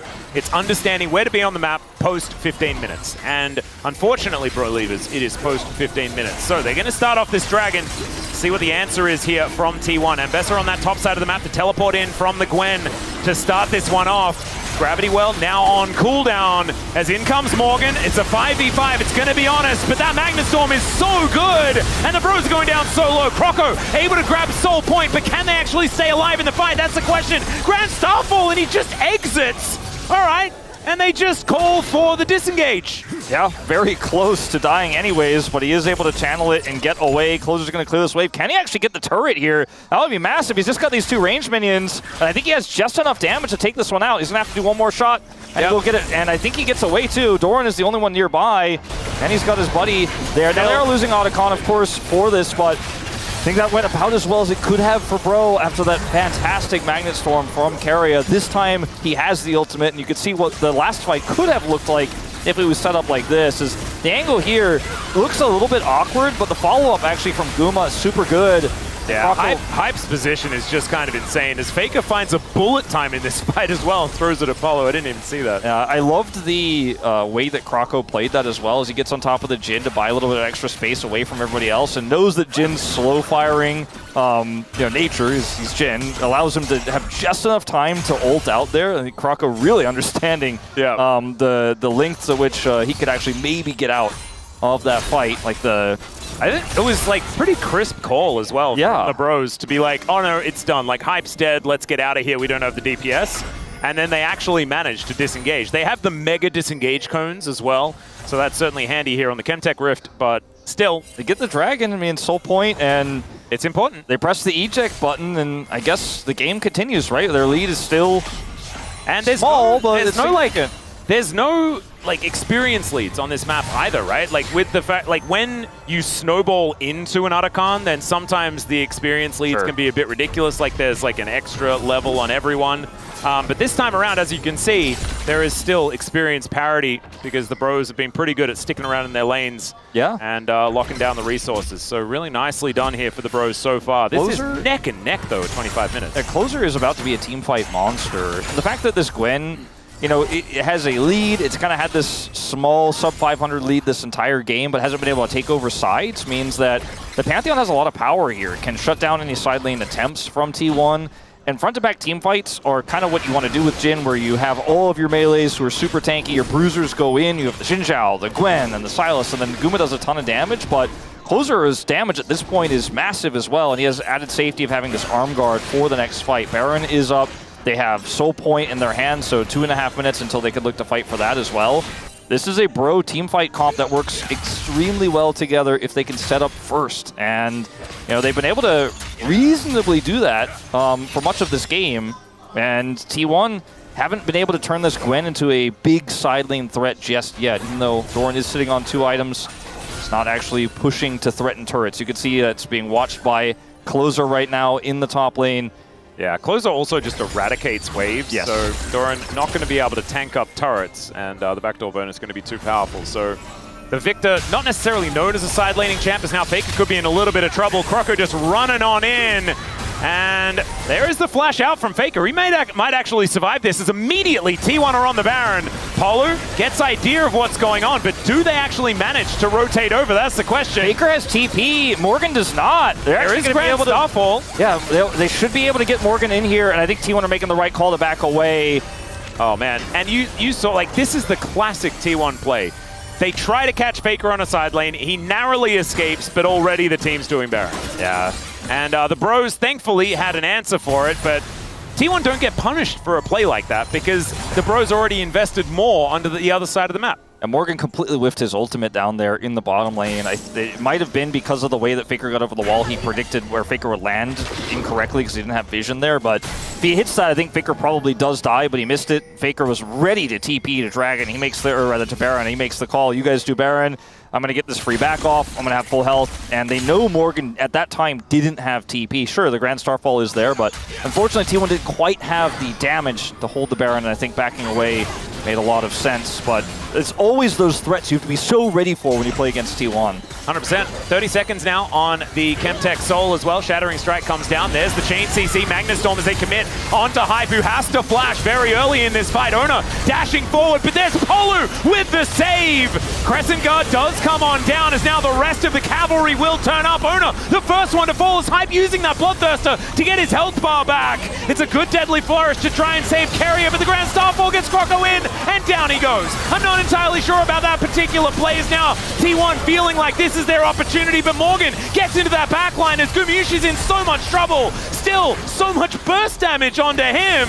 And the Bros, they managed to take down Ona, but Croco, just in light of fairness, is going to throw his life away as well. He said jungle for jungle. Yeah, that's the trade. And they are going to be able to turn. It's still a one-team fight, even though it's a 1-for-1. Like, they won the subsequent fight, so T1, lower health bar, is not able to contest. I mean, they're trying to come over here. A big flank from Doran. Yeah, and Faker actually had the Grand Starfall. The Bros trying to get back into position, and they may have bitten off more than they could chew. Closer trying to do what he can here with his AoE damage, but down goes Hype. Gumayusi stands his ground, and even though the gravity field is good, it's not good enough. It's a triple here for the Gwen as Carrier with some supportal combat against Polu. He gets the Gromp involved, and Gumayusi's delivered a kill. That is soul denial, and it's a bit soul crushing as well for the Bro Leavers. It certainly is. T1 taking a significant gold lead off of this. Faker's already got his eyes on Baron vision as well on the top side of the map. As it looks pretty good here in the outset for Bro, as we do have the jungle trade. Those, again, they are looking for the Baron start in live. But it ends up being Owner going very deep for this. It's a heroic play from Polu. Stands beside and knocks Owner up with the ultimate there, buying space for Hype, who doesn't actually use his ultimate just yet in this fight. Then Croco gets a little bit far ahead of himself here, while Hype is nowhere near and ends up just exploding. But they end up winning the subsequent fight. Now they're on Baron. Oh god, oh god, oh god. Okay, well, Croco is just going to get executed, and the Baron will go over to T1. Baron plays in T1. They're pretty good at it. And that is going to secure them that. And it's so T1, right? Because this game was exceptionally close for the entirety. They win one team fight pretty decisively. This one, in fact, right here. And now with this Baron going down, they're going to take a whole bunch of turrets. It's going to be an 8,000 gold lead and probably GG. I mean, the thing about this fight is I think for Bro's perspective, it seemed like a good angle to do Dragon. They won the fight. There was some desync spawns, and there's some backs coming through, right? But Faker having the Grand Starfall is such a game changer. Yeah. And he's able to show up to that fight and lock them into place there, and they're not able to escape. They don't have the tools because they used them in that last skirmish to actually win the fight. And they just thought T1 were going to give it up. T1 doesn't give up so easily on these big objectives. And that team fight win, the later part of it, The second version of it, you could say, is what gets them the Baron. They deny Croco entry, no 50-50, no smite steal, a dead jungler. And like you said, T1 are going to turn this into an 8K plus gold lead, very likely. Yeah, that's the danger. So far, haven't really picked up too much. It's now Hype able to sidestep very nicely. But Croco is fighting with Doran, and Doran is just fighting with the turret. And he's going to win that battle, as Croco going to have to flash over the wall. Hype with these auto attacks is pretty scary, and Faker having to go golden, but he's still going to die. And the Arcane Storm also pushing T1 away. So even though they've got the Baron, they're not going to be able to utilize it for the next little while. They're going to need to go back, lick some wounds. And the Grand Starfall actually getting Croco in there. He'll get the stun onto Doran. Is it an overextension, though? That's the question, as Gumayusi at full health, but now he's left out to dry. The rest of the Bros chasing after them. 4 versus 5, the advantage for the Bros, but still, T1 get away. That captive audience, so high value there as well. That was the moment where Bros was like, there, it slows down, we can't chase anymore.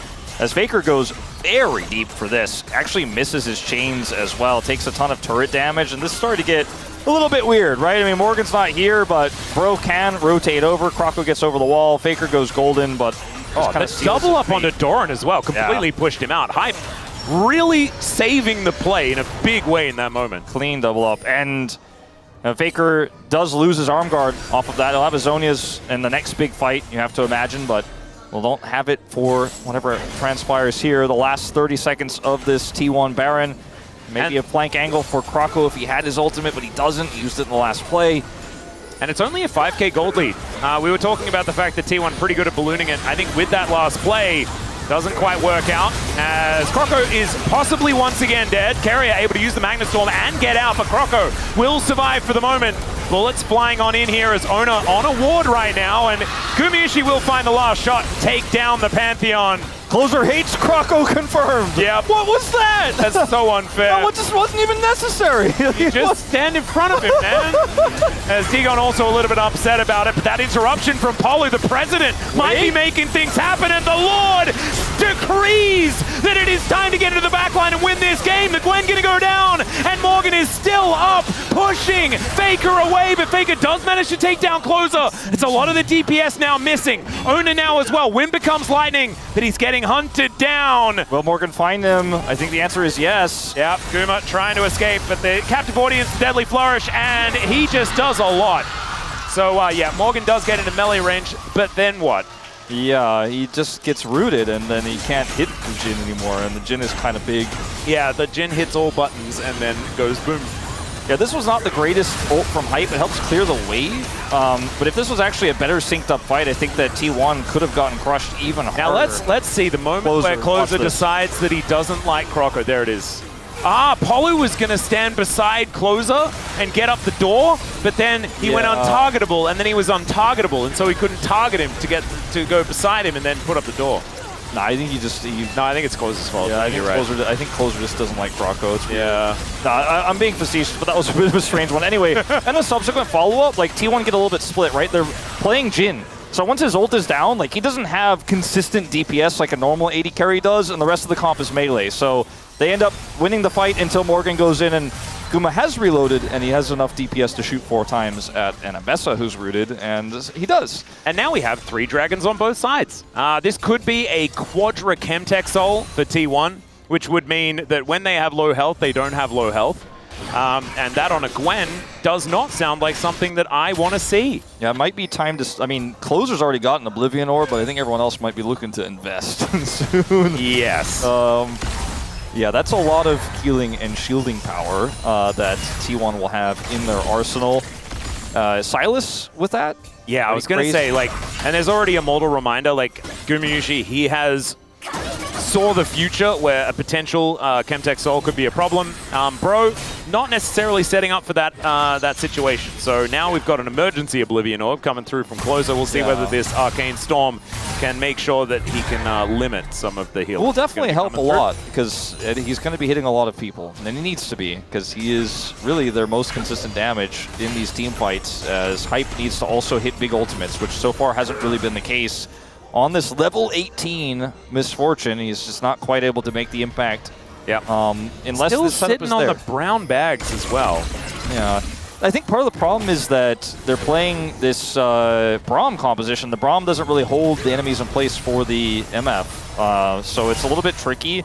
They don't have consistent engage outside of the Mbessa, which isn't going to be hitting multiple targets, will just be hitting one at the end. So Hype can use his ult defensively, and oftentimes Misfortune works really well into super melee-heavy comps like what T1 have, because they all run into your cone and you do big damage, but again, it's a lot of ifs, and this Misfortune being level 18 and being on 4 items doesn't necessarily matter. He can't actually hit that big ultimate. He does a lot of damage, consistent damage if he is given the opportunity to, but it's kind of feast or famine how these fights are going to look for Bro, especially if Closer dies for any reason. It is just unplayable.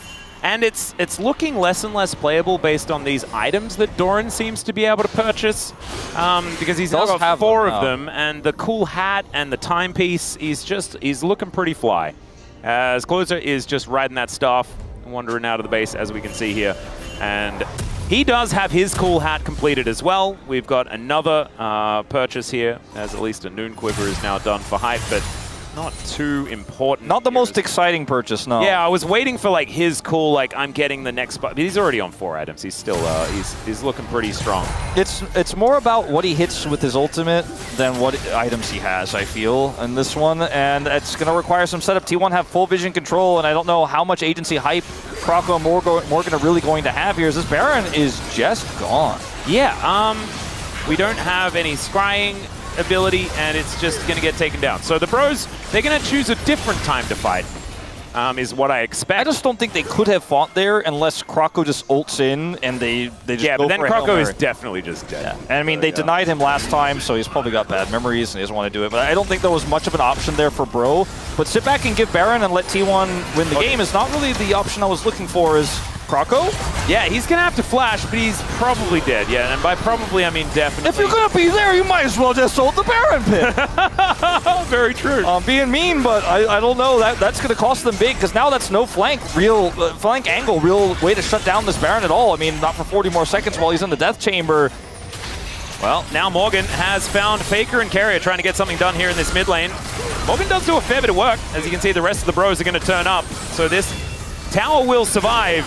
So you can see T1, they are pulling them around. Doran still pushing towards that top side, and Faker just immediately teleports back. Like you say, they are so good at making sure that you have to be aware of everything. The 1-3-1 power, when you have this much control over the map, I mean, it kind of plays itself. You just go to the lanes and let the minions do the work and start sieging up from forever away. Yep, and there it is. Tower goes down. Ona goes in immediately as the Arcane Storm is down. Closer goes Golden, and now Hype in the back line has his GA pop very, very early in this one. Doran's running with scissors all over the place, and that is just so much, too much for the Bros to deal with. Croco goes down. Doran's underneath 2 Nexus turrets and just goes Golden and says, this is totally fine. They'll take these ones down, and T1 move to 1-0 in their match against the Bros, looking to get revenge for round 1. There were certainly some shaky moments there, and Owner looks like he is very relieved. Doran is just out of there.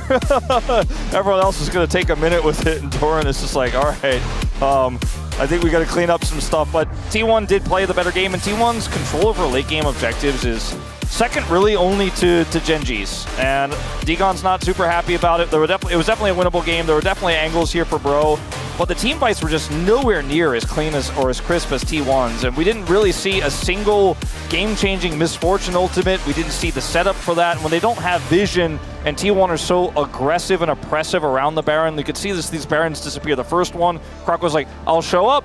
Oh, I'm dead, I tried. Second one, they're just like, I'm not even going to touch that. And then he gets picked afterwards trying to maintain vision of where T1 are going to go, and T1 just end the game basically off of it. Another win for Guma on Jin. Another win for Owner on the Xinjiao. They can't keep letting this team have these picks. Yeah.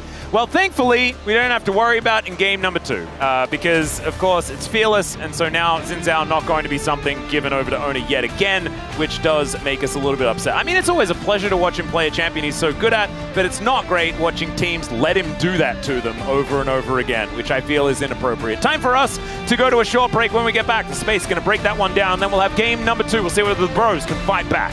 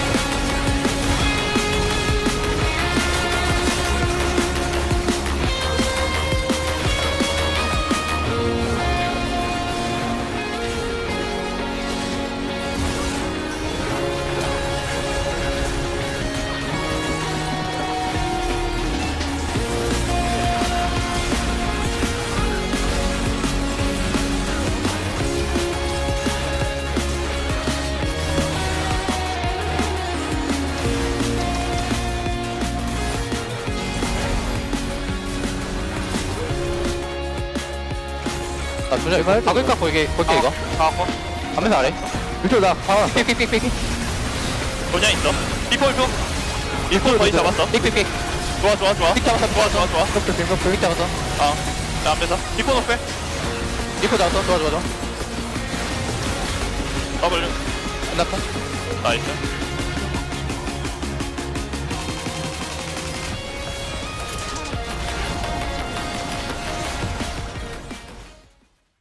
와, 이거 사방에서 아리가 진입. 아리야.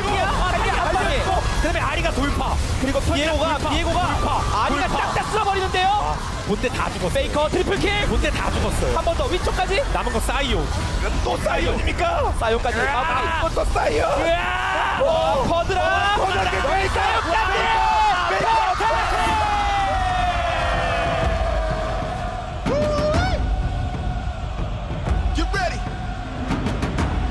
Chegando junto com essa galera toda. O Milhão faz uma entrada meio tímida ainda. Tá longe o Weiser, ele vai buscar um flanco, mas o tempo tá acabando. Lá de trás o ultimate do Snacker não foi muito efetivo. O Mirel também não. Vai cercando o Carioca, tem que sair com flash. Ficaram atordoados e já morreu o Curi. Caiu também o Weiser. A galera da Isurus vem. Os amigos do Barão vão garantir o ace pra acabar o jogo.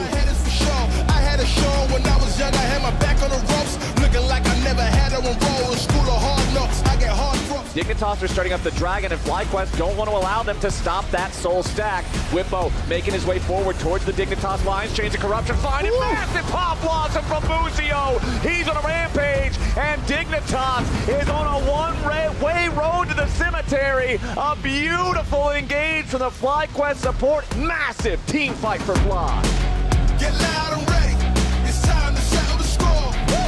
Get loud and ready. 3 kills to Vitality and an exposed Dragon. No jungler alive, but Vladdy, he's feeling himself. He's got the killer instinct. Pop Blossom, in fact, was the one he stole away. He gets it. Niski's down. The Drake's still there as well. Oh, they've just done it. They've deleted them in front of their home crowd.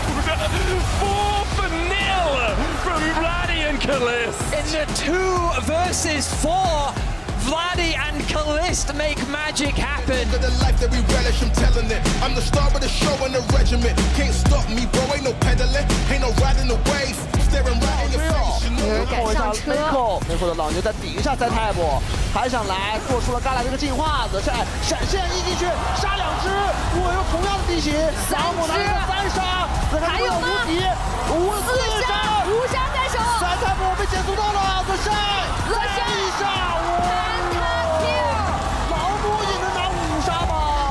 游戏音效修好了，就是这么给力。刚修好了，进来就听到一个 Penta Kill， 原来是为了要听 Penta Kill 的音效。You know the crowd is ready. Get loud and ready. It's time to settle the score. Skewmon doesn't have flash available, but Blue Smite comes in. Caitlyn ulti, ace in the hole, and Kalist running out only. Just Kana's now here. Skewmon caught out his flash again. Burned before. Good knockup from Targaman. Pulverized into the wall and snipped down by the Seamstress. Kalist picks up the kill while Kana is getting free hit by Hansama, who's stacked up lethal tempo. Kalist jumps in! What balls on this kid? Onto LeBron, the ulti block. But there's the Weaver's wall. Vladdy will seal the deal surely. LeBron has flushed away. Kalist somehow, some way, that 18-year-old came to play. Kalist styling on Hansama.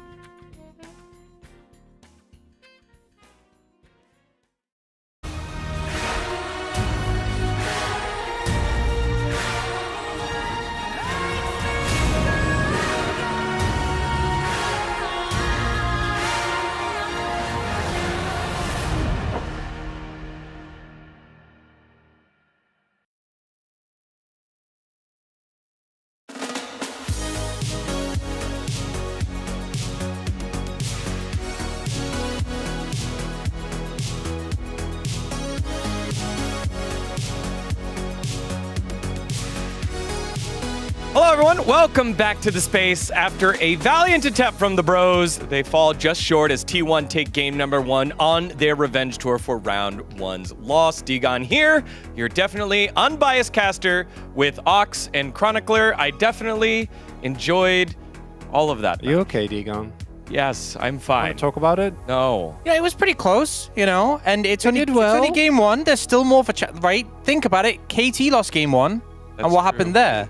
They gave it their all, champ. You'll get him next time. That's right. They did lose game 1. You know, it was the fact that KT won that last one that then, you know, started creeping up the hope. And then in the early game, we're doing well. You know, we give them Xin Zhao. We give them everything that they want. We're still looking okay. Let's start there at the draft, y'all. Yeah, because as Digon is saying, I'm sure many of us will look at this and go, how, why did we give over Xin Zhao to owner? Which is valid. But I also don't think there's that many other good choices to give. Really, the only one where I'd argue at this point you can let through is the Kalista. I think Kalista has kind of dropped in priority. I think that especially with a Poppy open, you can kind of hold off on that ban. Because I don't think the pickaxe quite has the same level of power that it used to be for. And Owner is the best jungler in the LCK right now on the best champion. And it's like one of the scenarios where obviously you're always going to have to give something up. I think the Gwen, for example, even though Dorn played amazing, giving up Gwen I'm okay with. But this Xin Zhao specifically, no. Here's my caveat, right? Because if they didn't ban the Kalista and they banned the Xin Zhao, then T1 might just first pick Pantheon. We've actually seen the Pantheon prior rise up above the Xin Zhao. Maybe the thought process was we trade it here. If we lose, you know, both those junglers out the pool for the next game. So maybe that's the thought process going on here, because I think a lot of the time we have seen the Pantheon power really rise up to match the Xin Zhao, which for a good portion of the season so far has been top dog outside of Vi. Well, the early game was pretty scrappy between these two squads. So our first highlight happens pretty late on into it at 26 minutes here in the mid lane. It leads to the Drake stacking for T1. T1 is one of the best teams in the world when it comes to playing around the Jhin. I think that particularly the way they're able to use his W consistently as a pick tool is such a pleasure to watch.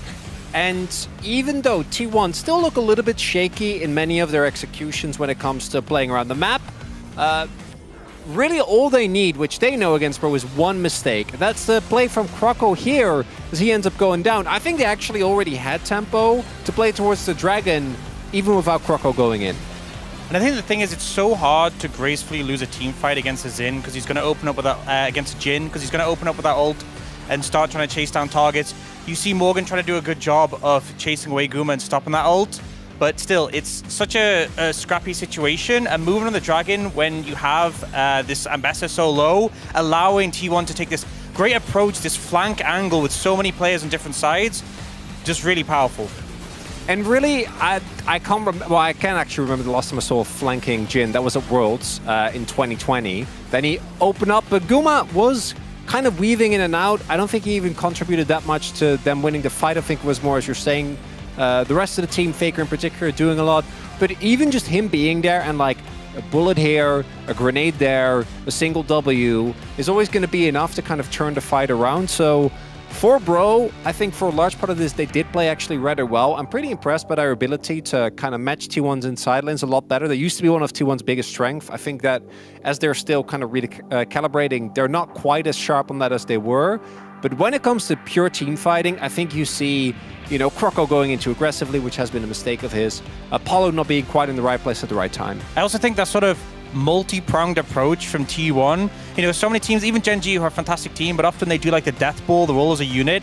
It's really T1's sort of style and something they've developed so well, where they're happy having people in these independent, separate approaches where they all collapse onto one team. It's like a net. And as you see the net forming, you're just too late to respond to it, and you get corralled in and taken down. And that's the tough part about T1. You can change the different champions that are there, almost like different outfits, and they still end up looking the same. And the Bros just don't have a ton of answers. They used the Ambessa earlier. You kind of wonder what's left in the top lane now. The Yorick is there. The Renekton is there. T1 know this. Yeah. This is where you come in and please give me some code. Well, I can't give it to you in top lane, Digon, because as we have talked about many a time throughout the season, Doran domestically has been one of the best top laners in the league ever since really like pinpointing is hard. But like say 2022, I think 2021 he started to come up. Obviously debuting before that, we saw him on DRX as well. But particularly since, he's been domestically really good. I don't think we saw that form of him at all thus far in LCK Cup and in LCK. But I feel like the last 2 weeks he's kind of been turning over a new leaf. This Gwen performance was a great example. This is the Doran we've been seeing for like the last 3 years. And I do think that Morgan, unfortunately, regardless of champion, is going to struggle. I do think there's a lot of hope for Bro with this fight, or with this first game, though, because it very clearly was a very playable game for most of that. Yeah, I mean, I feel like we look at the example KT had, where they ended up putting just Sion on the top lane, put emphasis on their stronger members, and had more utility roles for members who maybe aren't performing as well. That could be a decent approach, honestly. I think the problem is here, though, the emphasis jungle has so much importance in this meta. We've seen in the previous series, like Cuz having a really great series, just because there's much more opportunities to punish since we've seen the changes to objectives. There's less trading, less sort of balanced states. So I think when you're going up against Owner, you're not going to have an edge. Even when Crocker's performing at his best, it's still a big ask. Yeah, that was going to be my counter to that. You could put the Sion there to counteract Zeus in the top lane. There isn't a champion you can put Croco on to stop Owner right now. I don't know why you need to counteract Zeus, because Doran's the one playing. No, I'm saying, but like they did that last game. Oh, okay. Yeah. So we'll see what the Bros end up trying to do here, but it does seem like a monumental task. They have done it before. Will they be able to replicate the task, or will T1 complete their revenge cycle? The fans hope so. Let's see how it all turns out here in game number 2. That's so cute. Look at these little Pokeballs being thrown out. It's like Owner and Doran are like the Pokemon, and then the rest of them are the trainers. I feel like normally it's one trainer and then they have a bunch of Pokemon, but like, I guess it doesn't really matter. You got a whole bunch of Pokemon trainers here. Doran Kalista top. Game 2 confirmed? Yep, we'll just have to see. As so far, the Owner performance has been pretty good. So I think we're going to be pretty happy here in the T1 stands for the moment.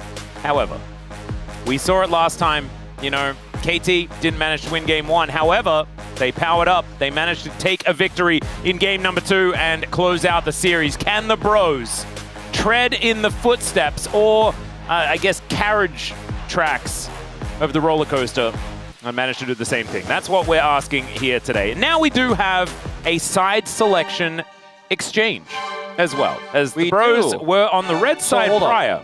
Will Bro ban Jace on blue side? Well, we'll just have to find out. I just wanted to ask that while the music got dramatic, and I think they will actually. I think they probably should.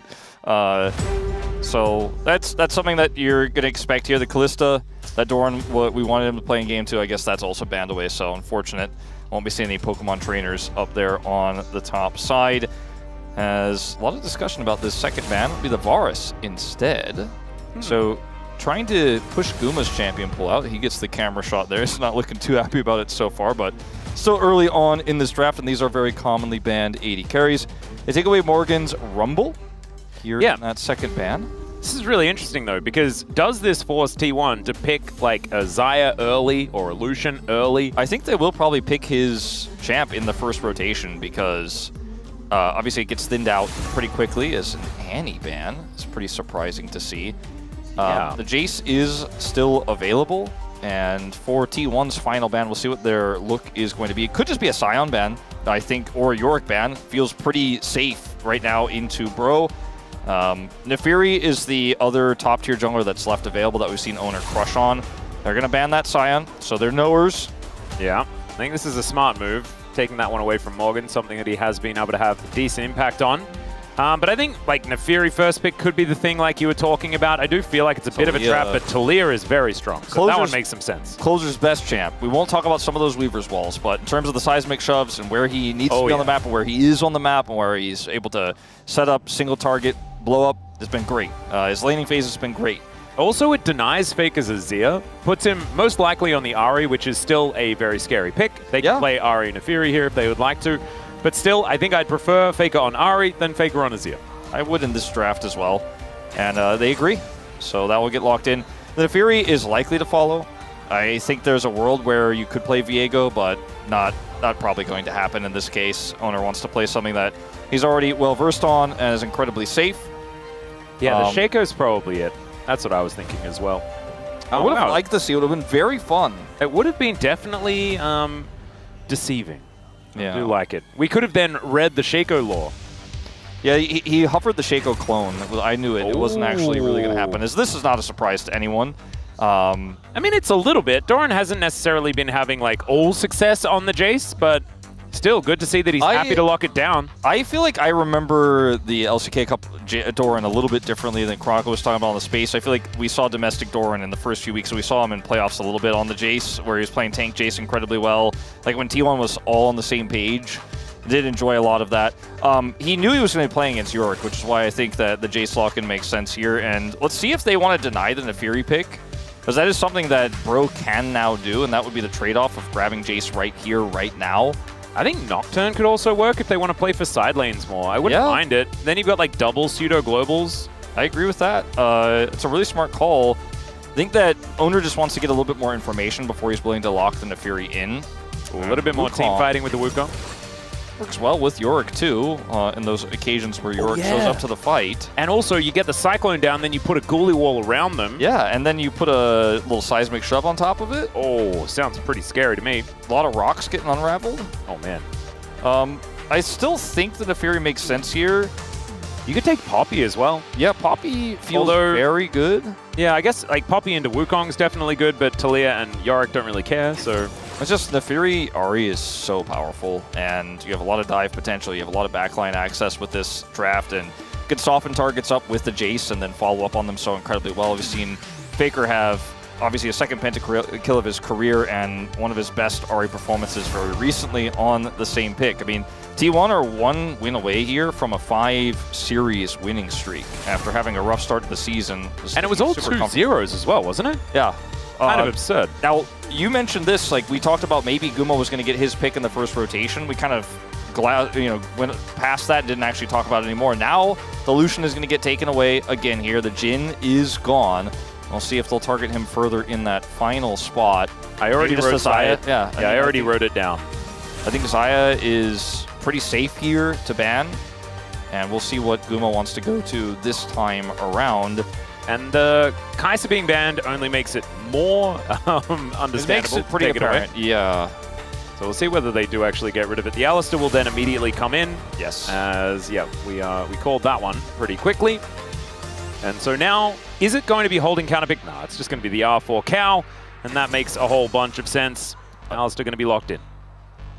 You know, this is not one of those situations where we've seen, like, in the past, you know, Guma plays the Neela or something like that. Like, whoa! You know, we forgot he had that one, but I don't think this is that kind of draft. I think you might just end up playing a scaling AD carry here. Although, let's see what the matchup is going to be. Varus is gone, right? A lot of the AD carry pool thinned out by Bro. It means their opportunities are less. The Ashe is like the highest tier list pick that's left available. Can be quite strong into the Alistar. I actually quite like it. And Poppy? Then Ashe Poppy, because you know they've already picked the Alistar, so you're not going to get punished for this. And so the Talia Poppy combo will make things a little bit difficult here, as the Ezreal is going to be locked in. And Yushi. Huge cheer to the crowd. Yeah. You can see, like, I think Goom probably heard it as well. Bit of a sly grin on his face as well. Not necessarily known for this pick. I mean, a pick, frankly, that he has avoided, but he has played in the past and has given us some pretty decent performances on. Even though he doesn't lock it in often and doesn't have the confidence to play it often, you have to imagine, because there's been so many drafts where it was the perfect angle and he went for the Xayah instead he went for something else that was safe. He's going to play it here. It fits the bill. We just didn't know that he was going to be able to pull it out today. Feels like he's confident enough on this. It is a big moment for Guma. If he can pop off on this Ezreal, if he can have a good performance here, I think some of the doubters will kind of stay silent. You know, it's going to be a quiet time across social media if he's able to pop off on this Ezreal. And it's exciting to see, because there's been so many drafts for me where I'm like, oh, this is the Zeri angle, this is the Ezreal angle, and he's gone the other way. But today, slams it down. He is confident he could do it today against Bro. And I think this series for me just got a little bit more interesting. Yeah, me too. And I really like what I'm seeing from Bro's side, right? Of course, Ezreal doesn't care about either the rocks or the Steadfast Presence, so you really get out of a lot of the difficulties of playing into both Talia and the Poppy. It's actually a phenomenal pick into what the Bros have put down, and also gives him a lot of self-peel opportunities as well. Still, there's a lot of team fighting power here for the Bros, and they will be able to control areas really effectively. Looking forward to seeing how it goes. But Owner is on another really powerful pick. and he has been really good. So that might make the bro's life a little difficult.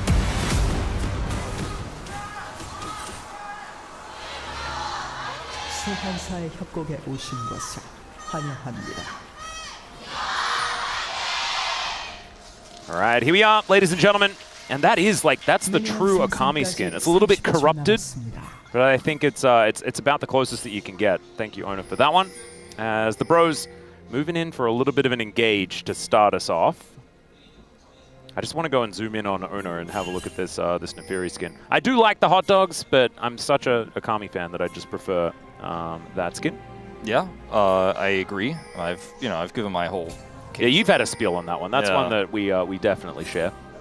And if I take the nameplates off, I kind of like Bro's draft. And I think that the Yorick pick is the one that stands out to me as this one could backfire. It does weaken your team fighting, but it's extra side lane pressure against a T1 composition that I think both scales decently because it has the Ezreal and the Jace poke damage for neutrals, but also kind of needs to be in control of the game or Guma has to really pop off. Like, if you fall behind in this draft, Doran and Guma have to land a ton of poke. Thank you so much, G-Sun and Yundo, for that one. Because we get to see it, and you can see it's not like pure white, like Amaterasu is, but still pretty close. As far as the chromas are concerned, it's the closest. Yeah, kind of looks like Garurumon as well. We've got to get the Digimon in there. Yeah. Let's see how this lane goes, because Ashe versus Alistar, feeling pretty good. Poppy also can be quite strong in the early laning phase, but Gumakaria going to look to be aggressive. There's another headbutt out, as Hype spending most of this lane just running back. But you can see, not exactly getting a whole lot of power until level 2, level 3. And that is exactly where T1 make it to. As level 2 first. Actually going to zone Bro away from... No, not the next one as well, but they almost missed out on experience of one of those melees. In fact, they did.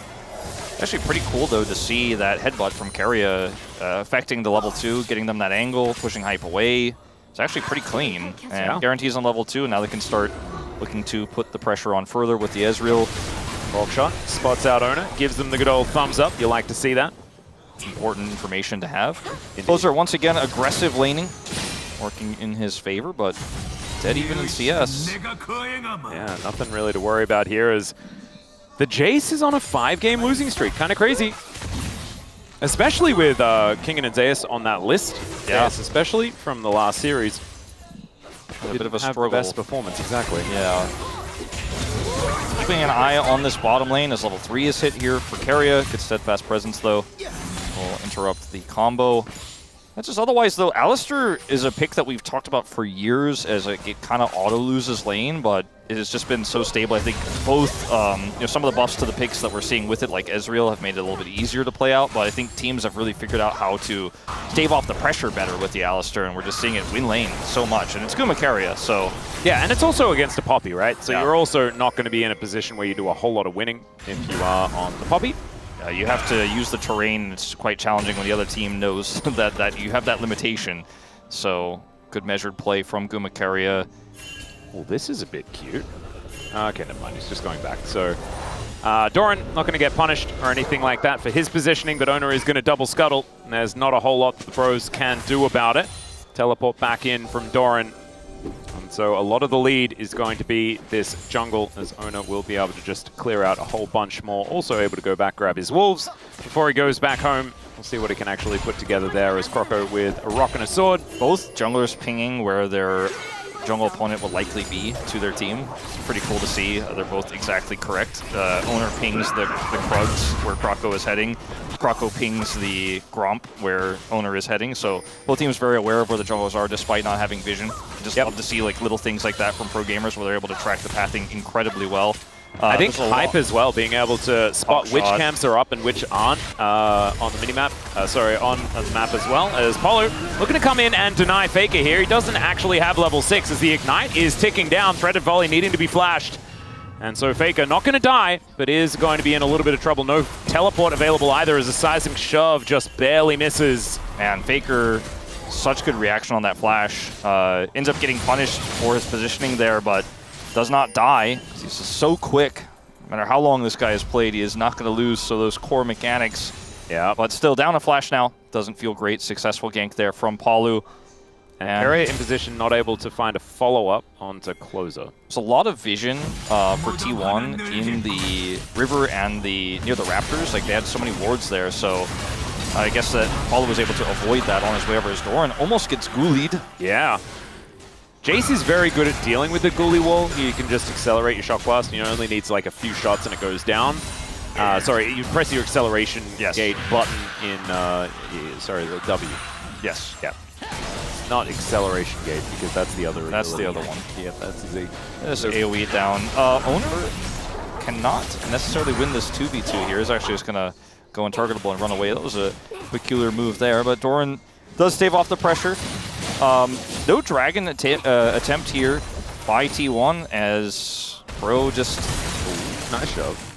For some pressure more. Faker's flash still down. He used his charm. Charm doesn't actually hit onto anything at all, but Owner is moving in here. Threaded volley doing a fair bit of work as Croco just trying to bide his time as now Faker getting on in there, and Croco is in so much trouble. He flashes, he finds the Q, and the monkey will live. The doggos don't find the daggers either, and Closer is now looking to finish off Owner if he can. Carrier comes in, and that is going to be the cow saying no to all these shenanigans. Wow. A lot of animals in the mid lane, but a big win for the Bros. Flash Q from Croco, and Doran's in trouble now. Wait, the flash forward, the ghoulies, the maiden, are they going to be able to get the kill? That little ghoul, it's not going to be enough. Okay, whoa. Okay, the Lord and Savior of the Bros. Not quite able to get a solo kill, but that is definitely a better look for Morgan. Yeah, but it is a Jace out of the lane, and he's going to be able to pick up at least a plate here. Doran is going to miss a ton of experience and gold here on this wave as well. Morgan very happy with the exchange. He knows Doran doesn't have teleport. Would have been happier, of course, if that ended up being a kill. He's picking up a pretty significant lead, and it's really only Guma's Ezreal that has a gold lead right now here for T1 anywhere. As well, once again, solid early is Faker. Where are you at? Oh dear. Rocks are down. Yeah, the rocks go down, and Faker not going to be able to do too much about getting out of the way of this one. It's good charm onto Closer, but I don't think it's going to save him, and it in fact does not. There is yet another kill. Faker 0-2 right now, so we're going to have a look at this mid-tango once again. Yeah, this is a really close fight here as Owner comes over. Faker kites back, right? And then Owner puts a lot of damage onto Croco as Faker is trying to look for the follow-up here, but Closer hits him with that extra Q, and then Croco flashes to take him out. That flash was really critical, and they know Faker, of course, didn't have his from the previous gank. Here it's a Weaver's Wall, and Palu got the full wraparound. I think it's a pretty greedy from Faker here, but also a nice catch, a nice punish by Bro from long range, using the Weaver's Wall for a pretty short distance, but it's enough to trap Faker there and lock him down. So 2 deaths now for the GOAT. A flash immediately comes out as well from Doran as we head back into live. Hype being able to at least grab that cooldown. As here on the top side, we do have a little bit of pressure put on by T1. Hype grabbing this wave is a little bit of a worry, but the Bros feeling very confident, especially with Faker towards this bottom side of the map and showing on vision. And it is going to be grub number 1 going on over to the Bros. Yeah, they got it without Smite, so they still have a Smite for a second one here, so looking very good for a 2 for 3. Yep, Hype moves on in. And the True Shot Barrage getting a fair bit of value. In fact, over all 3 of them is massive, but it is a 2-for-1 trade as far as the grubs are concerned. Doran getting prior there on the top side really warped how that was going to go. Nice avoid here from Keria as well. They took the pressure in the top side, turned into a grub swing there, and the True Shot Barrage was massive. Doran had faster rotation. Hype could not get involved into the thick of things there outside of his ultimate. And so T1 ended up getting a grub there, pushed them away. Doran actually maintained gold parity for a moment with that extra pressure he had in the top side there. Now finds himself behind again as Yorick is by himself, unanswered in the side. Looks like Morgan's going to pick up another plate, but a lot of work done by Doran in that kind of quiet part of the game, but still going to be Morgan in the lead. Oh, and there is a fair bit of damage on towards Faker. Of course, Orbit Deception does a decent job against the ghouls, but Morgan very, very happy on his Yorick. Maybe, like, the Yorick is now the new Renekton. It's like Morgan. Maybe that's, like, the thing. It's just transition. Yeah, you're Renekton. Yeah. I think that champion mastery is something that we, in the LCK, don't always talk about. We talk about what they can't play, but not what they're really good at, and especially when things are a little bit off meta and a little bit niche in terms of what their role is. But Morgan has such mastery and such comfort on the pick that even though we scholastically don't like it, he keeps finding success with it. And I think he might be, like I said before, the best Yorick in the LCK. And once again, showcasing why they draft it for him so often. Something that is a pain point for us casting some of these drafts, but has been a success point for some of Bro's biggest wins. Yeah, it's working out. And Morgan has been a guy that's just found success on something that's like very specifically him. Like even in, what was it, 2021, where they did make that amazing run to Worlds. Like the Camille that he was playing at the time, it wasn't the conventional way that you would play it, right? Like he'd often just figure out a different way to make a champion. Well, he was like first picking it and stuff like that back then. Yeah, he just didn't care. He was just like, no, I'm good at this champion now. It doesn't matter. Yeah. And we were like, and also, I'll lose lane, but it's okay. We'll win. Like we can make team fights work no matter what. Yeah, he just, I don't know. It's the kind of player that he often is. And I mean, he's winning right now against Doran in terms of the extra pressure he got in the bottom lane. He's still up 300 gold, almost killed Doran solo. He's going to grab another plate here. And until it stops working, I'll sing his praises in this one. Ghoulie Wall. It always just makes me a little bit more excited than I have any right to be, but it is still a very fun ability when it does land. Is that turret not quite able to give away another plate? And this is on Bro Vision.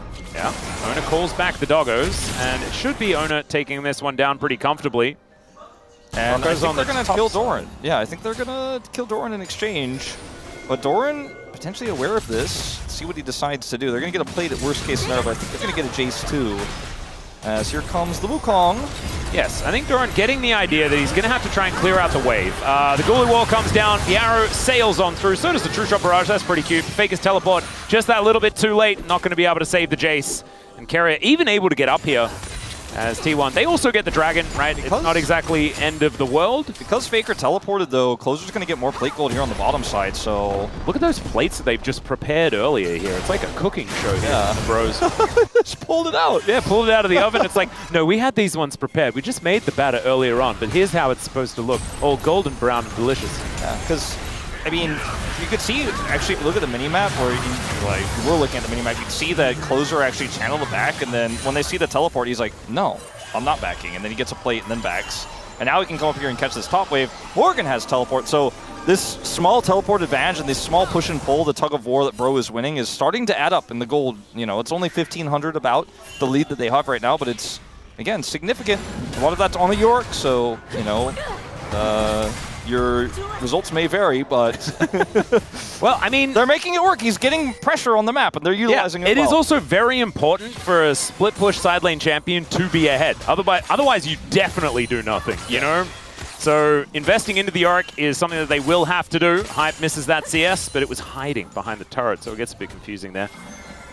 Still, the Bros playing slow, and I think that's totally fine. Yeah. About 1.3k going to be the lead here.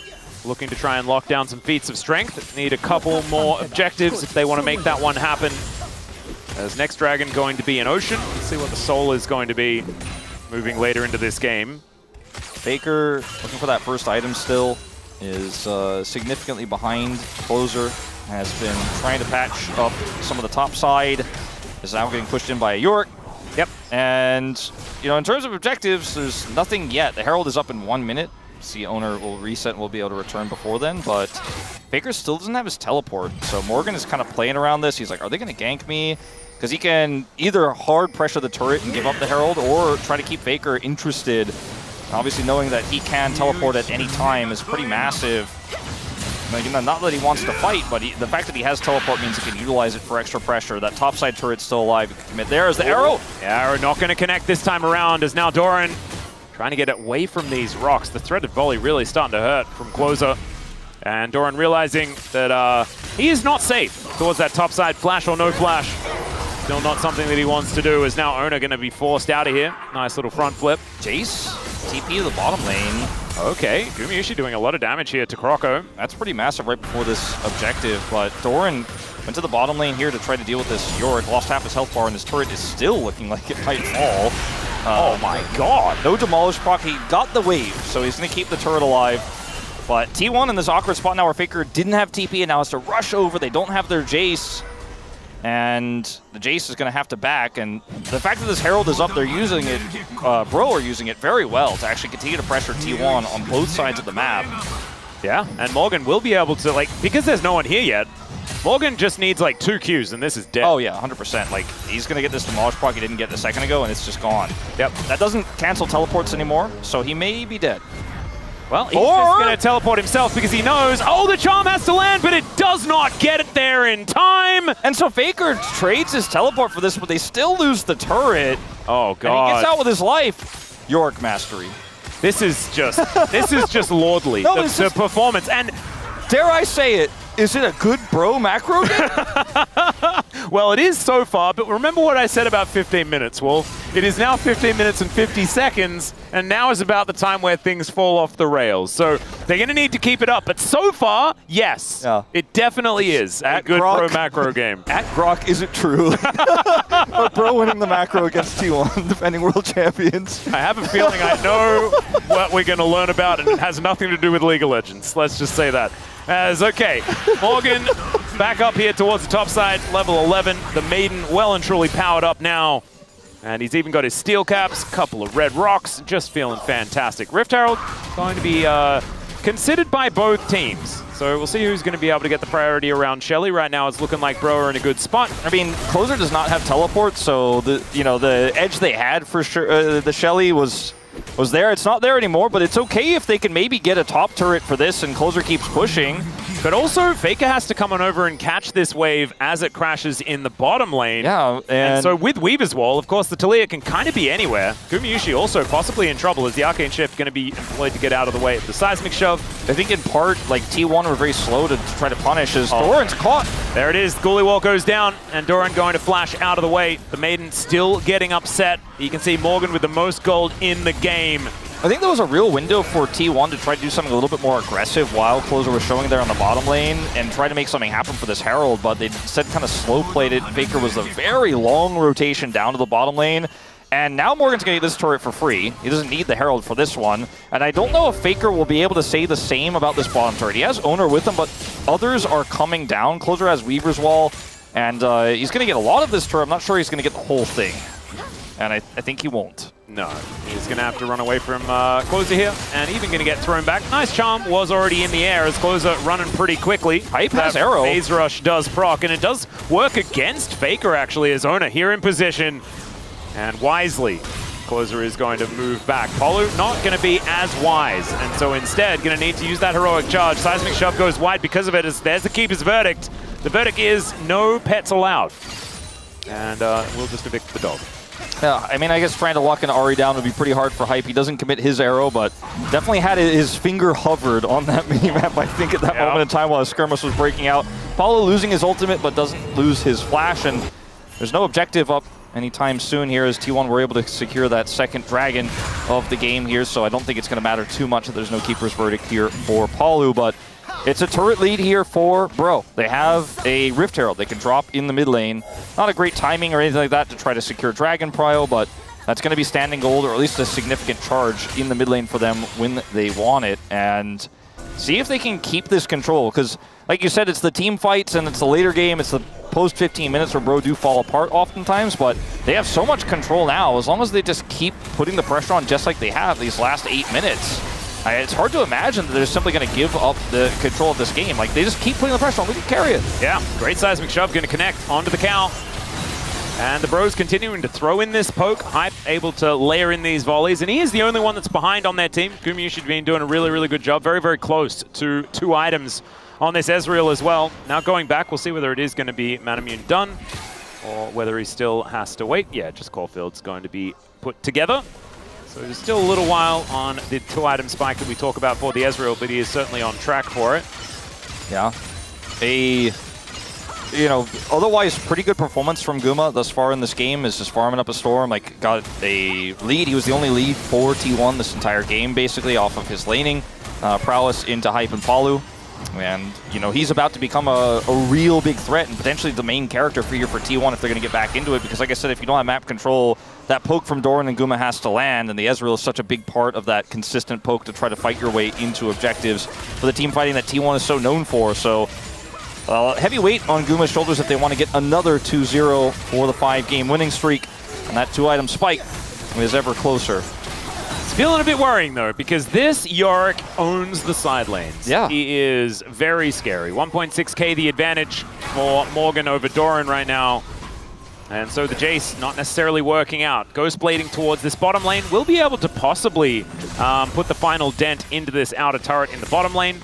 It's going to help T1 out as far as Global Gold is concerned, and they're by no means too far behind as far as that is concerned. It's just looking forward to the rest of this game. That side lane pressure is always going to be there. Yeah, and T1 are not known to be down 2 turrets at 20 minutes, you know? This is a quite unusual situation as Morgan. It's a really long lane, by the way. There's the Morning Mist, and there Bye-bye. is the Ghoulie Wall. Doran is just dead. He didn't even need to shovel him. Solo kill. Yeah, that was, well, it was more of like a 5-person kill because there was like 3 Ghoulies, a Maiden, and a Yorick. Arrow missed. Solo kill. Well, I mean, that's actually what it was. You know, if Hype stole the kill with the arrow, I don't know if we'd feel good or bad about it. I think we'd just have a giggle. Yeah. That's probably where I'd be at. As, yeah, Morgan's like, okay, my minions are better than yours, Morgan. I mean, he's so big. He has Shojins. Yeah, look at kills this. him if he doesn't He's able W. to flip out of there. But now it's Gumayushi's turn. Faker comes in. Great sidestep. I think Morgan is definitely dead, but he's demonstrating that he's pretty scary. Gets a bunch of his health back. He's running around in circles. The Ghoulie Wall is cute. And the Maiden is going to go down. So Maidenless and dead is Morgan, but Arkan is also dead. Yeah, I liked it when he killed Doran. That was the good part. The rest that was the good part. Was kind of cool because they got Arkan. It looked a little bit funny, but so many people have to come to deal with the side lane pressure threat. That is exactly what you want with your side laner. If Doran dies again, then it's 100% worth, as he has to go in because he knows that he's dead. Good flash comes out there, but Closer puts himself in. The Cyclone from Croco is extraordinary, and they just keep the doggo in the sky, and Closer survives. Yeah, untarget all this! Yeah, exactly, as the turret also goes down, as the cannon minion acting as the 6th man on the rift. Oh man, the slow comes through here. Morgan. He's and the arrow just spectating. There was a camera, there's like a GoPro on that arrow, so you get that really cool, like, the camera angle. Yeah, it's like a sports cam. Yeah. Instant replay from like the horizontal view. It was a great flash from Closer. Watch this. Croco said, ah! Yeah, he's like, no. And Paulo said, not my mid laner. And they did the CC, and the dog was flying, and then down. Yep, and now Faker is looking to get a dive onto Closer here. Seismic Shove actually headbutted into. That was so weird. Not my mid laner. Yeah, they are all defending Closer. Saving Private Closer. That's kind of the way here for the bros, I guess. And so many T1 members top side, and guess who's on the bottom side? Split pushing and looking for an inner turret with Demolish procs at the ready. It's my man Morgan. Yep, and now Doran is fighting Croco. I think my money's on Croco if it's a fair 1v1. As Morgan, like this is just gone. The Maiden going to be put back together. Morgan no longer Maidenless as he gets this wave put together once more. I mean, Paulo also standing his ground against Ona. That is a sign of how this game is going. I mean, we're one big team fight away from T1 getting back into this game. Like, I want to make sure that we do recognize that T1 is 5,000 gold down, but they have a really good team fighting composition, and they have some of the pieces coming together. Like, the Muramon is almost done for Doran. Gumas is finished. Faker's on 2 items. I do feel like if one fight goes awry, Bro can lose this game, but it just doesn't look like they're interested in losing this game. They are not letting control of sides at all this game. They're playing so well. Oh my god, how did the Seismic Shove work? Yeah, I don't even know. Oh, 나이스야. 너무 잘했는데? Wow. Nice, you did a really good job back there. And the thing is, like, how Bro are playing and how well they're playing around denying T1's catches, I feel like they're feeling themselves right now. Like, they've reached the penultimate Bro, like, confidence and coordination.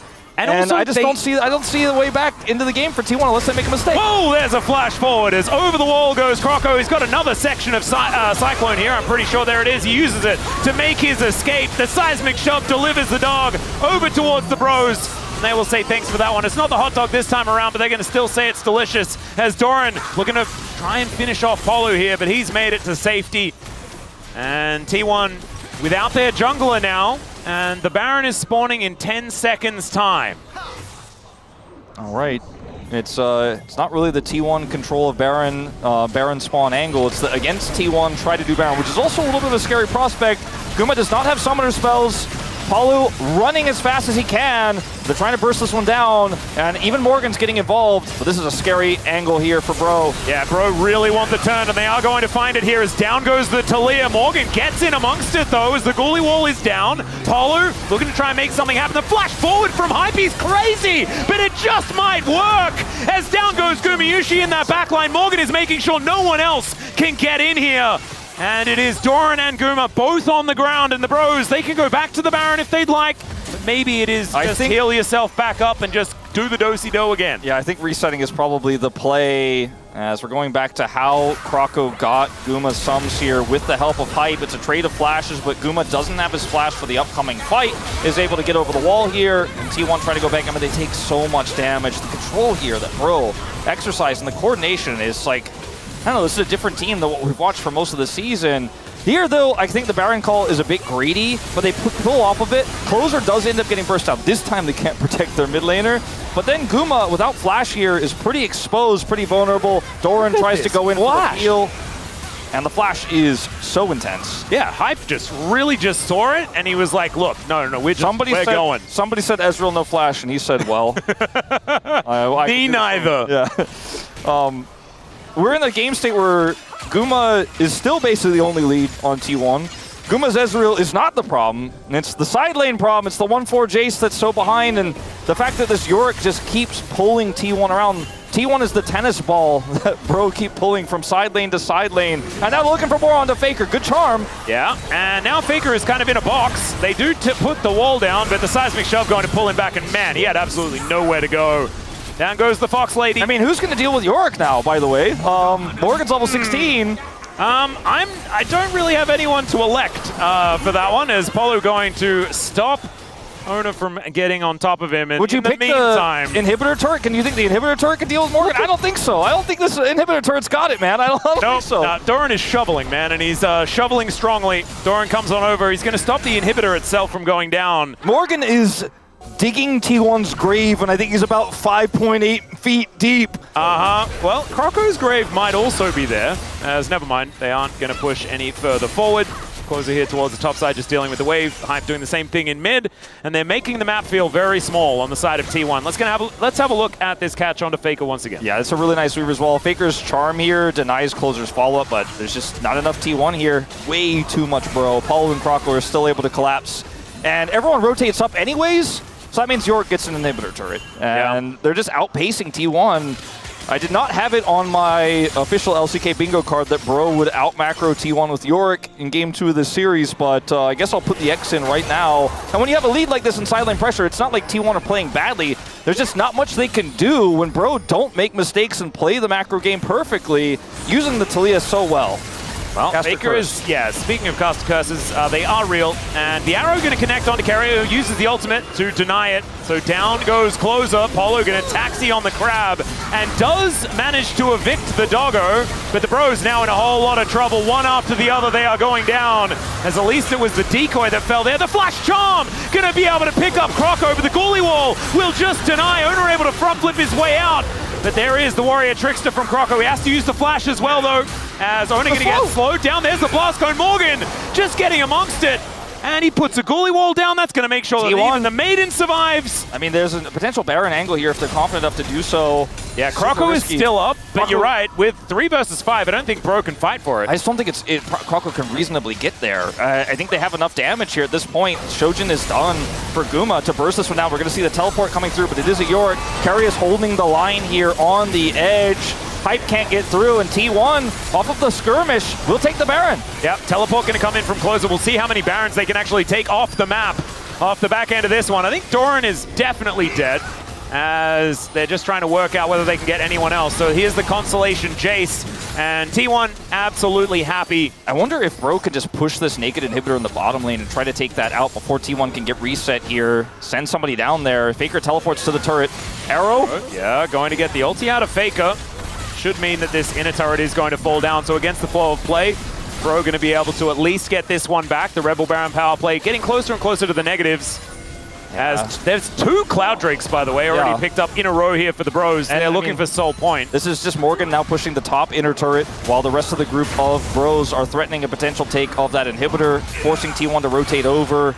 And they do eventually go and deal with that Yorick as it all starts off here. The closer ends up getting caught. If I was talking about how he's been playing this Talia so well inside. It ends up being a really long and extended fight though with some attempted saves here.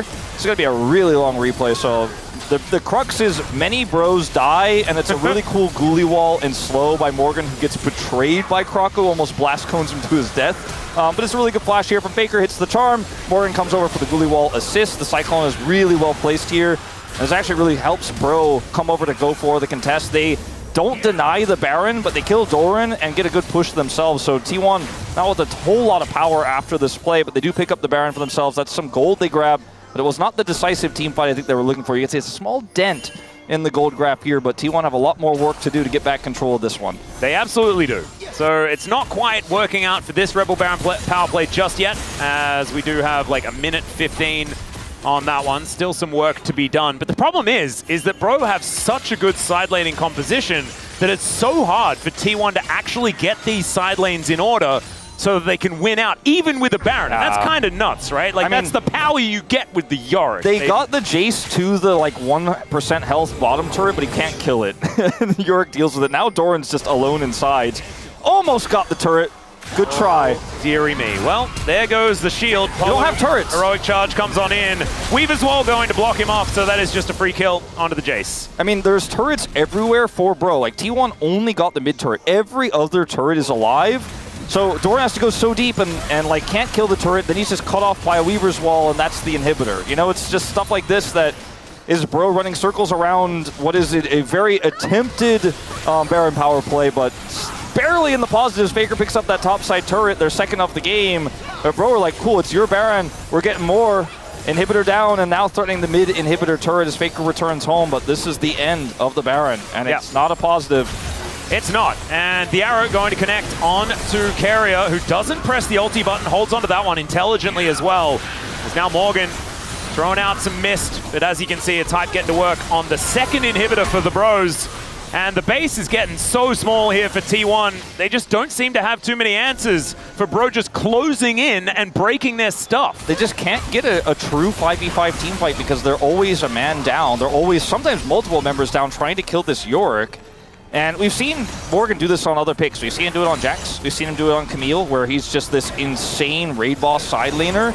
And this is one of those games where you need 2+ people to deal with him. Because if you just send one, then Closer's like, okay, I'll be right there. And he just Weaver's Walls over and kills you. And if you send 2, like, you might still die, actually, because he's so big and has a hull breaker, by the way.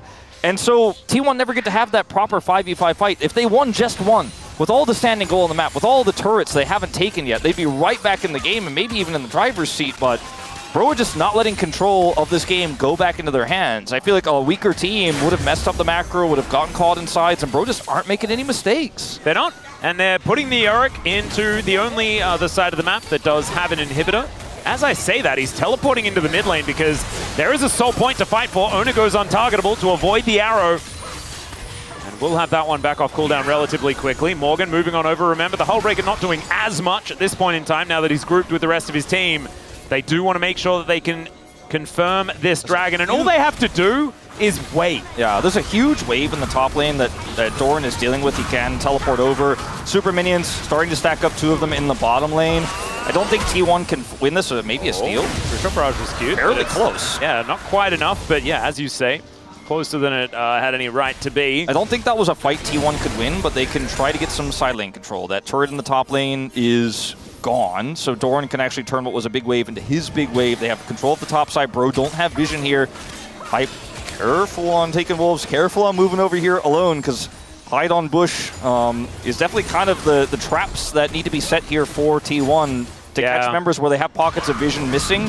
And that was a potential angle there. They are not quite able to catch Bro, though. Bro, don't make that mistake. They're moving really fast on the Rift with your favorite Cloud Drake. Heck yeah, they got 3 of them. 3. If they, like, another 4.5 minutes, and it could be like the Quadra Cloud Soul. Oh, it's my absolute favorite. I told everyone they paid their taxes. I mean, we did check on this. Oh, yeah. Maybe we've had a few extra subscriptions as well, so the Bro Flags are also in there, which is like the best way to pay your Bro tax. Highlight the Bro Flags. The 4-1 here is so insanely strong, and trying to peel off to kill Morgan is just not realistic. And also when you've got 2 inhibitors down, it just makes this play so comfortable. Exactly. The Unbreakable Will onto Carrier there as the Charm will connect as Morgan is making his way over, but I don't think you're winning that 1v1 as the flash forward from Polo is massive. The triple knockup from Croco as well on this Wukong. Gumayusi goes down and Carrier alongside him. And Doran, of course, is dead at the same time. Faker still in this 1v1 as the Blast Cone might save his life. And the popcorn for Dagon is tasting better and better as the bros look to knock down the Nexus and bring us to a Game 3. Oh, what a day for a 6-gamer, Wolf. Oh man, back-to-backs, in fact. And Bro said, you're not getting your revenge against us tonight. They were able to take out T1 last time around, and T1 were on this streak of getting revenge and getting those 2 O's 4 in a row. They were looking for their 5th, but not against Morgan's Yorick, not yet. Oh no. As we are going to a 3rd and final game, and T1, they just could not deal with the side lane pressure. And I better not see any fingers being pointed at Guma's Ezreal because he was not the issue. They got pushed out in sides and there was just no recourse. And Doran on this Jace from as behind as he wasn't going to be able to get it done alone. And the fact that they had a Talia to play through that side lane meant Closer always had so much agency. Morgan, nearly top damage in the game, but that honor will go to Gumayusi. But at the end of the day, this is just a lot of global power. Hype's vision, the knock shots, the arrows, the fact that they could control objectives with keep resorting. This was a masterclass of draft. Was worried about what it was going to mean when we saw the Yorick lock-in, but I said too, take the nameplates away. I like Bro's draft. Yeah, basically, Yorick was Dompe from Ocarina of Time, and they played that race game, and T1 unfortunately could not keep up. Hate that game.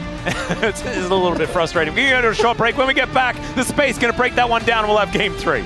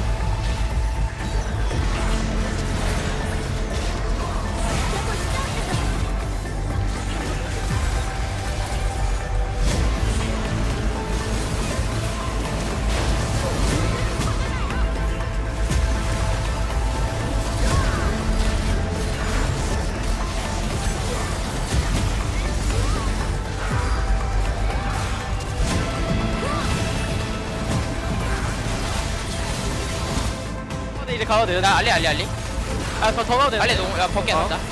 야 알리 보자 이거. 볼게. 그만 볼게. 나 알리 볼게. 야 이제. 이제 봐. 이제 봐줘. 야 이제 노비전. 잡았어. 레이트 잡았어? 나 미드라인. 미드로 가자. 애쉬가 들어왔는데. 자 끝나겠다. 끝내볼래? 가. 끝나 얘들아. 나이스. 나 방금 아리 책 끄는 거 멋있다. 나이스. 한판 잘해. 야 동대 잘 봤다 이거. 동대 나이스. 야 캐리 좀 됐다. 네. 계속 천천히 하면 이길 것 같아.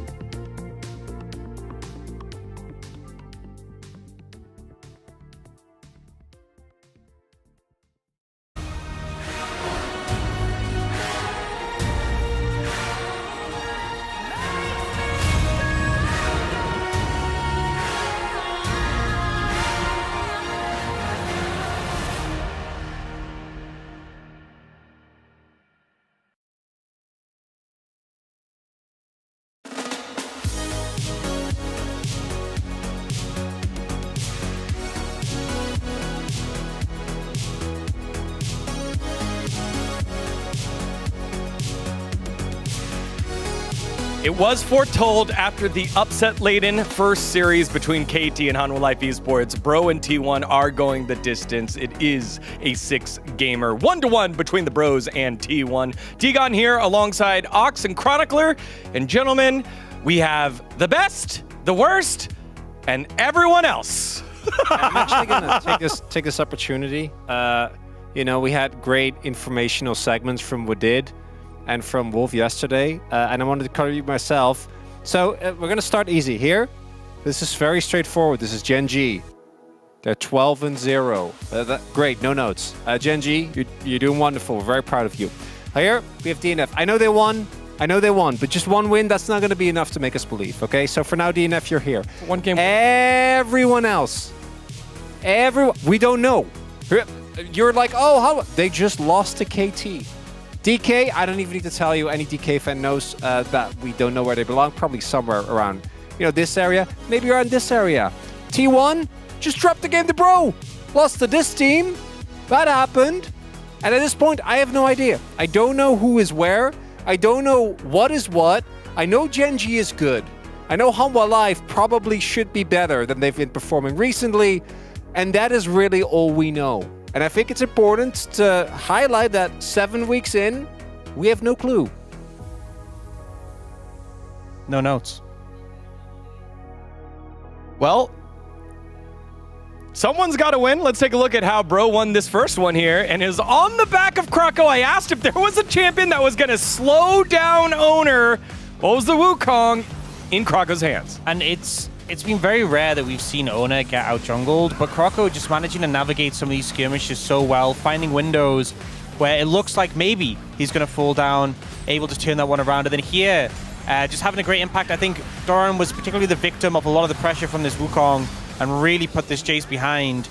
But just again and again in fights, you had so much value on this pick. I think this one in particular, blocking Owner's engage, just crazy, the value gets from the Cyclone. It's so insane, right? Actually, not only setting up or actually finishing up on the gank set up by Closer, but then also managing to keep Closer safe. I had, obviously, in 2022, leader of the Croco fan club, which was disbanded after 2023 DRX, which was a very tough time. And I didn't think that he was going to bounce back. I still think it's very hit or miss, right? I think in game number 1, it's kind of similar to what we've seen with a lot of players on teams that before we would call, West Side, East Side, but at this point, none of that matters anymore. But I do think in this game in particular, we did really see kind of that explosive that he was known for. And it also, again, highlighted the reliance of T1 on Owner, which is something that can't be overstated, because if Owner isn't having a good game, I feel like so many of the other holes in T1's armor are just very apparent. And I think that Owner is the one that kind of patches all that up, but as soon as he gets out jungle, things look rough. Yeah, we praised very well, and rightfully so, Dorn in game 1. Dorn in game 2, into this Yorick Jace matchup, not the case here, and then, oh boy. This was a little bit rough. I honestly think, despite the fact there was a big kill advantage, it was still maybe playable. This was kind of the straw that broke the camel's back. Guma, with Arcane Shift, with Flash, gets caught by this arrow, and even though he does survive this CC onto him, ends up going down a little bit after to Wukong. And I don't want to put too much blame on him. This is kind of the last misplay from a series of misplays, but it kind of shows the weight that is put on some of the players on T1 when, members are underperforming, someone had to stand up, and unfortunately it was just too much for them to manage. And if you give him the benefit of the doubt, there was, Doran was there with Edge of Night. So I imagine the call must have been, Doran can catch it with the spell shield, but it's Arcane Shift. If it was Flash, I think it's fine, but on Ezreal in particular, you just need to Arcane Shift that. Like, even if Doran does catch it, why would you waste the spell shield, right? And for T1, again, we need to make sure that Owner is set up for success very early on. This man has been performing like the best jungler in the LCK, particularly after what we've seen of Peanut. Canyon, judging him is a lot harder because of the way that Gen G plays and really centers around him farming a lot early on and relying on their laners, but this man is making it happen for the team. I mean, we saw what happened earlier with KT, where they try to stabilize some of the points that were underperforming and put real emphasis on Cuz. You can do that with T1. I think if you look at the performance over the course of round 1 and 2, so far Owner has been the strongest jungler. Despite the fact that T1 are the third place team, which is kind of crazy to say, you should really set them up for success. I think that should be a key point going into every game. You think, hey, how can Ona take over this game? How can we facilitate that? If you think you can't get a favorable matchup for maybe one of your lanes, then just put them on something safe so Ona can try and take over and really have the support from his team. Yeah, a huge emphasis going to be onto the jungle pool as we move to a very important game number 3. A lot of the teams in the eastern side of the standings found their wins. Will the Bros be able to keep up, and will T1 be able to solidify their position? Or is it going to be another crazy game here? Let's find out as we send it back on over to the casters for game number 3. Thank you so much, gentlemen, for the breakdown of the Bro victory. And here we are, game number 6. Can we make it? 6 game, 6 game, and then 6 game, 6 game, 6 game for the maximum games in a week. I hope so. Do you know what we're asking? We're asking DNF to take a game off Gen G. If that can happen, then anything can happen. And in fact, you know, the Bros have won this series before. We thought the T1 back on track, but maybe the Bros just have had their number throughout this whole season. Would also have to take a game off Hanwha as well for that to happen this week. DNF have a really rough week. It's a really rough week. Oh, no. I think that a lot of Bros' really good tools have been exhausted, though. You know, they ended up committing the Yorick here. Oh, yeah. They don't have closers Talia anymore. I feel like that's been his best champion. Uh-huh. Tell me more, Wolf. Tell me more. I'm thinking... That's mainly it, you know? Those are the big ones. Maybe Morgan's going to try to play Ornn or something. I don't know. I've seen an emote in my game. In fact, I see it every single time I load into anything. Renekton? And that is a Renekton with some shaky hands, baby. So maybe the Crocodile is going to come out. You and I were talking about, he's not playing Sion, which was what we expected this week banned again. But you and I were talking backstage about how we were like, maybe he's feeling himself, like the confidence he showed in game 2. Maybe he will pull it out. Maybe he'll pull out the Camille. Yeah. That's what I'd like to see. There's a few of those. We'll see whether Doran goes back to something more like tanky, like it could be on priority. Skyrocketing here, especially with the Rumble being banned away. No Yorick, no Ambessa, no Talia's Jace, gone, no Gwen. so Faker's like, this is my moment to play Azir, and I will take it. So that's not a surprise. No Victor, no Talia, no Ahri. So Closer. Does Closer just play a Kali? Aurora? Aurora could be an option. I feel like he's super confident on the Aurora. They could go Aurora Nocturne here. Feels pretty good. Or Galio Camille. No, he's pulling the Lucian out early. Wow, that is very early. I mean, a lot of 80 carries have been taken away. The Varus is gone.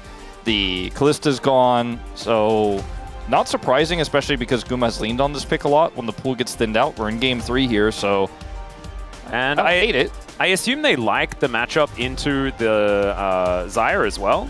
As Nami? They even lock in the Nami. Now, we have seen this this season 0% already. win rate! But, like, yeah, she hasn't been working. Yeah, they changed how her abilities work, and Lucian's gotten nerfed a few times, and it's not quite the same power level. I actually kind of like the Emilio more, to be honest, but Guma's just like, well, if you're going to raise the prio on that, I'll raise the prio on Xayah, Rakan, and we'll take those away. So I think Closer probably grabs a mid laner here, and we'll see jungle pools thinned out after that. I feel like it's a good Aurora angle. Yeah, I think it's a fine Aurora angle. I think that every other angle is doomed out of its mind. Why are we picking Trundle here? Why question. not? Because you could wait and see if it's like a Sejuani and then pick it later, or... Yeah, I'm not sure. Well, also 0% win rate. Bros are going to change history tonight, Atlas. Exactly. It's all about turning around the win rates. But I'm looking at this and I'm thinking that T1 have hit a home run, and okay, bro, we're in the parking lot, and they're not even playing the same game. It's looking a little bit rough here. You can understand the pick away of the Lucian. I don't know whether you necessarily then need to fully index into the old Lucian Nami that doesn't work necessarily. Yeah, like quite as well. what's the priority on these 2 picks that I think T1 were not really thinking about at all, or that you could have gotten other picks for and then save these for later? And also, like, the Rakan doesn't have to worry about Poppy or Talia based on the last game either. Like, it's a very comfortable Rakan angle. Yeah, I feel like this was a big miss for me. But we'll see what they finish the draft with before we fully judge, but... Yeah, I mean, Bros often have things up their sleeve. Yeah, I've been critical of some drafts that I didn't like that did end up winning, with the enemy team Nexus exploding today. Yep. So this could be another one of those scenarios as Nara is taken away. It's a very good and safe one here. as we still don't know what that top side is going to look like just yet. I don't think it'll be Trundle top, I can tell you that. It could be. It depends. We might have that law matchup, right? Like if they lock in Darius, we might be able to actually get that 6 cinematic, the Noxus cinematic, with the Trundle versus Darius. We don't get the Renekton, so it's not going to be Renekton. It's not going to be Renekton. Zoe just locked Zoe. in. Closer, this was one of his best picks. What year is it? This is one of his best picks when he was playing behind Faker in that year, 2021, where Zoe was meta. We saw Faker play it. We saw BDD play it to great success. Even Chovy every now and then. Sejuani is going to get locked in, it looks like here. No, that would be ridiculous, wouldn't it? I mean, it wouldn't be very good. Yeah, because like the Frost Armor helps the Subjugate, which makes like Trundle unkillable. They're not going to lock that one in. Jax is going to be taken away here by Doran. Great team fighting Jax player. And now Owner is considering a Nidalee. Also considering Zed. I would prefer the Nidalee. Canyon had some struggles on the Zed, even though he did pick up the W. He did. Technically. It didn't feel like he did last time that was played. Talon. Talon is... What year is it? No, oh, God. He knows Sejuani isn't a great pick here, but he's like, it's the only pick that really works with our draft. Never mind, it's Talon. It's Talon. Well, I love that they actually hover the Sejuani first and then lock in the Talon. And then we get the insta-lock Shen. Oh, God. Top lane. You know, I've actually been I've been watching this guy. I've forgotten his name, and I really should be able to credit him, but I've been watching a bunch of, like, Shen videos on YouTube. You know what? Like full games of Shen. And Shen, when he gets going, is absurdly good. You know what? I guess you guys were right all along. Fearless is pretty cool. I guess like the 1 out of 80 games we'll get the crazy one. Of these two teams, I feel like are pretty well known to have pretty succinct champion pools. I think we can all agree that both T1 and Bro kind of keep their champions close to the chest. Yeah, they both got a wind of that and banned a lot of these picks out, and it got a little bit weird. Priority got a little bit strange in this one. But it's been a while since I've seen Shen in the top lane, but it does offer a lot of global presence for a team that's already been playing really well through side lanes. So I'm excited to see how this one is going to eventuate. The Trundle is not going to be playing into Sejuani, but I'm not 100% sure how this is going to work out with the Talon pick, especially with the Shen shield that's going to be able to come through. But otherwise, a pretty squishy draft here for Bro.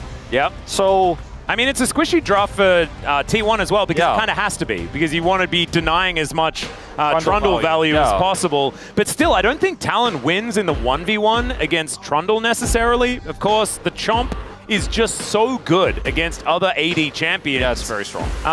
If, however, Owner runs away in the matchup, it will be a big old problem. Traditional Trundle there as well. I see you, Croco. That's what we like to see. Let's get into game number 3, T1 versus Bro. 소환사의 협곡에 오신 것을 환영합니다.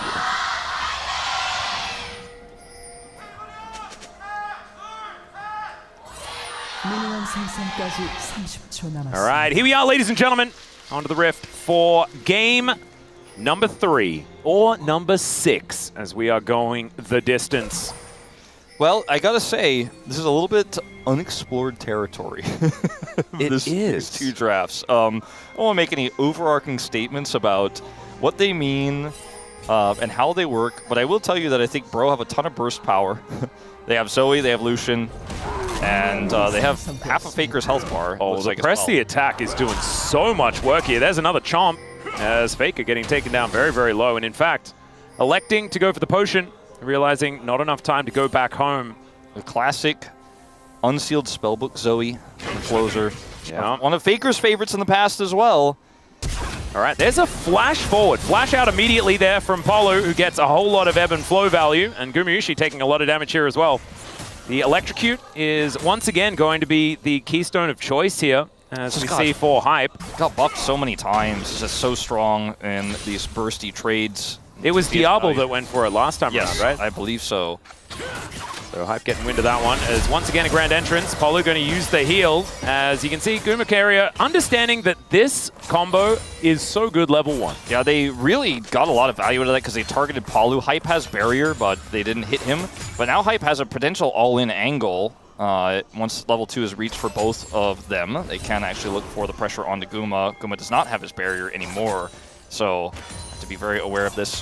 Keria and Guma will hit level 2 first, though, so maintaining that tempo is very important.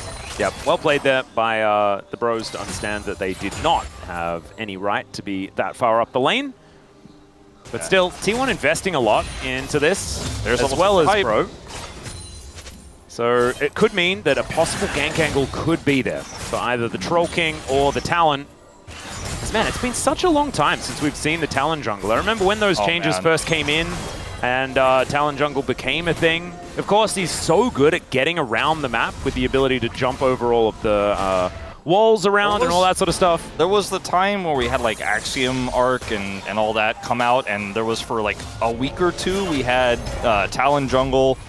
So that's not what he had in mind. No, it was supposed to be the let's go home together type. I was like, no, it's chill. It's whatever. I'll be here when you get back. Yep. But yeah, we had like the Talon jungle. We had Kiana mid for a little bit. And then we very quickly realized in the LCK that assassins are just not it. Like kind of like how Canyon realized that a few days ago. Oh my god, Doran's gone back in. Has relatively low health, as Morgan's sword angle is not looking too bad. As he was the last one. He was the last one to play it against Rascal. That's a tough matchup, especially in 2021. My god. Yeah, that was genuine. As all right, pulls over the sword, gets it empowered, but of course, as Jax, you're able to press the Counter-Strike button. Of course, the empowered Q, like auto attacks, are so important for Shen in this matchup that you can really use the Counter-Strike pretty effectively. Yeah. So Faker did take that really unfortunate. Yes, it's been a long time since we've seen all of these. We saw the Talon, and then like it was Bulldog who last played this against Chovy, which was 2 years ago actually, Bulldog's debut year. Here comes Croco. Yeah, he's walking over Vision, but of course Keria wanting to use his grand exit in order to make this one work. The Pillar of Filth goes down, and now Gumayusi on the other side of the rift. Let's see whether this Feather recall is going to work out. It's Croco that eats all of them. The ebb and flow doing so much work. And there's one more auto, and that is going to do it. Chef's kiss there for Hype as he picks up first blood.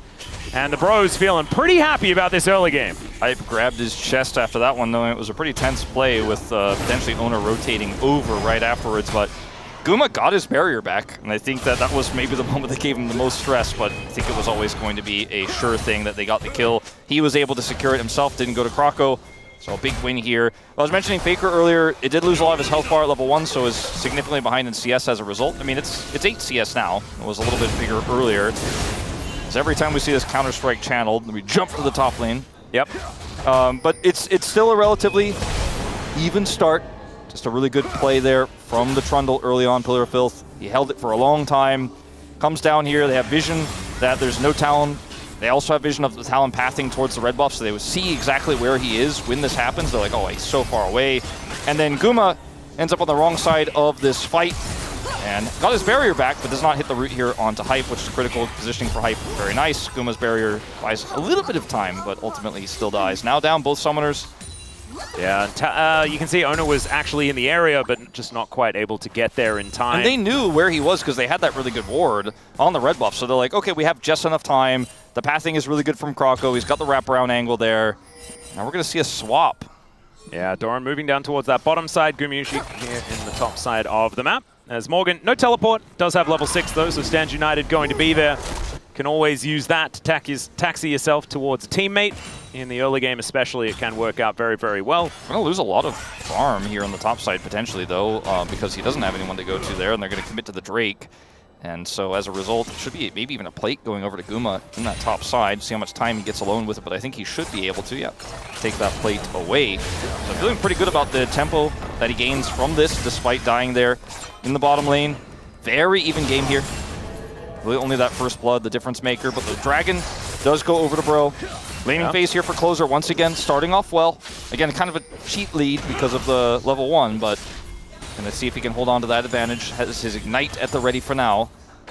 Looking forward to seeing what Morgan's going to do with the build. Like whether it is just going to be the full tank Shen I'm not sure. that has been pretty popular, or whether you go for the more bruiser style. You can actually play Shen as kind of a side laner in a lot of ways. Of course, Stand United does really help you. Works kind of like GP, right? You can just always help no matter what.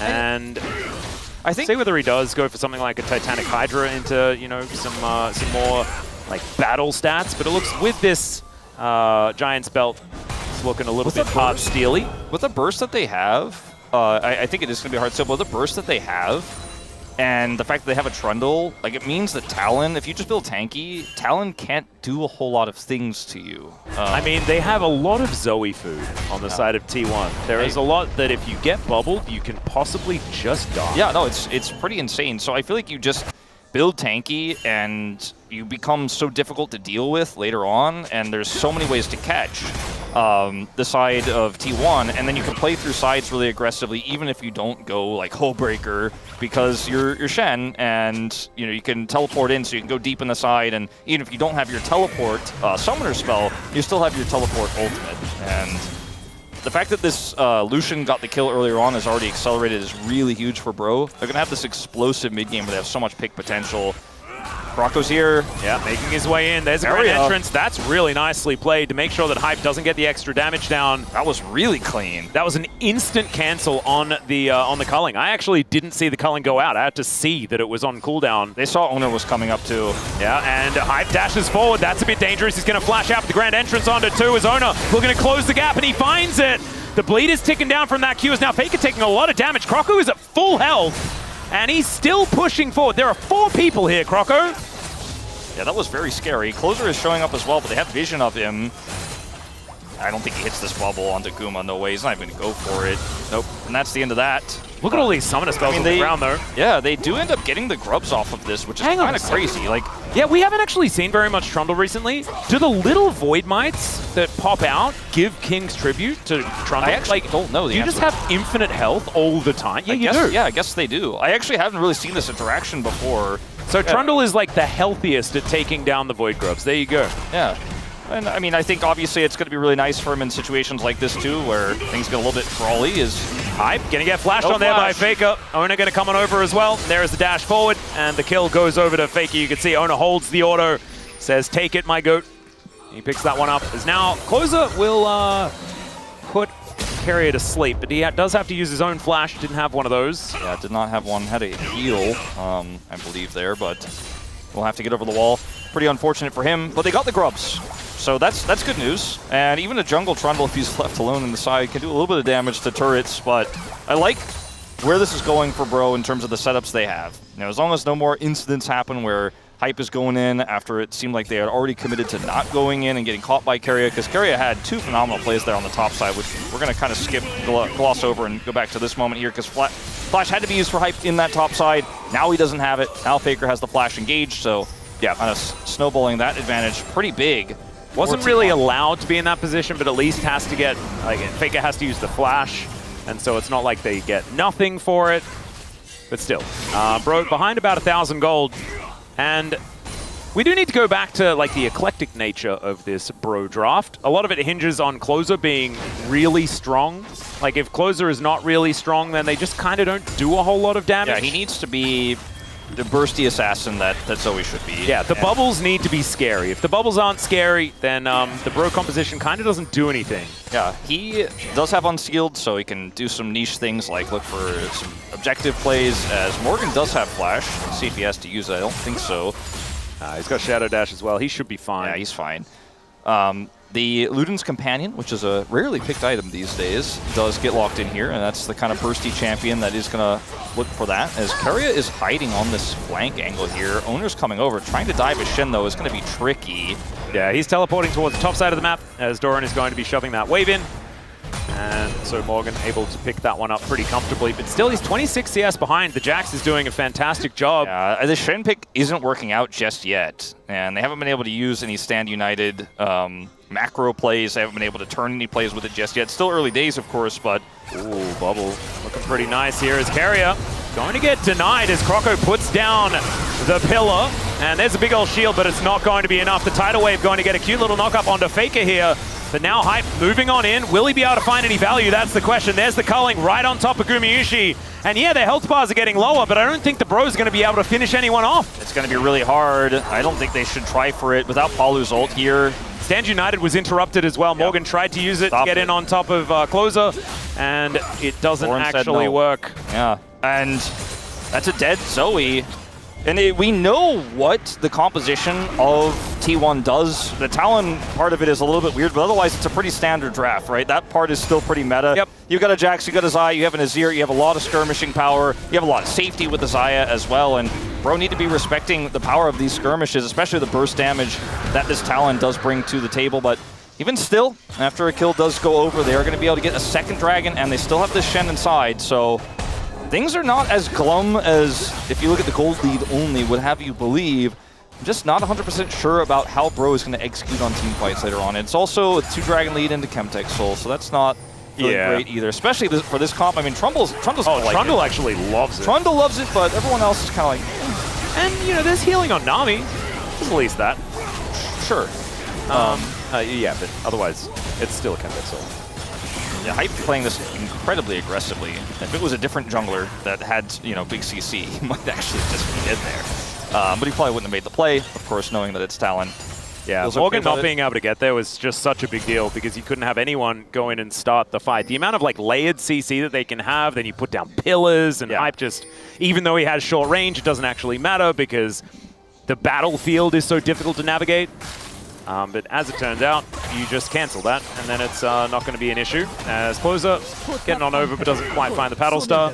Not quite. Close to it, though. Don't think it would have killed, but would have felt nice to collect some extra damage. Carrier's going to back anyways. Yep, you can see the gold, like, it's barely different between these two squads. But as you said, very standard draft coming out from T1. Carrier is on his Rakan. Like, there are so many things that make this look so difficult for Bro to figure out. But they have a strange draft. They might be able to catch T1 unawares. Yeah, the thing is, I think that Faker is very aware of how to play around Zoe. He's played a ton of Zoe games himself. You consider Doran's Jax has been at times quite legendary. And he is winning the lane. This time around, he is Morgan's boss. Morgan was the boss of him in game 2, but very different reality we're living in right now. And the Shen doesn't look like it's necessarily ever going to come online if it doesn't get some attention soon. And it's very difficult to gank a Jax as Trundle because he just kind of leap strikes away and says, nice try. You're going to need a lot more resources than that. The good news is that they got all 3 grubs, so the Jax doesn't have that extra side lane pressure. That feels nice. Yeah, and also it means the Shen has a bit of side laning power, which is kind of nice. Heartsteel now done. See how much brawling he can get done in that top lane as well. Yeah. Right now he is moving down towards the bottom side. Top players kind of do stack that. Yeah, exactly. It's a little bit better than some of the sad jungle performances we've seen as far as Heartsteel stacks are concerned. Not quite ARAM, but definitely better than being a jungler. As now Hype set up alongside Gumayusi here, but Owner and Carrier waiting in the wing. Deep vision that T1 have all over the map. Like, there's no flank angle they won't be aware of. And, you know, Zoe, if she's missing in the side, it's really important to have some deep vision like that because you want to know if Closer's going to pop out of a brush, sleep you, and kill you. And I'm been able to track him pretty well so far. Just love to see the vision game here from T1. Oh, Closer actually picks up a heal. That was pretty cute, but the Trouble Bubble not going to quite connect. As Gumayusi continuing to just keep things shoved up. Closer picking things up from the ground. Owner now possibly out of position as he dives onto Croco. Croco going to get a big old shield as the bubble is decent. There's a knock-up from Polo as well, but only lands onto Gumayusi as now the culling from Hype zones them really nicely. Doran able to get himself out of there with the leap strike, but the Trouble Bubble is going to come through. Closer, can he find the paddle star? The answer is not quite enough damage as Hype wanting to get it done, but the counter-strike was so good, still he just flashes in. That's the way to get it done. They'll take down the Jax, and in the meantime, Morgan is in the side lane. I think he gave a good old shield to the Jax, and not too much more than that. Sorry, a shield to his team, not much more than that. Not really trying to do anything big on this play, but...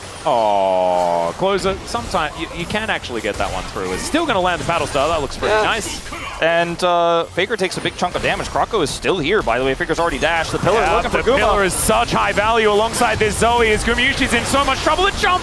And it's going to be Croco that takes him down. Still, the bubble connects onto Carrier. And it's a 1-for-1 trade. Closer picks up a flash, and he may need it. But the Trouble Bubble going to come through. There, the flash comes forward, and Hype's going to look for another one. Doran is respawned and come back in, and we'll just eliminate the rest of the bros. And in the meantime, Morgan in the bottom lane. So like I said, a little uncharted territory with this one. Yeah, a little bit of that. A little bit of that. Do you know what the result is as far as gold? The gold swing, if you will? Yeah, it's 0. Yeah, none. So this fight here from T1 is a little bit greedy, I feel, considering the power of this skirmishing composition on the side of Bro. They obviously have the Nami ult as well. Owner gets chunked down super low. And Bro keep chasing her. They went for the pillar on the Doran, which I don't necessarily agree with because he is Jax and can just jump over the wall. If they had saved it, maybe they actually end up getting Guma here. They're able to chase down and take out Doran. Anyways, really nice play there from Hype. Keria gets pushed away. And then we go into the mid lane where Faker has shown up and they want to go for more here. They look for Guma. And then they chase super deep because Guma still has... Crocker just flashing in. Yeah. Ends up being almost a kill back here on the closer as well, and then he's like, nah, we Keria with the block on the Paddle Star was so heroic, even if it didn't necessarily change anything. They got the TP out of Doran, Faker TP'd, Morgan has recently TP'd, but didn't TP into the fight in that moment, and we continue the juggle. We're back to, it feels like a solo queue game here. Yeah, it feels pretty wacky, actually. Doran, I think he's fine. I don't think they can collapse on him. The control of this Banana Brush is pretty huge for T1. Chemtech Dragon is up and available. Guma has his ult, even though he doesn't have Summers. I feel like this is just T1's prize, and bro, we're going to trade it for a Rift Herald. Yeah, that looks to be the option. I was trying to figure it out. I looked at the top of the screen. I'm like, oh, it's only 18.5 minutes into this game. It's so fun to watch. Oh, hold that thought. Oh, nice little electrocute proc there from Hype. It's so fun to watch comps that teams very clearly have full mastery on. We're like, okay, 100% we know how to set up on this Dragon. And then watching this, where you're like, do we go Dragon? Do we go Herald? Better just call randomly, I don't know. Well, in they go. There's a big old tidal wave. This is crazy. Polo is going to explode, but look at these health bars on T1. If Closer finds anyone with a bubble, it's going to be disaster, as he doesn't, so it's not. It's fine. That was Bro hesitating to go for a contest on the Dragon, committing to going to Herald, but then deciding to commit to not doing Herald, and then Hype looking for some damage there, and then they end up losing Palu in the end for the play. So T1 do end up getting the Dragon. They deny the Herald. They maintain a 2,000 gold lead here. To go back to it, like they all backed away to the Herald and then hung around in this choke point and tried to defend the turret, even though there wasn't, like the turret's pretty healthy, there wasn't a huge wave here. And then Paul is the one who gets collapsed on. Hype is able to escape, but then, as you mentioned, the bubble does not connect. Would have been a kill onto probably anyone they caught, but Keria was the lowest health target that he was probably looking to hit there, because he was also in a vulnerable spot, didn't have flash. But he doesn't hit it, and we reset. It's a 6-5 kill game here that feels like it's T1's control, but who knows? Yeah, I don't get wild. Not me, Wolf. Not me. I'm not the one that knows. I think T1 has better scaling. I'll say that I think that's pretty confidently how I feel. I feel like also T1's draft is more sensible. And it also just, we know what it does, and it's kind of doing it. Yeah, and I think we know what Bros does because like this existed in like 2019, but I don't know whether it does it now. Yeah, it doesn't seem like it's doing it right now. As they try to collapse on the Faker, and he just dashes away, doesn't have to flash, doesn't care about anything. This Jax is 1,000 gold ahead, and we talked about how Shin can sometimes side lane and sometimes get Heartsteel sacks. He doesn't have any of those, and he's not interacting with Doran, who has control of the side right now. Even though he doesn't have grubs, he's still Jax. The Azir is a side lane threat and does consistent damage. The Zoe is more burst focused. The Lucian is more burst focused. And it's a late game Xayah that has her summoners back up.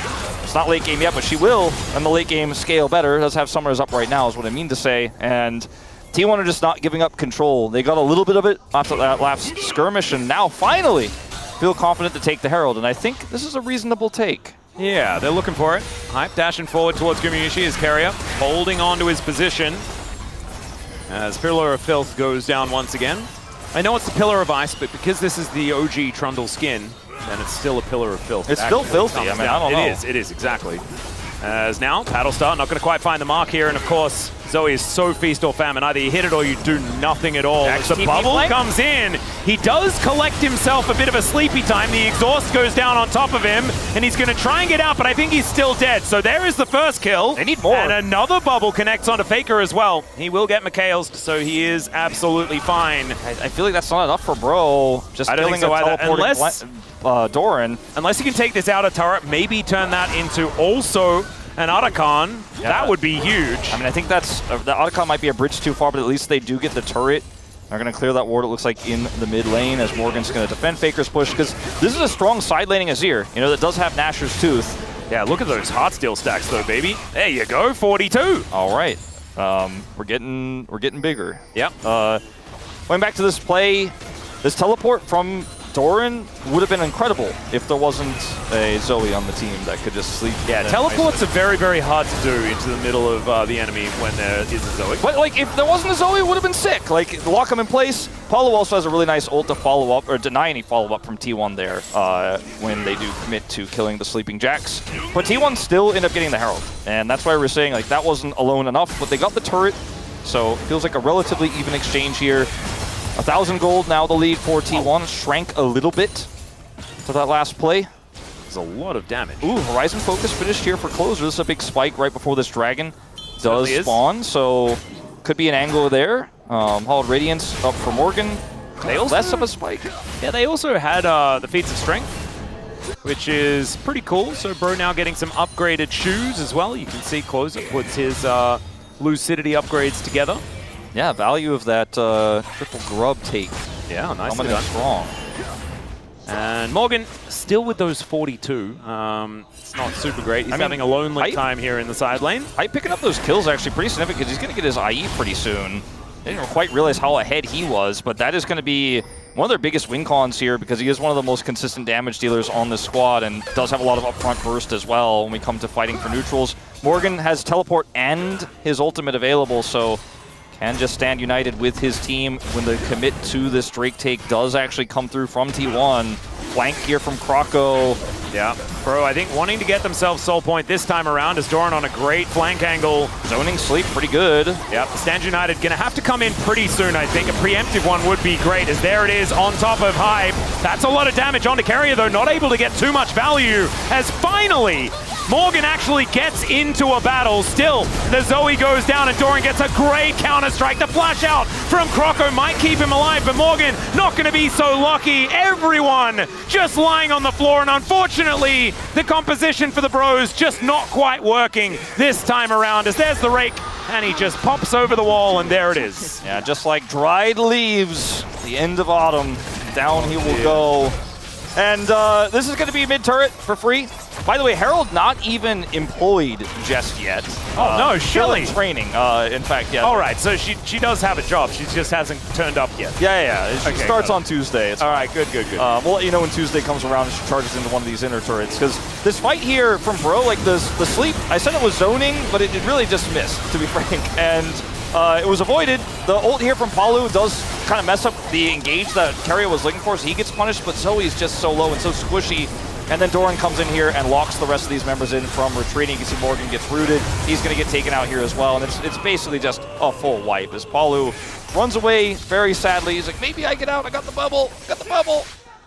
Dry leaves at the end of autumn, yeah. All that sort of stuff. So I'm still wondering when Tuesday's going to roll around, because I think T1 can try to utilize this Rift Herald to get an inner turret, potentially. But I think that might have been the back-breaking fight, frankly, because now this Azir is huge, has an extra arm guard. Look at the build from Owner. Like, he has Cleaver and now also Serpent's Fang unlocked. He doesn't really care about Shen shields that much anymore. Yeah, no, Owner is kind of gigantic in this game. As we can see, has the biggest lead. As Morgan just tries to walk past Jax and is otherwise going to struggle, but the pillar not going to be enough to interrupt Faker there as he teleports out. He sensed it, but there was a lot of bad guys heading towards his top lane. And like, that means that side lane pressure that T1 were trying to collapse on Faker for just kind of ends up being a bunch of wasted members, as Croco's now isolated. Yeah, he was trying to work out which direction he wanted to go, and Death Chamber, that's the way. Hey, there she is. Hey, hello. Tuesday comes faster than you think. It certainly does, because last I checked, it was Thursday. Like, we're a long way away from Tuesday right now. Oh, this has been a long 6-gamer. Yeah, Carrier's doing like some weird stuff here now, pushing Shelly towards the top side. And T1 are on the Baron. It's been spawned for a minute 20, and they already hadn't started it. I mean, Kinda bro, crazy. they're going to show up. It's going to be quite challenging, though, to get something done. Carrier eats a bit of damage, but it's too late. Yep. Owner is going to be able to secure that one. Now looking for a flank angle as well. Speaking of flanks, Doran will find, a bubble. And so that's going to connect as Polo is just dead. The Shadow Assault just a little bit much there as Hype running out of people protecting him, and in fact, there are none left as Morgan tries to get on top of Gumayusi, and Gumayusi says, thanks for the taunt, that was cute, and nothing else going to really come of it. Croco has just respawned, and the bros, I think, have ran out of ergs in this particular game. I do feel like the Dragon fight was probably the last gasp of this interesting experiment, as Croco's going to try to buy time. Oh, look at that! Slow down that wave! There's the pillar, really beautifully done. Need 20 more seconds! Need 20 more seconds! But yeah, we knew that Owner was good at carry jungles and assassins, so that's not a shock, but everything else for Bro here was very experimental. It did not work out. Croco tries to buy time here, 10 seconds on He's closer. just being ignored! They don't care about him, they want to kill the Nexus. Yeah, T1 just wants to go home. Eventually he gets swept up by Faker, who goes golden, and he'll remain golden as the Nexus explodes. T1, there was a bit of a hiccup there in game number 2, but they pull it all back together here in game 3. I think largely to do with those first 3 picks that we saw coming in the draft. Yeah. We had a lot of questions about the draft coming into today for Bro. It was mostly about the top lane. We did see Morgan find success with the Yorick, but moving into game 3, the last pick, Shen, with the Zoe in the mid lane, just didn't hit the mark, and everyone just outplayed in general. Doran had a good Jax game. Yeah. Baker had a good Azir game. And Keria, some pretty insane engages. And just overall great mechanical play throughout the third and final game on his signature. Rakan tried to push Guma out of his champion pool, and he's like, but you forgot Xayah, and he locked it in. I like the idea behind the Lucian, but everything else I felt like was just really hard to work in pro. Like, you have a bunch of champions that have a lot of burst damage, and if everything goes well, or if the enemy team doesn't have vision, or if you have complete control, super easy to play out. But otherwise, like, Closer tried to hands. Like, you could see him going in, using his ultimate, using his picked up flash, and trying to do the damage, but it wasn't going to be enough. And Guma had a pretty good day today. You know, he had his Ezreal game where he wasn't the main issue, and then came into the third one. He played his signature Xayah with Keria, maybe a distinct back at one point, but otherwise pretty clean. No. Keria didn't want to go back anyway. You know, he just wanted to man the area just in case they tried to push in. That was probably what it was. Any owner wanted ceremony? to high five. Oh, no. It's all business today. Maybe we'll see a ceremony after POM. Who is going to pick it up, Wolf? I voted for owner, so I don't think that's probably a secret to anyone, but thought he had a pretty good day today. In both of the wins, I think it was definitely the most important. Yeah. And in the loss, you know, couldn't get it done alone, but I want to remind everyone that this is now T1 on a 5-series winning streak. They did not win this one 2-0 like the others, but still were able to get it done in the end. And I think T1 have been a team that's been, in their losses, heavily criticized. Everyone's like, oh man, this team is just not the same. Can't believe this team is not the same team that won the World Championship. But when you watch them in the wins with the coordination, like what you're going to see in these clips, you're like, oh, actually, maybe they are. You know? And I think piloted draft really well today. They were bold enough to put Guma on the Ezreal, which even though they didn't win that game, I feel like is a good sign going forward. And I think T1 fans might be a little bit frustrated with how things went with the Yorick and Doran's performance in game 2, but I think overall should not feel too discouraged by losing one game in a series against a team they already lost to once this year. Yeah, I wouldn't worry about it. I also think that the Bros played really well in that game number 2, and they deserve the credit for that one. T1 being able to find some great angles here to really shut Bro out. And it felt like in this game, like even in the first game, it was like there were some moments where you felt like the Bros maybe had it. In this game, it didn't really feel like there were very many of those angles. Outside of maybe the first blood that Hype was able to pick up. From that point onwards, it felt like it was kind of just all over. And Ona dishing out a whole bunch of Noxian diplomacy in this particular game. Yeah, I really wanted to say that I thought Bro's draft was bad, but I was like, maybe I just don't understand it, you know, and I'll say that instead. I'm not sure if they did either. It was an archetype that we used to see a fair bit when Zoe was really strong, like, but it's just not the same. It's dated. Yeah, it is a little bit dated. But also, I think, like, there is, like, it probably would have merit against other things. Yeah, it's just not able to do it against all of T1's comfort picks, like Faker on his, like, what, 5-0 Azir, maybe 6-0 now, I'm not entirely sure. But as you can see here, with these damage numbers, Hype definitely doing the most on the side of Bro, and in fact, the most in the game. He did a lot, and he was set up to do a lot. He tried his best, but unfortunately the rest of the comp was a little bit too niche. I feel like if you have one part of this, like if you have a normal top laner, normal mid laner on the Trundle, it's like, okay, I get you. If you have, normal jungle, normal mid, and the Shen top, I'm like, okay. But they cooked a bit too much for me. Owner picks up a deserved POM, another one, 5 out of T1's victories, and he had a pretty good day, I think you could say. I would agree. I think his Xin Zhao still absolutely illegal. The fact that he got to play it was a big issue here for the bros. As you can see, moving closer and closer. Owner and Zeus actually even on points here. Still underneath Chovy, but so is everyone. 800 points is a heck of a lot of points as the 6-game day has concluded. But we're not quite done here, of course. We still need to hear from Owner, who will talk us through this Talon pick, how much practice has been doing on some new champions and fun stuff like that. Yeah, I'm also looking forward to seeing what he thinks about the Bro Draft, if he has any thoughts. Oh, that'd actually I'm still hoping to learn more, so I hope he has some ideas for us. Yeah. I mean, Closer's a good Zoe player, we know that, but, The Zoe really didn't get off the ground either. So I think maybe this is one of those compositions that if it works, but if it doesn't, it just really, you can't even necessarily see how it's supposed to work when it does happen. And that's precisely what it kind of looked like there. Thankfully, we've got some other minds on the job that are getting that work done on the space later on. But first, it is time for the interview, so here is Dia for the translation.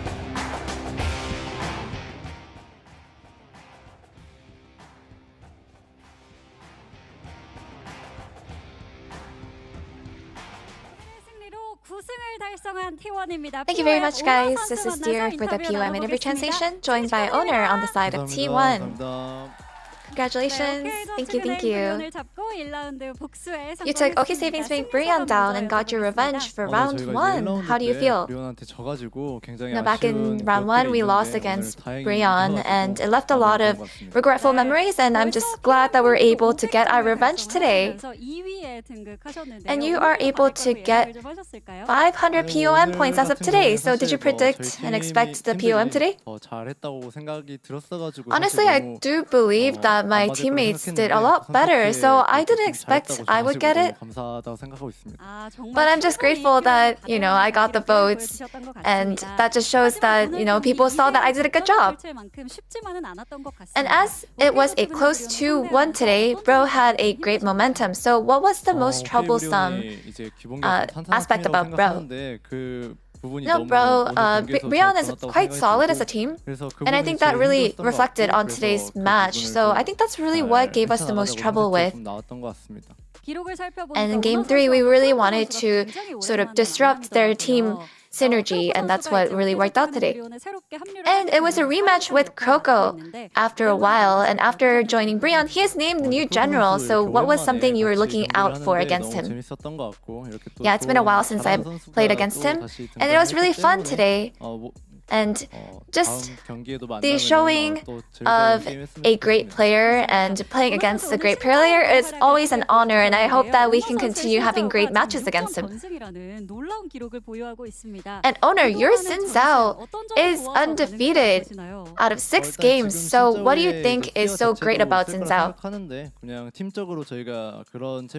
I think just as a team, we're able to utilize champions like Xin Zhao.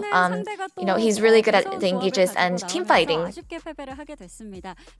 And in Game 2, now you guys had a regretful loss, but what did you talk about after for Game 3? I feel like we weren't able to execute our comp, and I think we were just talking about what we can actually accomplish and execute better in Game 3. And in Game 3, you were hovering Sejuani and Zed for a while, but you ended up locking Talon in, so what was the reasoning behind that? We were contemplating on a lot of different options. But out of all the options, I think I had the most confidence with Talon. And I believed that I would have a lot of impact and a great performance with Talon in the end, so that's what made me lock him in the end. And even Helio said, after today's match, I'm going to go play Talon in solo queue. So do you recommend playing Talon? Talon honestly isn't a bad champion. So yeah, if you're able to pull a good Talon game off, I'm sure you'll be able to get a good win rate with him. And yeah, actress Kwan Nara is also here to cheer you on site. I think we're able to win today due to all of our support. And so, thank you, Nuna. I hope you can keep coming here to cheer us on. And now that you got your payback today, your next target will be Genji. So what is your goal? Every time we face Genji, we get really fun and awesome matches. And Genji did defeat us, and I really want to get our revenge. So we will make sure that we are well prepped for that match to make sure that we can win. And that's the end of the interview with Owner, and back to the space. Thank you. All right, the Nada buff there for Owner. You know what, King? Diego, you got do your thing. You have something in your hair. It's called being a fan. You take it in the wins, you take it in the losses. By the way, thank you, dear. Is that why you're waving that? Because you're trying to be a fan for us? You need to wave a bit faster, more like that. Fine, Diego, the 1-in-1 week dream is still alive. It's a solid 1-in-1 week, even though KT just had a big upset. There's always next time, bros. Let's get to the POM comments. As it was a valiant attempt, but they run into, yet again, my MVP candidate, if I got a vote here for MVP in Owner, who just finds yet another answer here. What is going on with something? It's just a dash of everyone. Mostly Owner. He played Ezreal. That's what Soup thought. And he did good in game 1. That's what Soup thought. The Darn vote feels... I think his Jace performance was pretty rough. His Jackson team fights was better, but still not... It wasn't clean, right? Like, I feel like you need to be cleaner to actually get the actual vote. Yeah. Faker, I think it was fine, but I think it's... what was... I think the first game... This Ari game was not great. To be fair, Owner did get gapped in game 2. So like no one has a clean slate. No one was didn't have. I think that's the thing, is it's harder to vote in a situation where like no one has a completely perfect series. But I think most people went for Owner. I think obviously I went for Owner. It was pretty stood out. I think particularly in that game 3 on the Talon. I do like it though when we do have every single player get a vote, and it's not just like 4-4-3. This is clearly Owner's game, but you could see the highlights for all the other players. The glimpses. Yeah, the Gen was good, man. The Gen was good. The Gwen was good. I mean, he had a good Gwen game, to be fair. But yeah, I mean, I think if you're a T1 fan right now, there's been some hiccupy performances. It's not been smooth sailing, but Owner just... I think without Owner, I can't imagine what position the team would be in, because he is just having so many hard carry performances. I feel like it's a good thing when they carry jungle meta at the moment and leaning more into that. People talking about Cuz meta. I mean, this is prime meta for Owner to just keep taking over games, because he is doing so much work right now. And when things do look shaky, he is the one who brings the game to a close. Yeah, I can't wait for the inevitable backlash, because we keep hyping up Owner and he keeps doing well. As I actually ran it, which I love. So this, if you're not familiar, is an NBA copy pasta. I think it's really funny. I think it's originally about Jimmy Butler. I don't know anything about basketball. I was gonna say, I thought Crony knew ball. Yes, it is. No, I do not know ball, but I do know League. Butler. And I can guarantee you this might not have happened, but it could have. Because Owner has been, to me, the backbone of this team. He's my front runner for MVP, depending on what, criteria you have. Echoing what Oak says, take Owner out of this team, replace him with literally any other jungler, and I think things are quite dire. I think it's funny as well, because obviously he dominated the gym in every way. It's left over from being a basketball quote, but it applies. I know, I did it on purpose. Because you could change it to Rift, but let's be real, it's Owner. Yeah. Pretty sure this happened when Jimmy Butler was at the Minnesota Timberwolves, and then he got traded to either the 76ers or the Miami Heat. Chat will get me on that, but... Thank you. I got you. Yeah, I have no idea. Have not sports. watched. I know a thing about have ball not sports. watched an NBA game in my life. I'm glad we have an American translator here who can give us this context. Let's go to another American. Wolf right here saying, get talent, bros. Tal-owned. Wolf Tal-owned, bros. The dad jokes are next level. It's crazy. Even bros, when you're like, get talent, bros, but they're playing against the bros. It's perfect. Just very succinct. Great comment. 2 for 2 for Wolf. Let's see on the opposite side. Helios, solo queue alert. I'll be jumping over the wall tonight as well. Helios is going to get called out here. That's the same comment.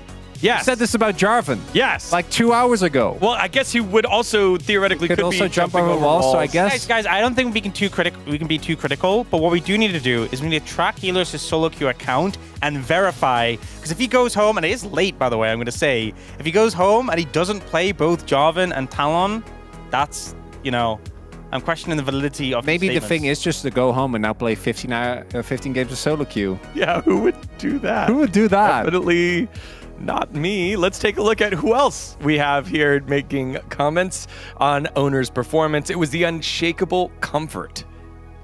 I like that. That's at first when I first said it, I was like, huh? But now that it's settled in, it's really good. It's the fact that you're pushed relatively far in terms of champ pool, and he just whips out Talon and has a perfect KDA. Like, that's kind of insane. To actually know the context, this is actually a famous line and slogan from a Korean bed company called mattress company called Ace Bed. So that I know he the knew context this himself. for this. Yes, I'm very linked in with Korean culture. We're just covered here. I got the American culture, you got the Korean culture, and Mao has everything else. On Teacher's Day, I want Owner to be my jungle teacher. Could you give me a call? Phone emoji? We got 2 phone emojis. I tried to get Owner's number. I tried to as well a couple of weeks ago. I was like, if my life's on the life, I'm calling Owner. I didn't get a response. He didn't pick up. No, he did not. I had to get myself out of trouble. Maybe we should tell Pony maybe he might not pick up Pony's call. He's busy. Well, I hope so. He's busy. He had fans here. Getting gains in the gym. Carrying the team. He's a lot of things to do. Fans here. I'm just throwing out fans here. The fan sign was for Owner. Throwing that one out there. All right, let's take a look at the standings as T1 defeat the indomitable, the unstoppable. It was incredulous how it happened, bros here. It's so peak, because now they are again perfectly mirrored. 9-4, plus 10, 4-9, minus 10. I will say the fact that HLE lost that series earlier and T1 continues this winning streak, I think we're in a situation where T1 can start to think about the prospect of closing the gap with HLE. Before, when they'd only lost that first series, you were kind of waiting and seeing if there'd be any more blemishes on the record. I think as well, it also means Gen G just are seeming to pull further away. Even if HLE do take a series off them, that won't be enough. They need to start racking up losses with other teams as well. I think the matchups between Gen G and HLE, Gen G T1, are going to be very important to see if Gen G are even catchable at this point. With T1 also kind of in the form that we normally see them domestically, where they're not perfect, but I do think particularly in spring, they often are able to consistently get these relatively high places. It's not quite matching up to, well, it's mostly been Gen G. As after both the DK and BNK games of those teams, I'm scared. I don't know what it means, but I know it wasn't great. And we'll see who ends up taking that tomorrow. I feel like we have a matchup in which I just think there's no clear indicators what will happen. And then we have D+ against PFX, so... Okay, you willing to actually commit to that? You want to commit to that joke? I think it was pretty funny. Okay, that's fine. I thought you wanted to actually be like, no, they're actually going to take a game. We showed the standings earlier. Yeah. You know, there's 2 things that were clear. Gen Z and DNF, right? Top and bottom.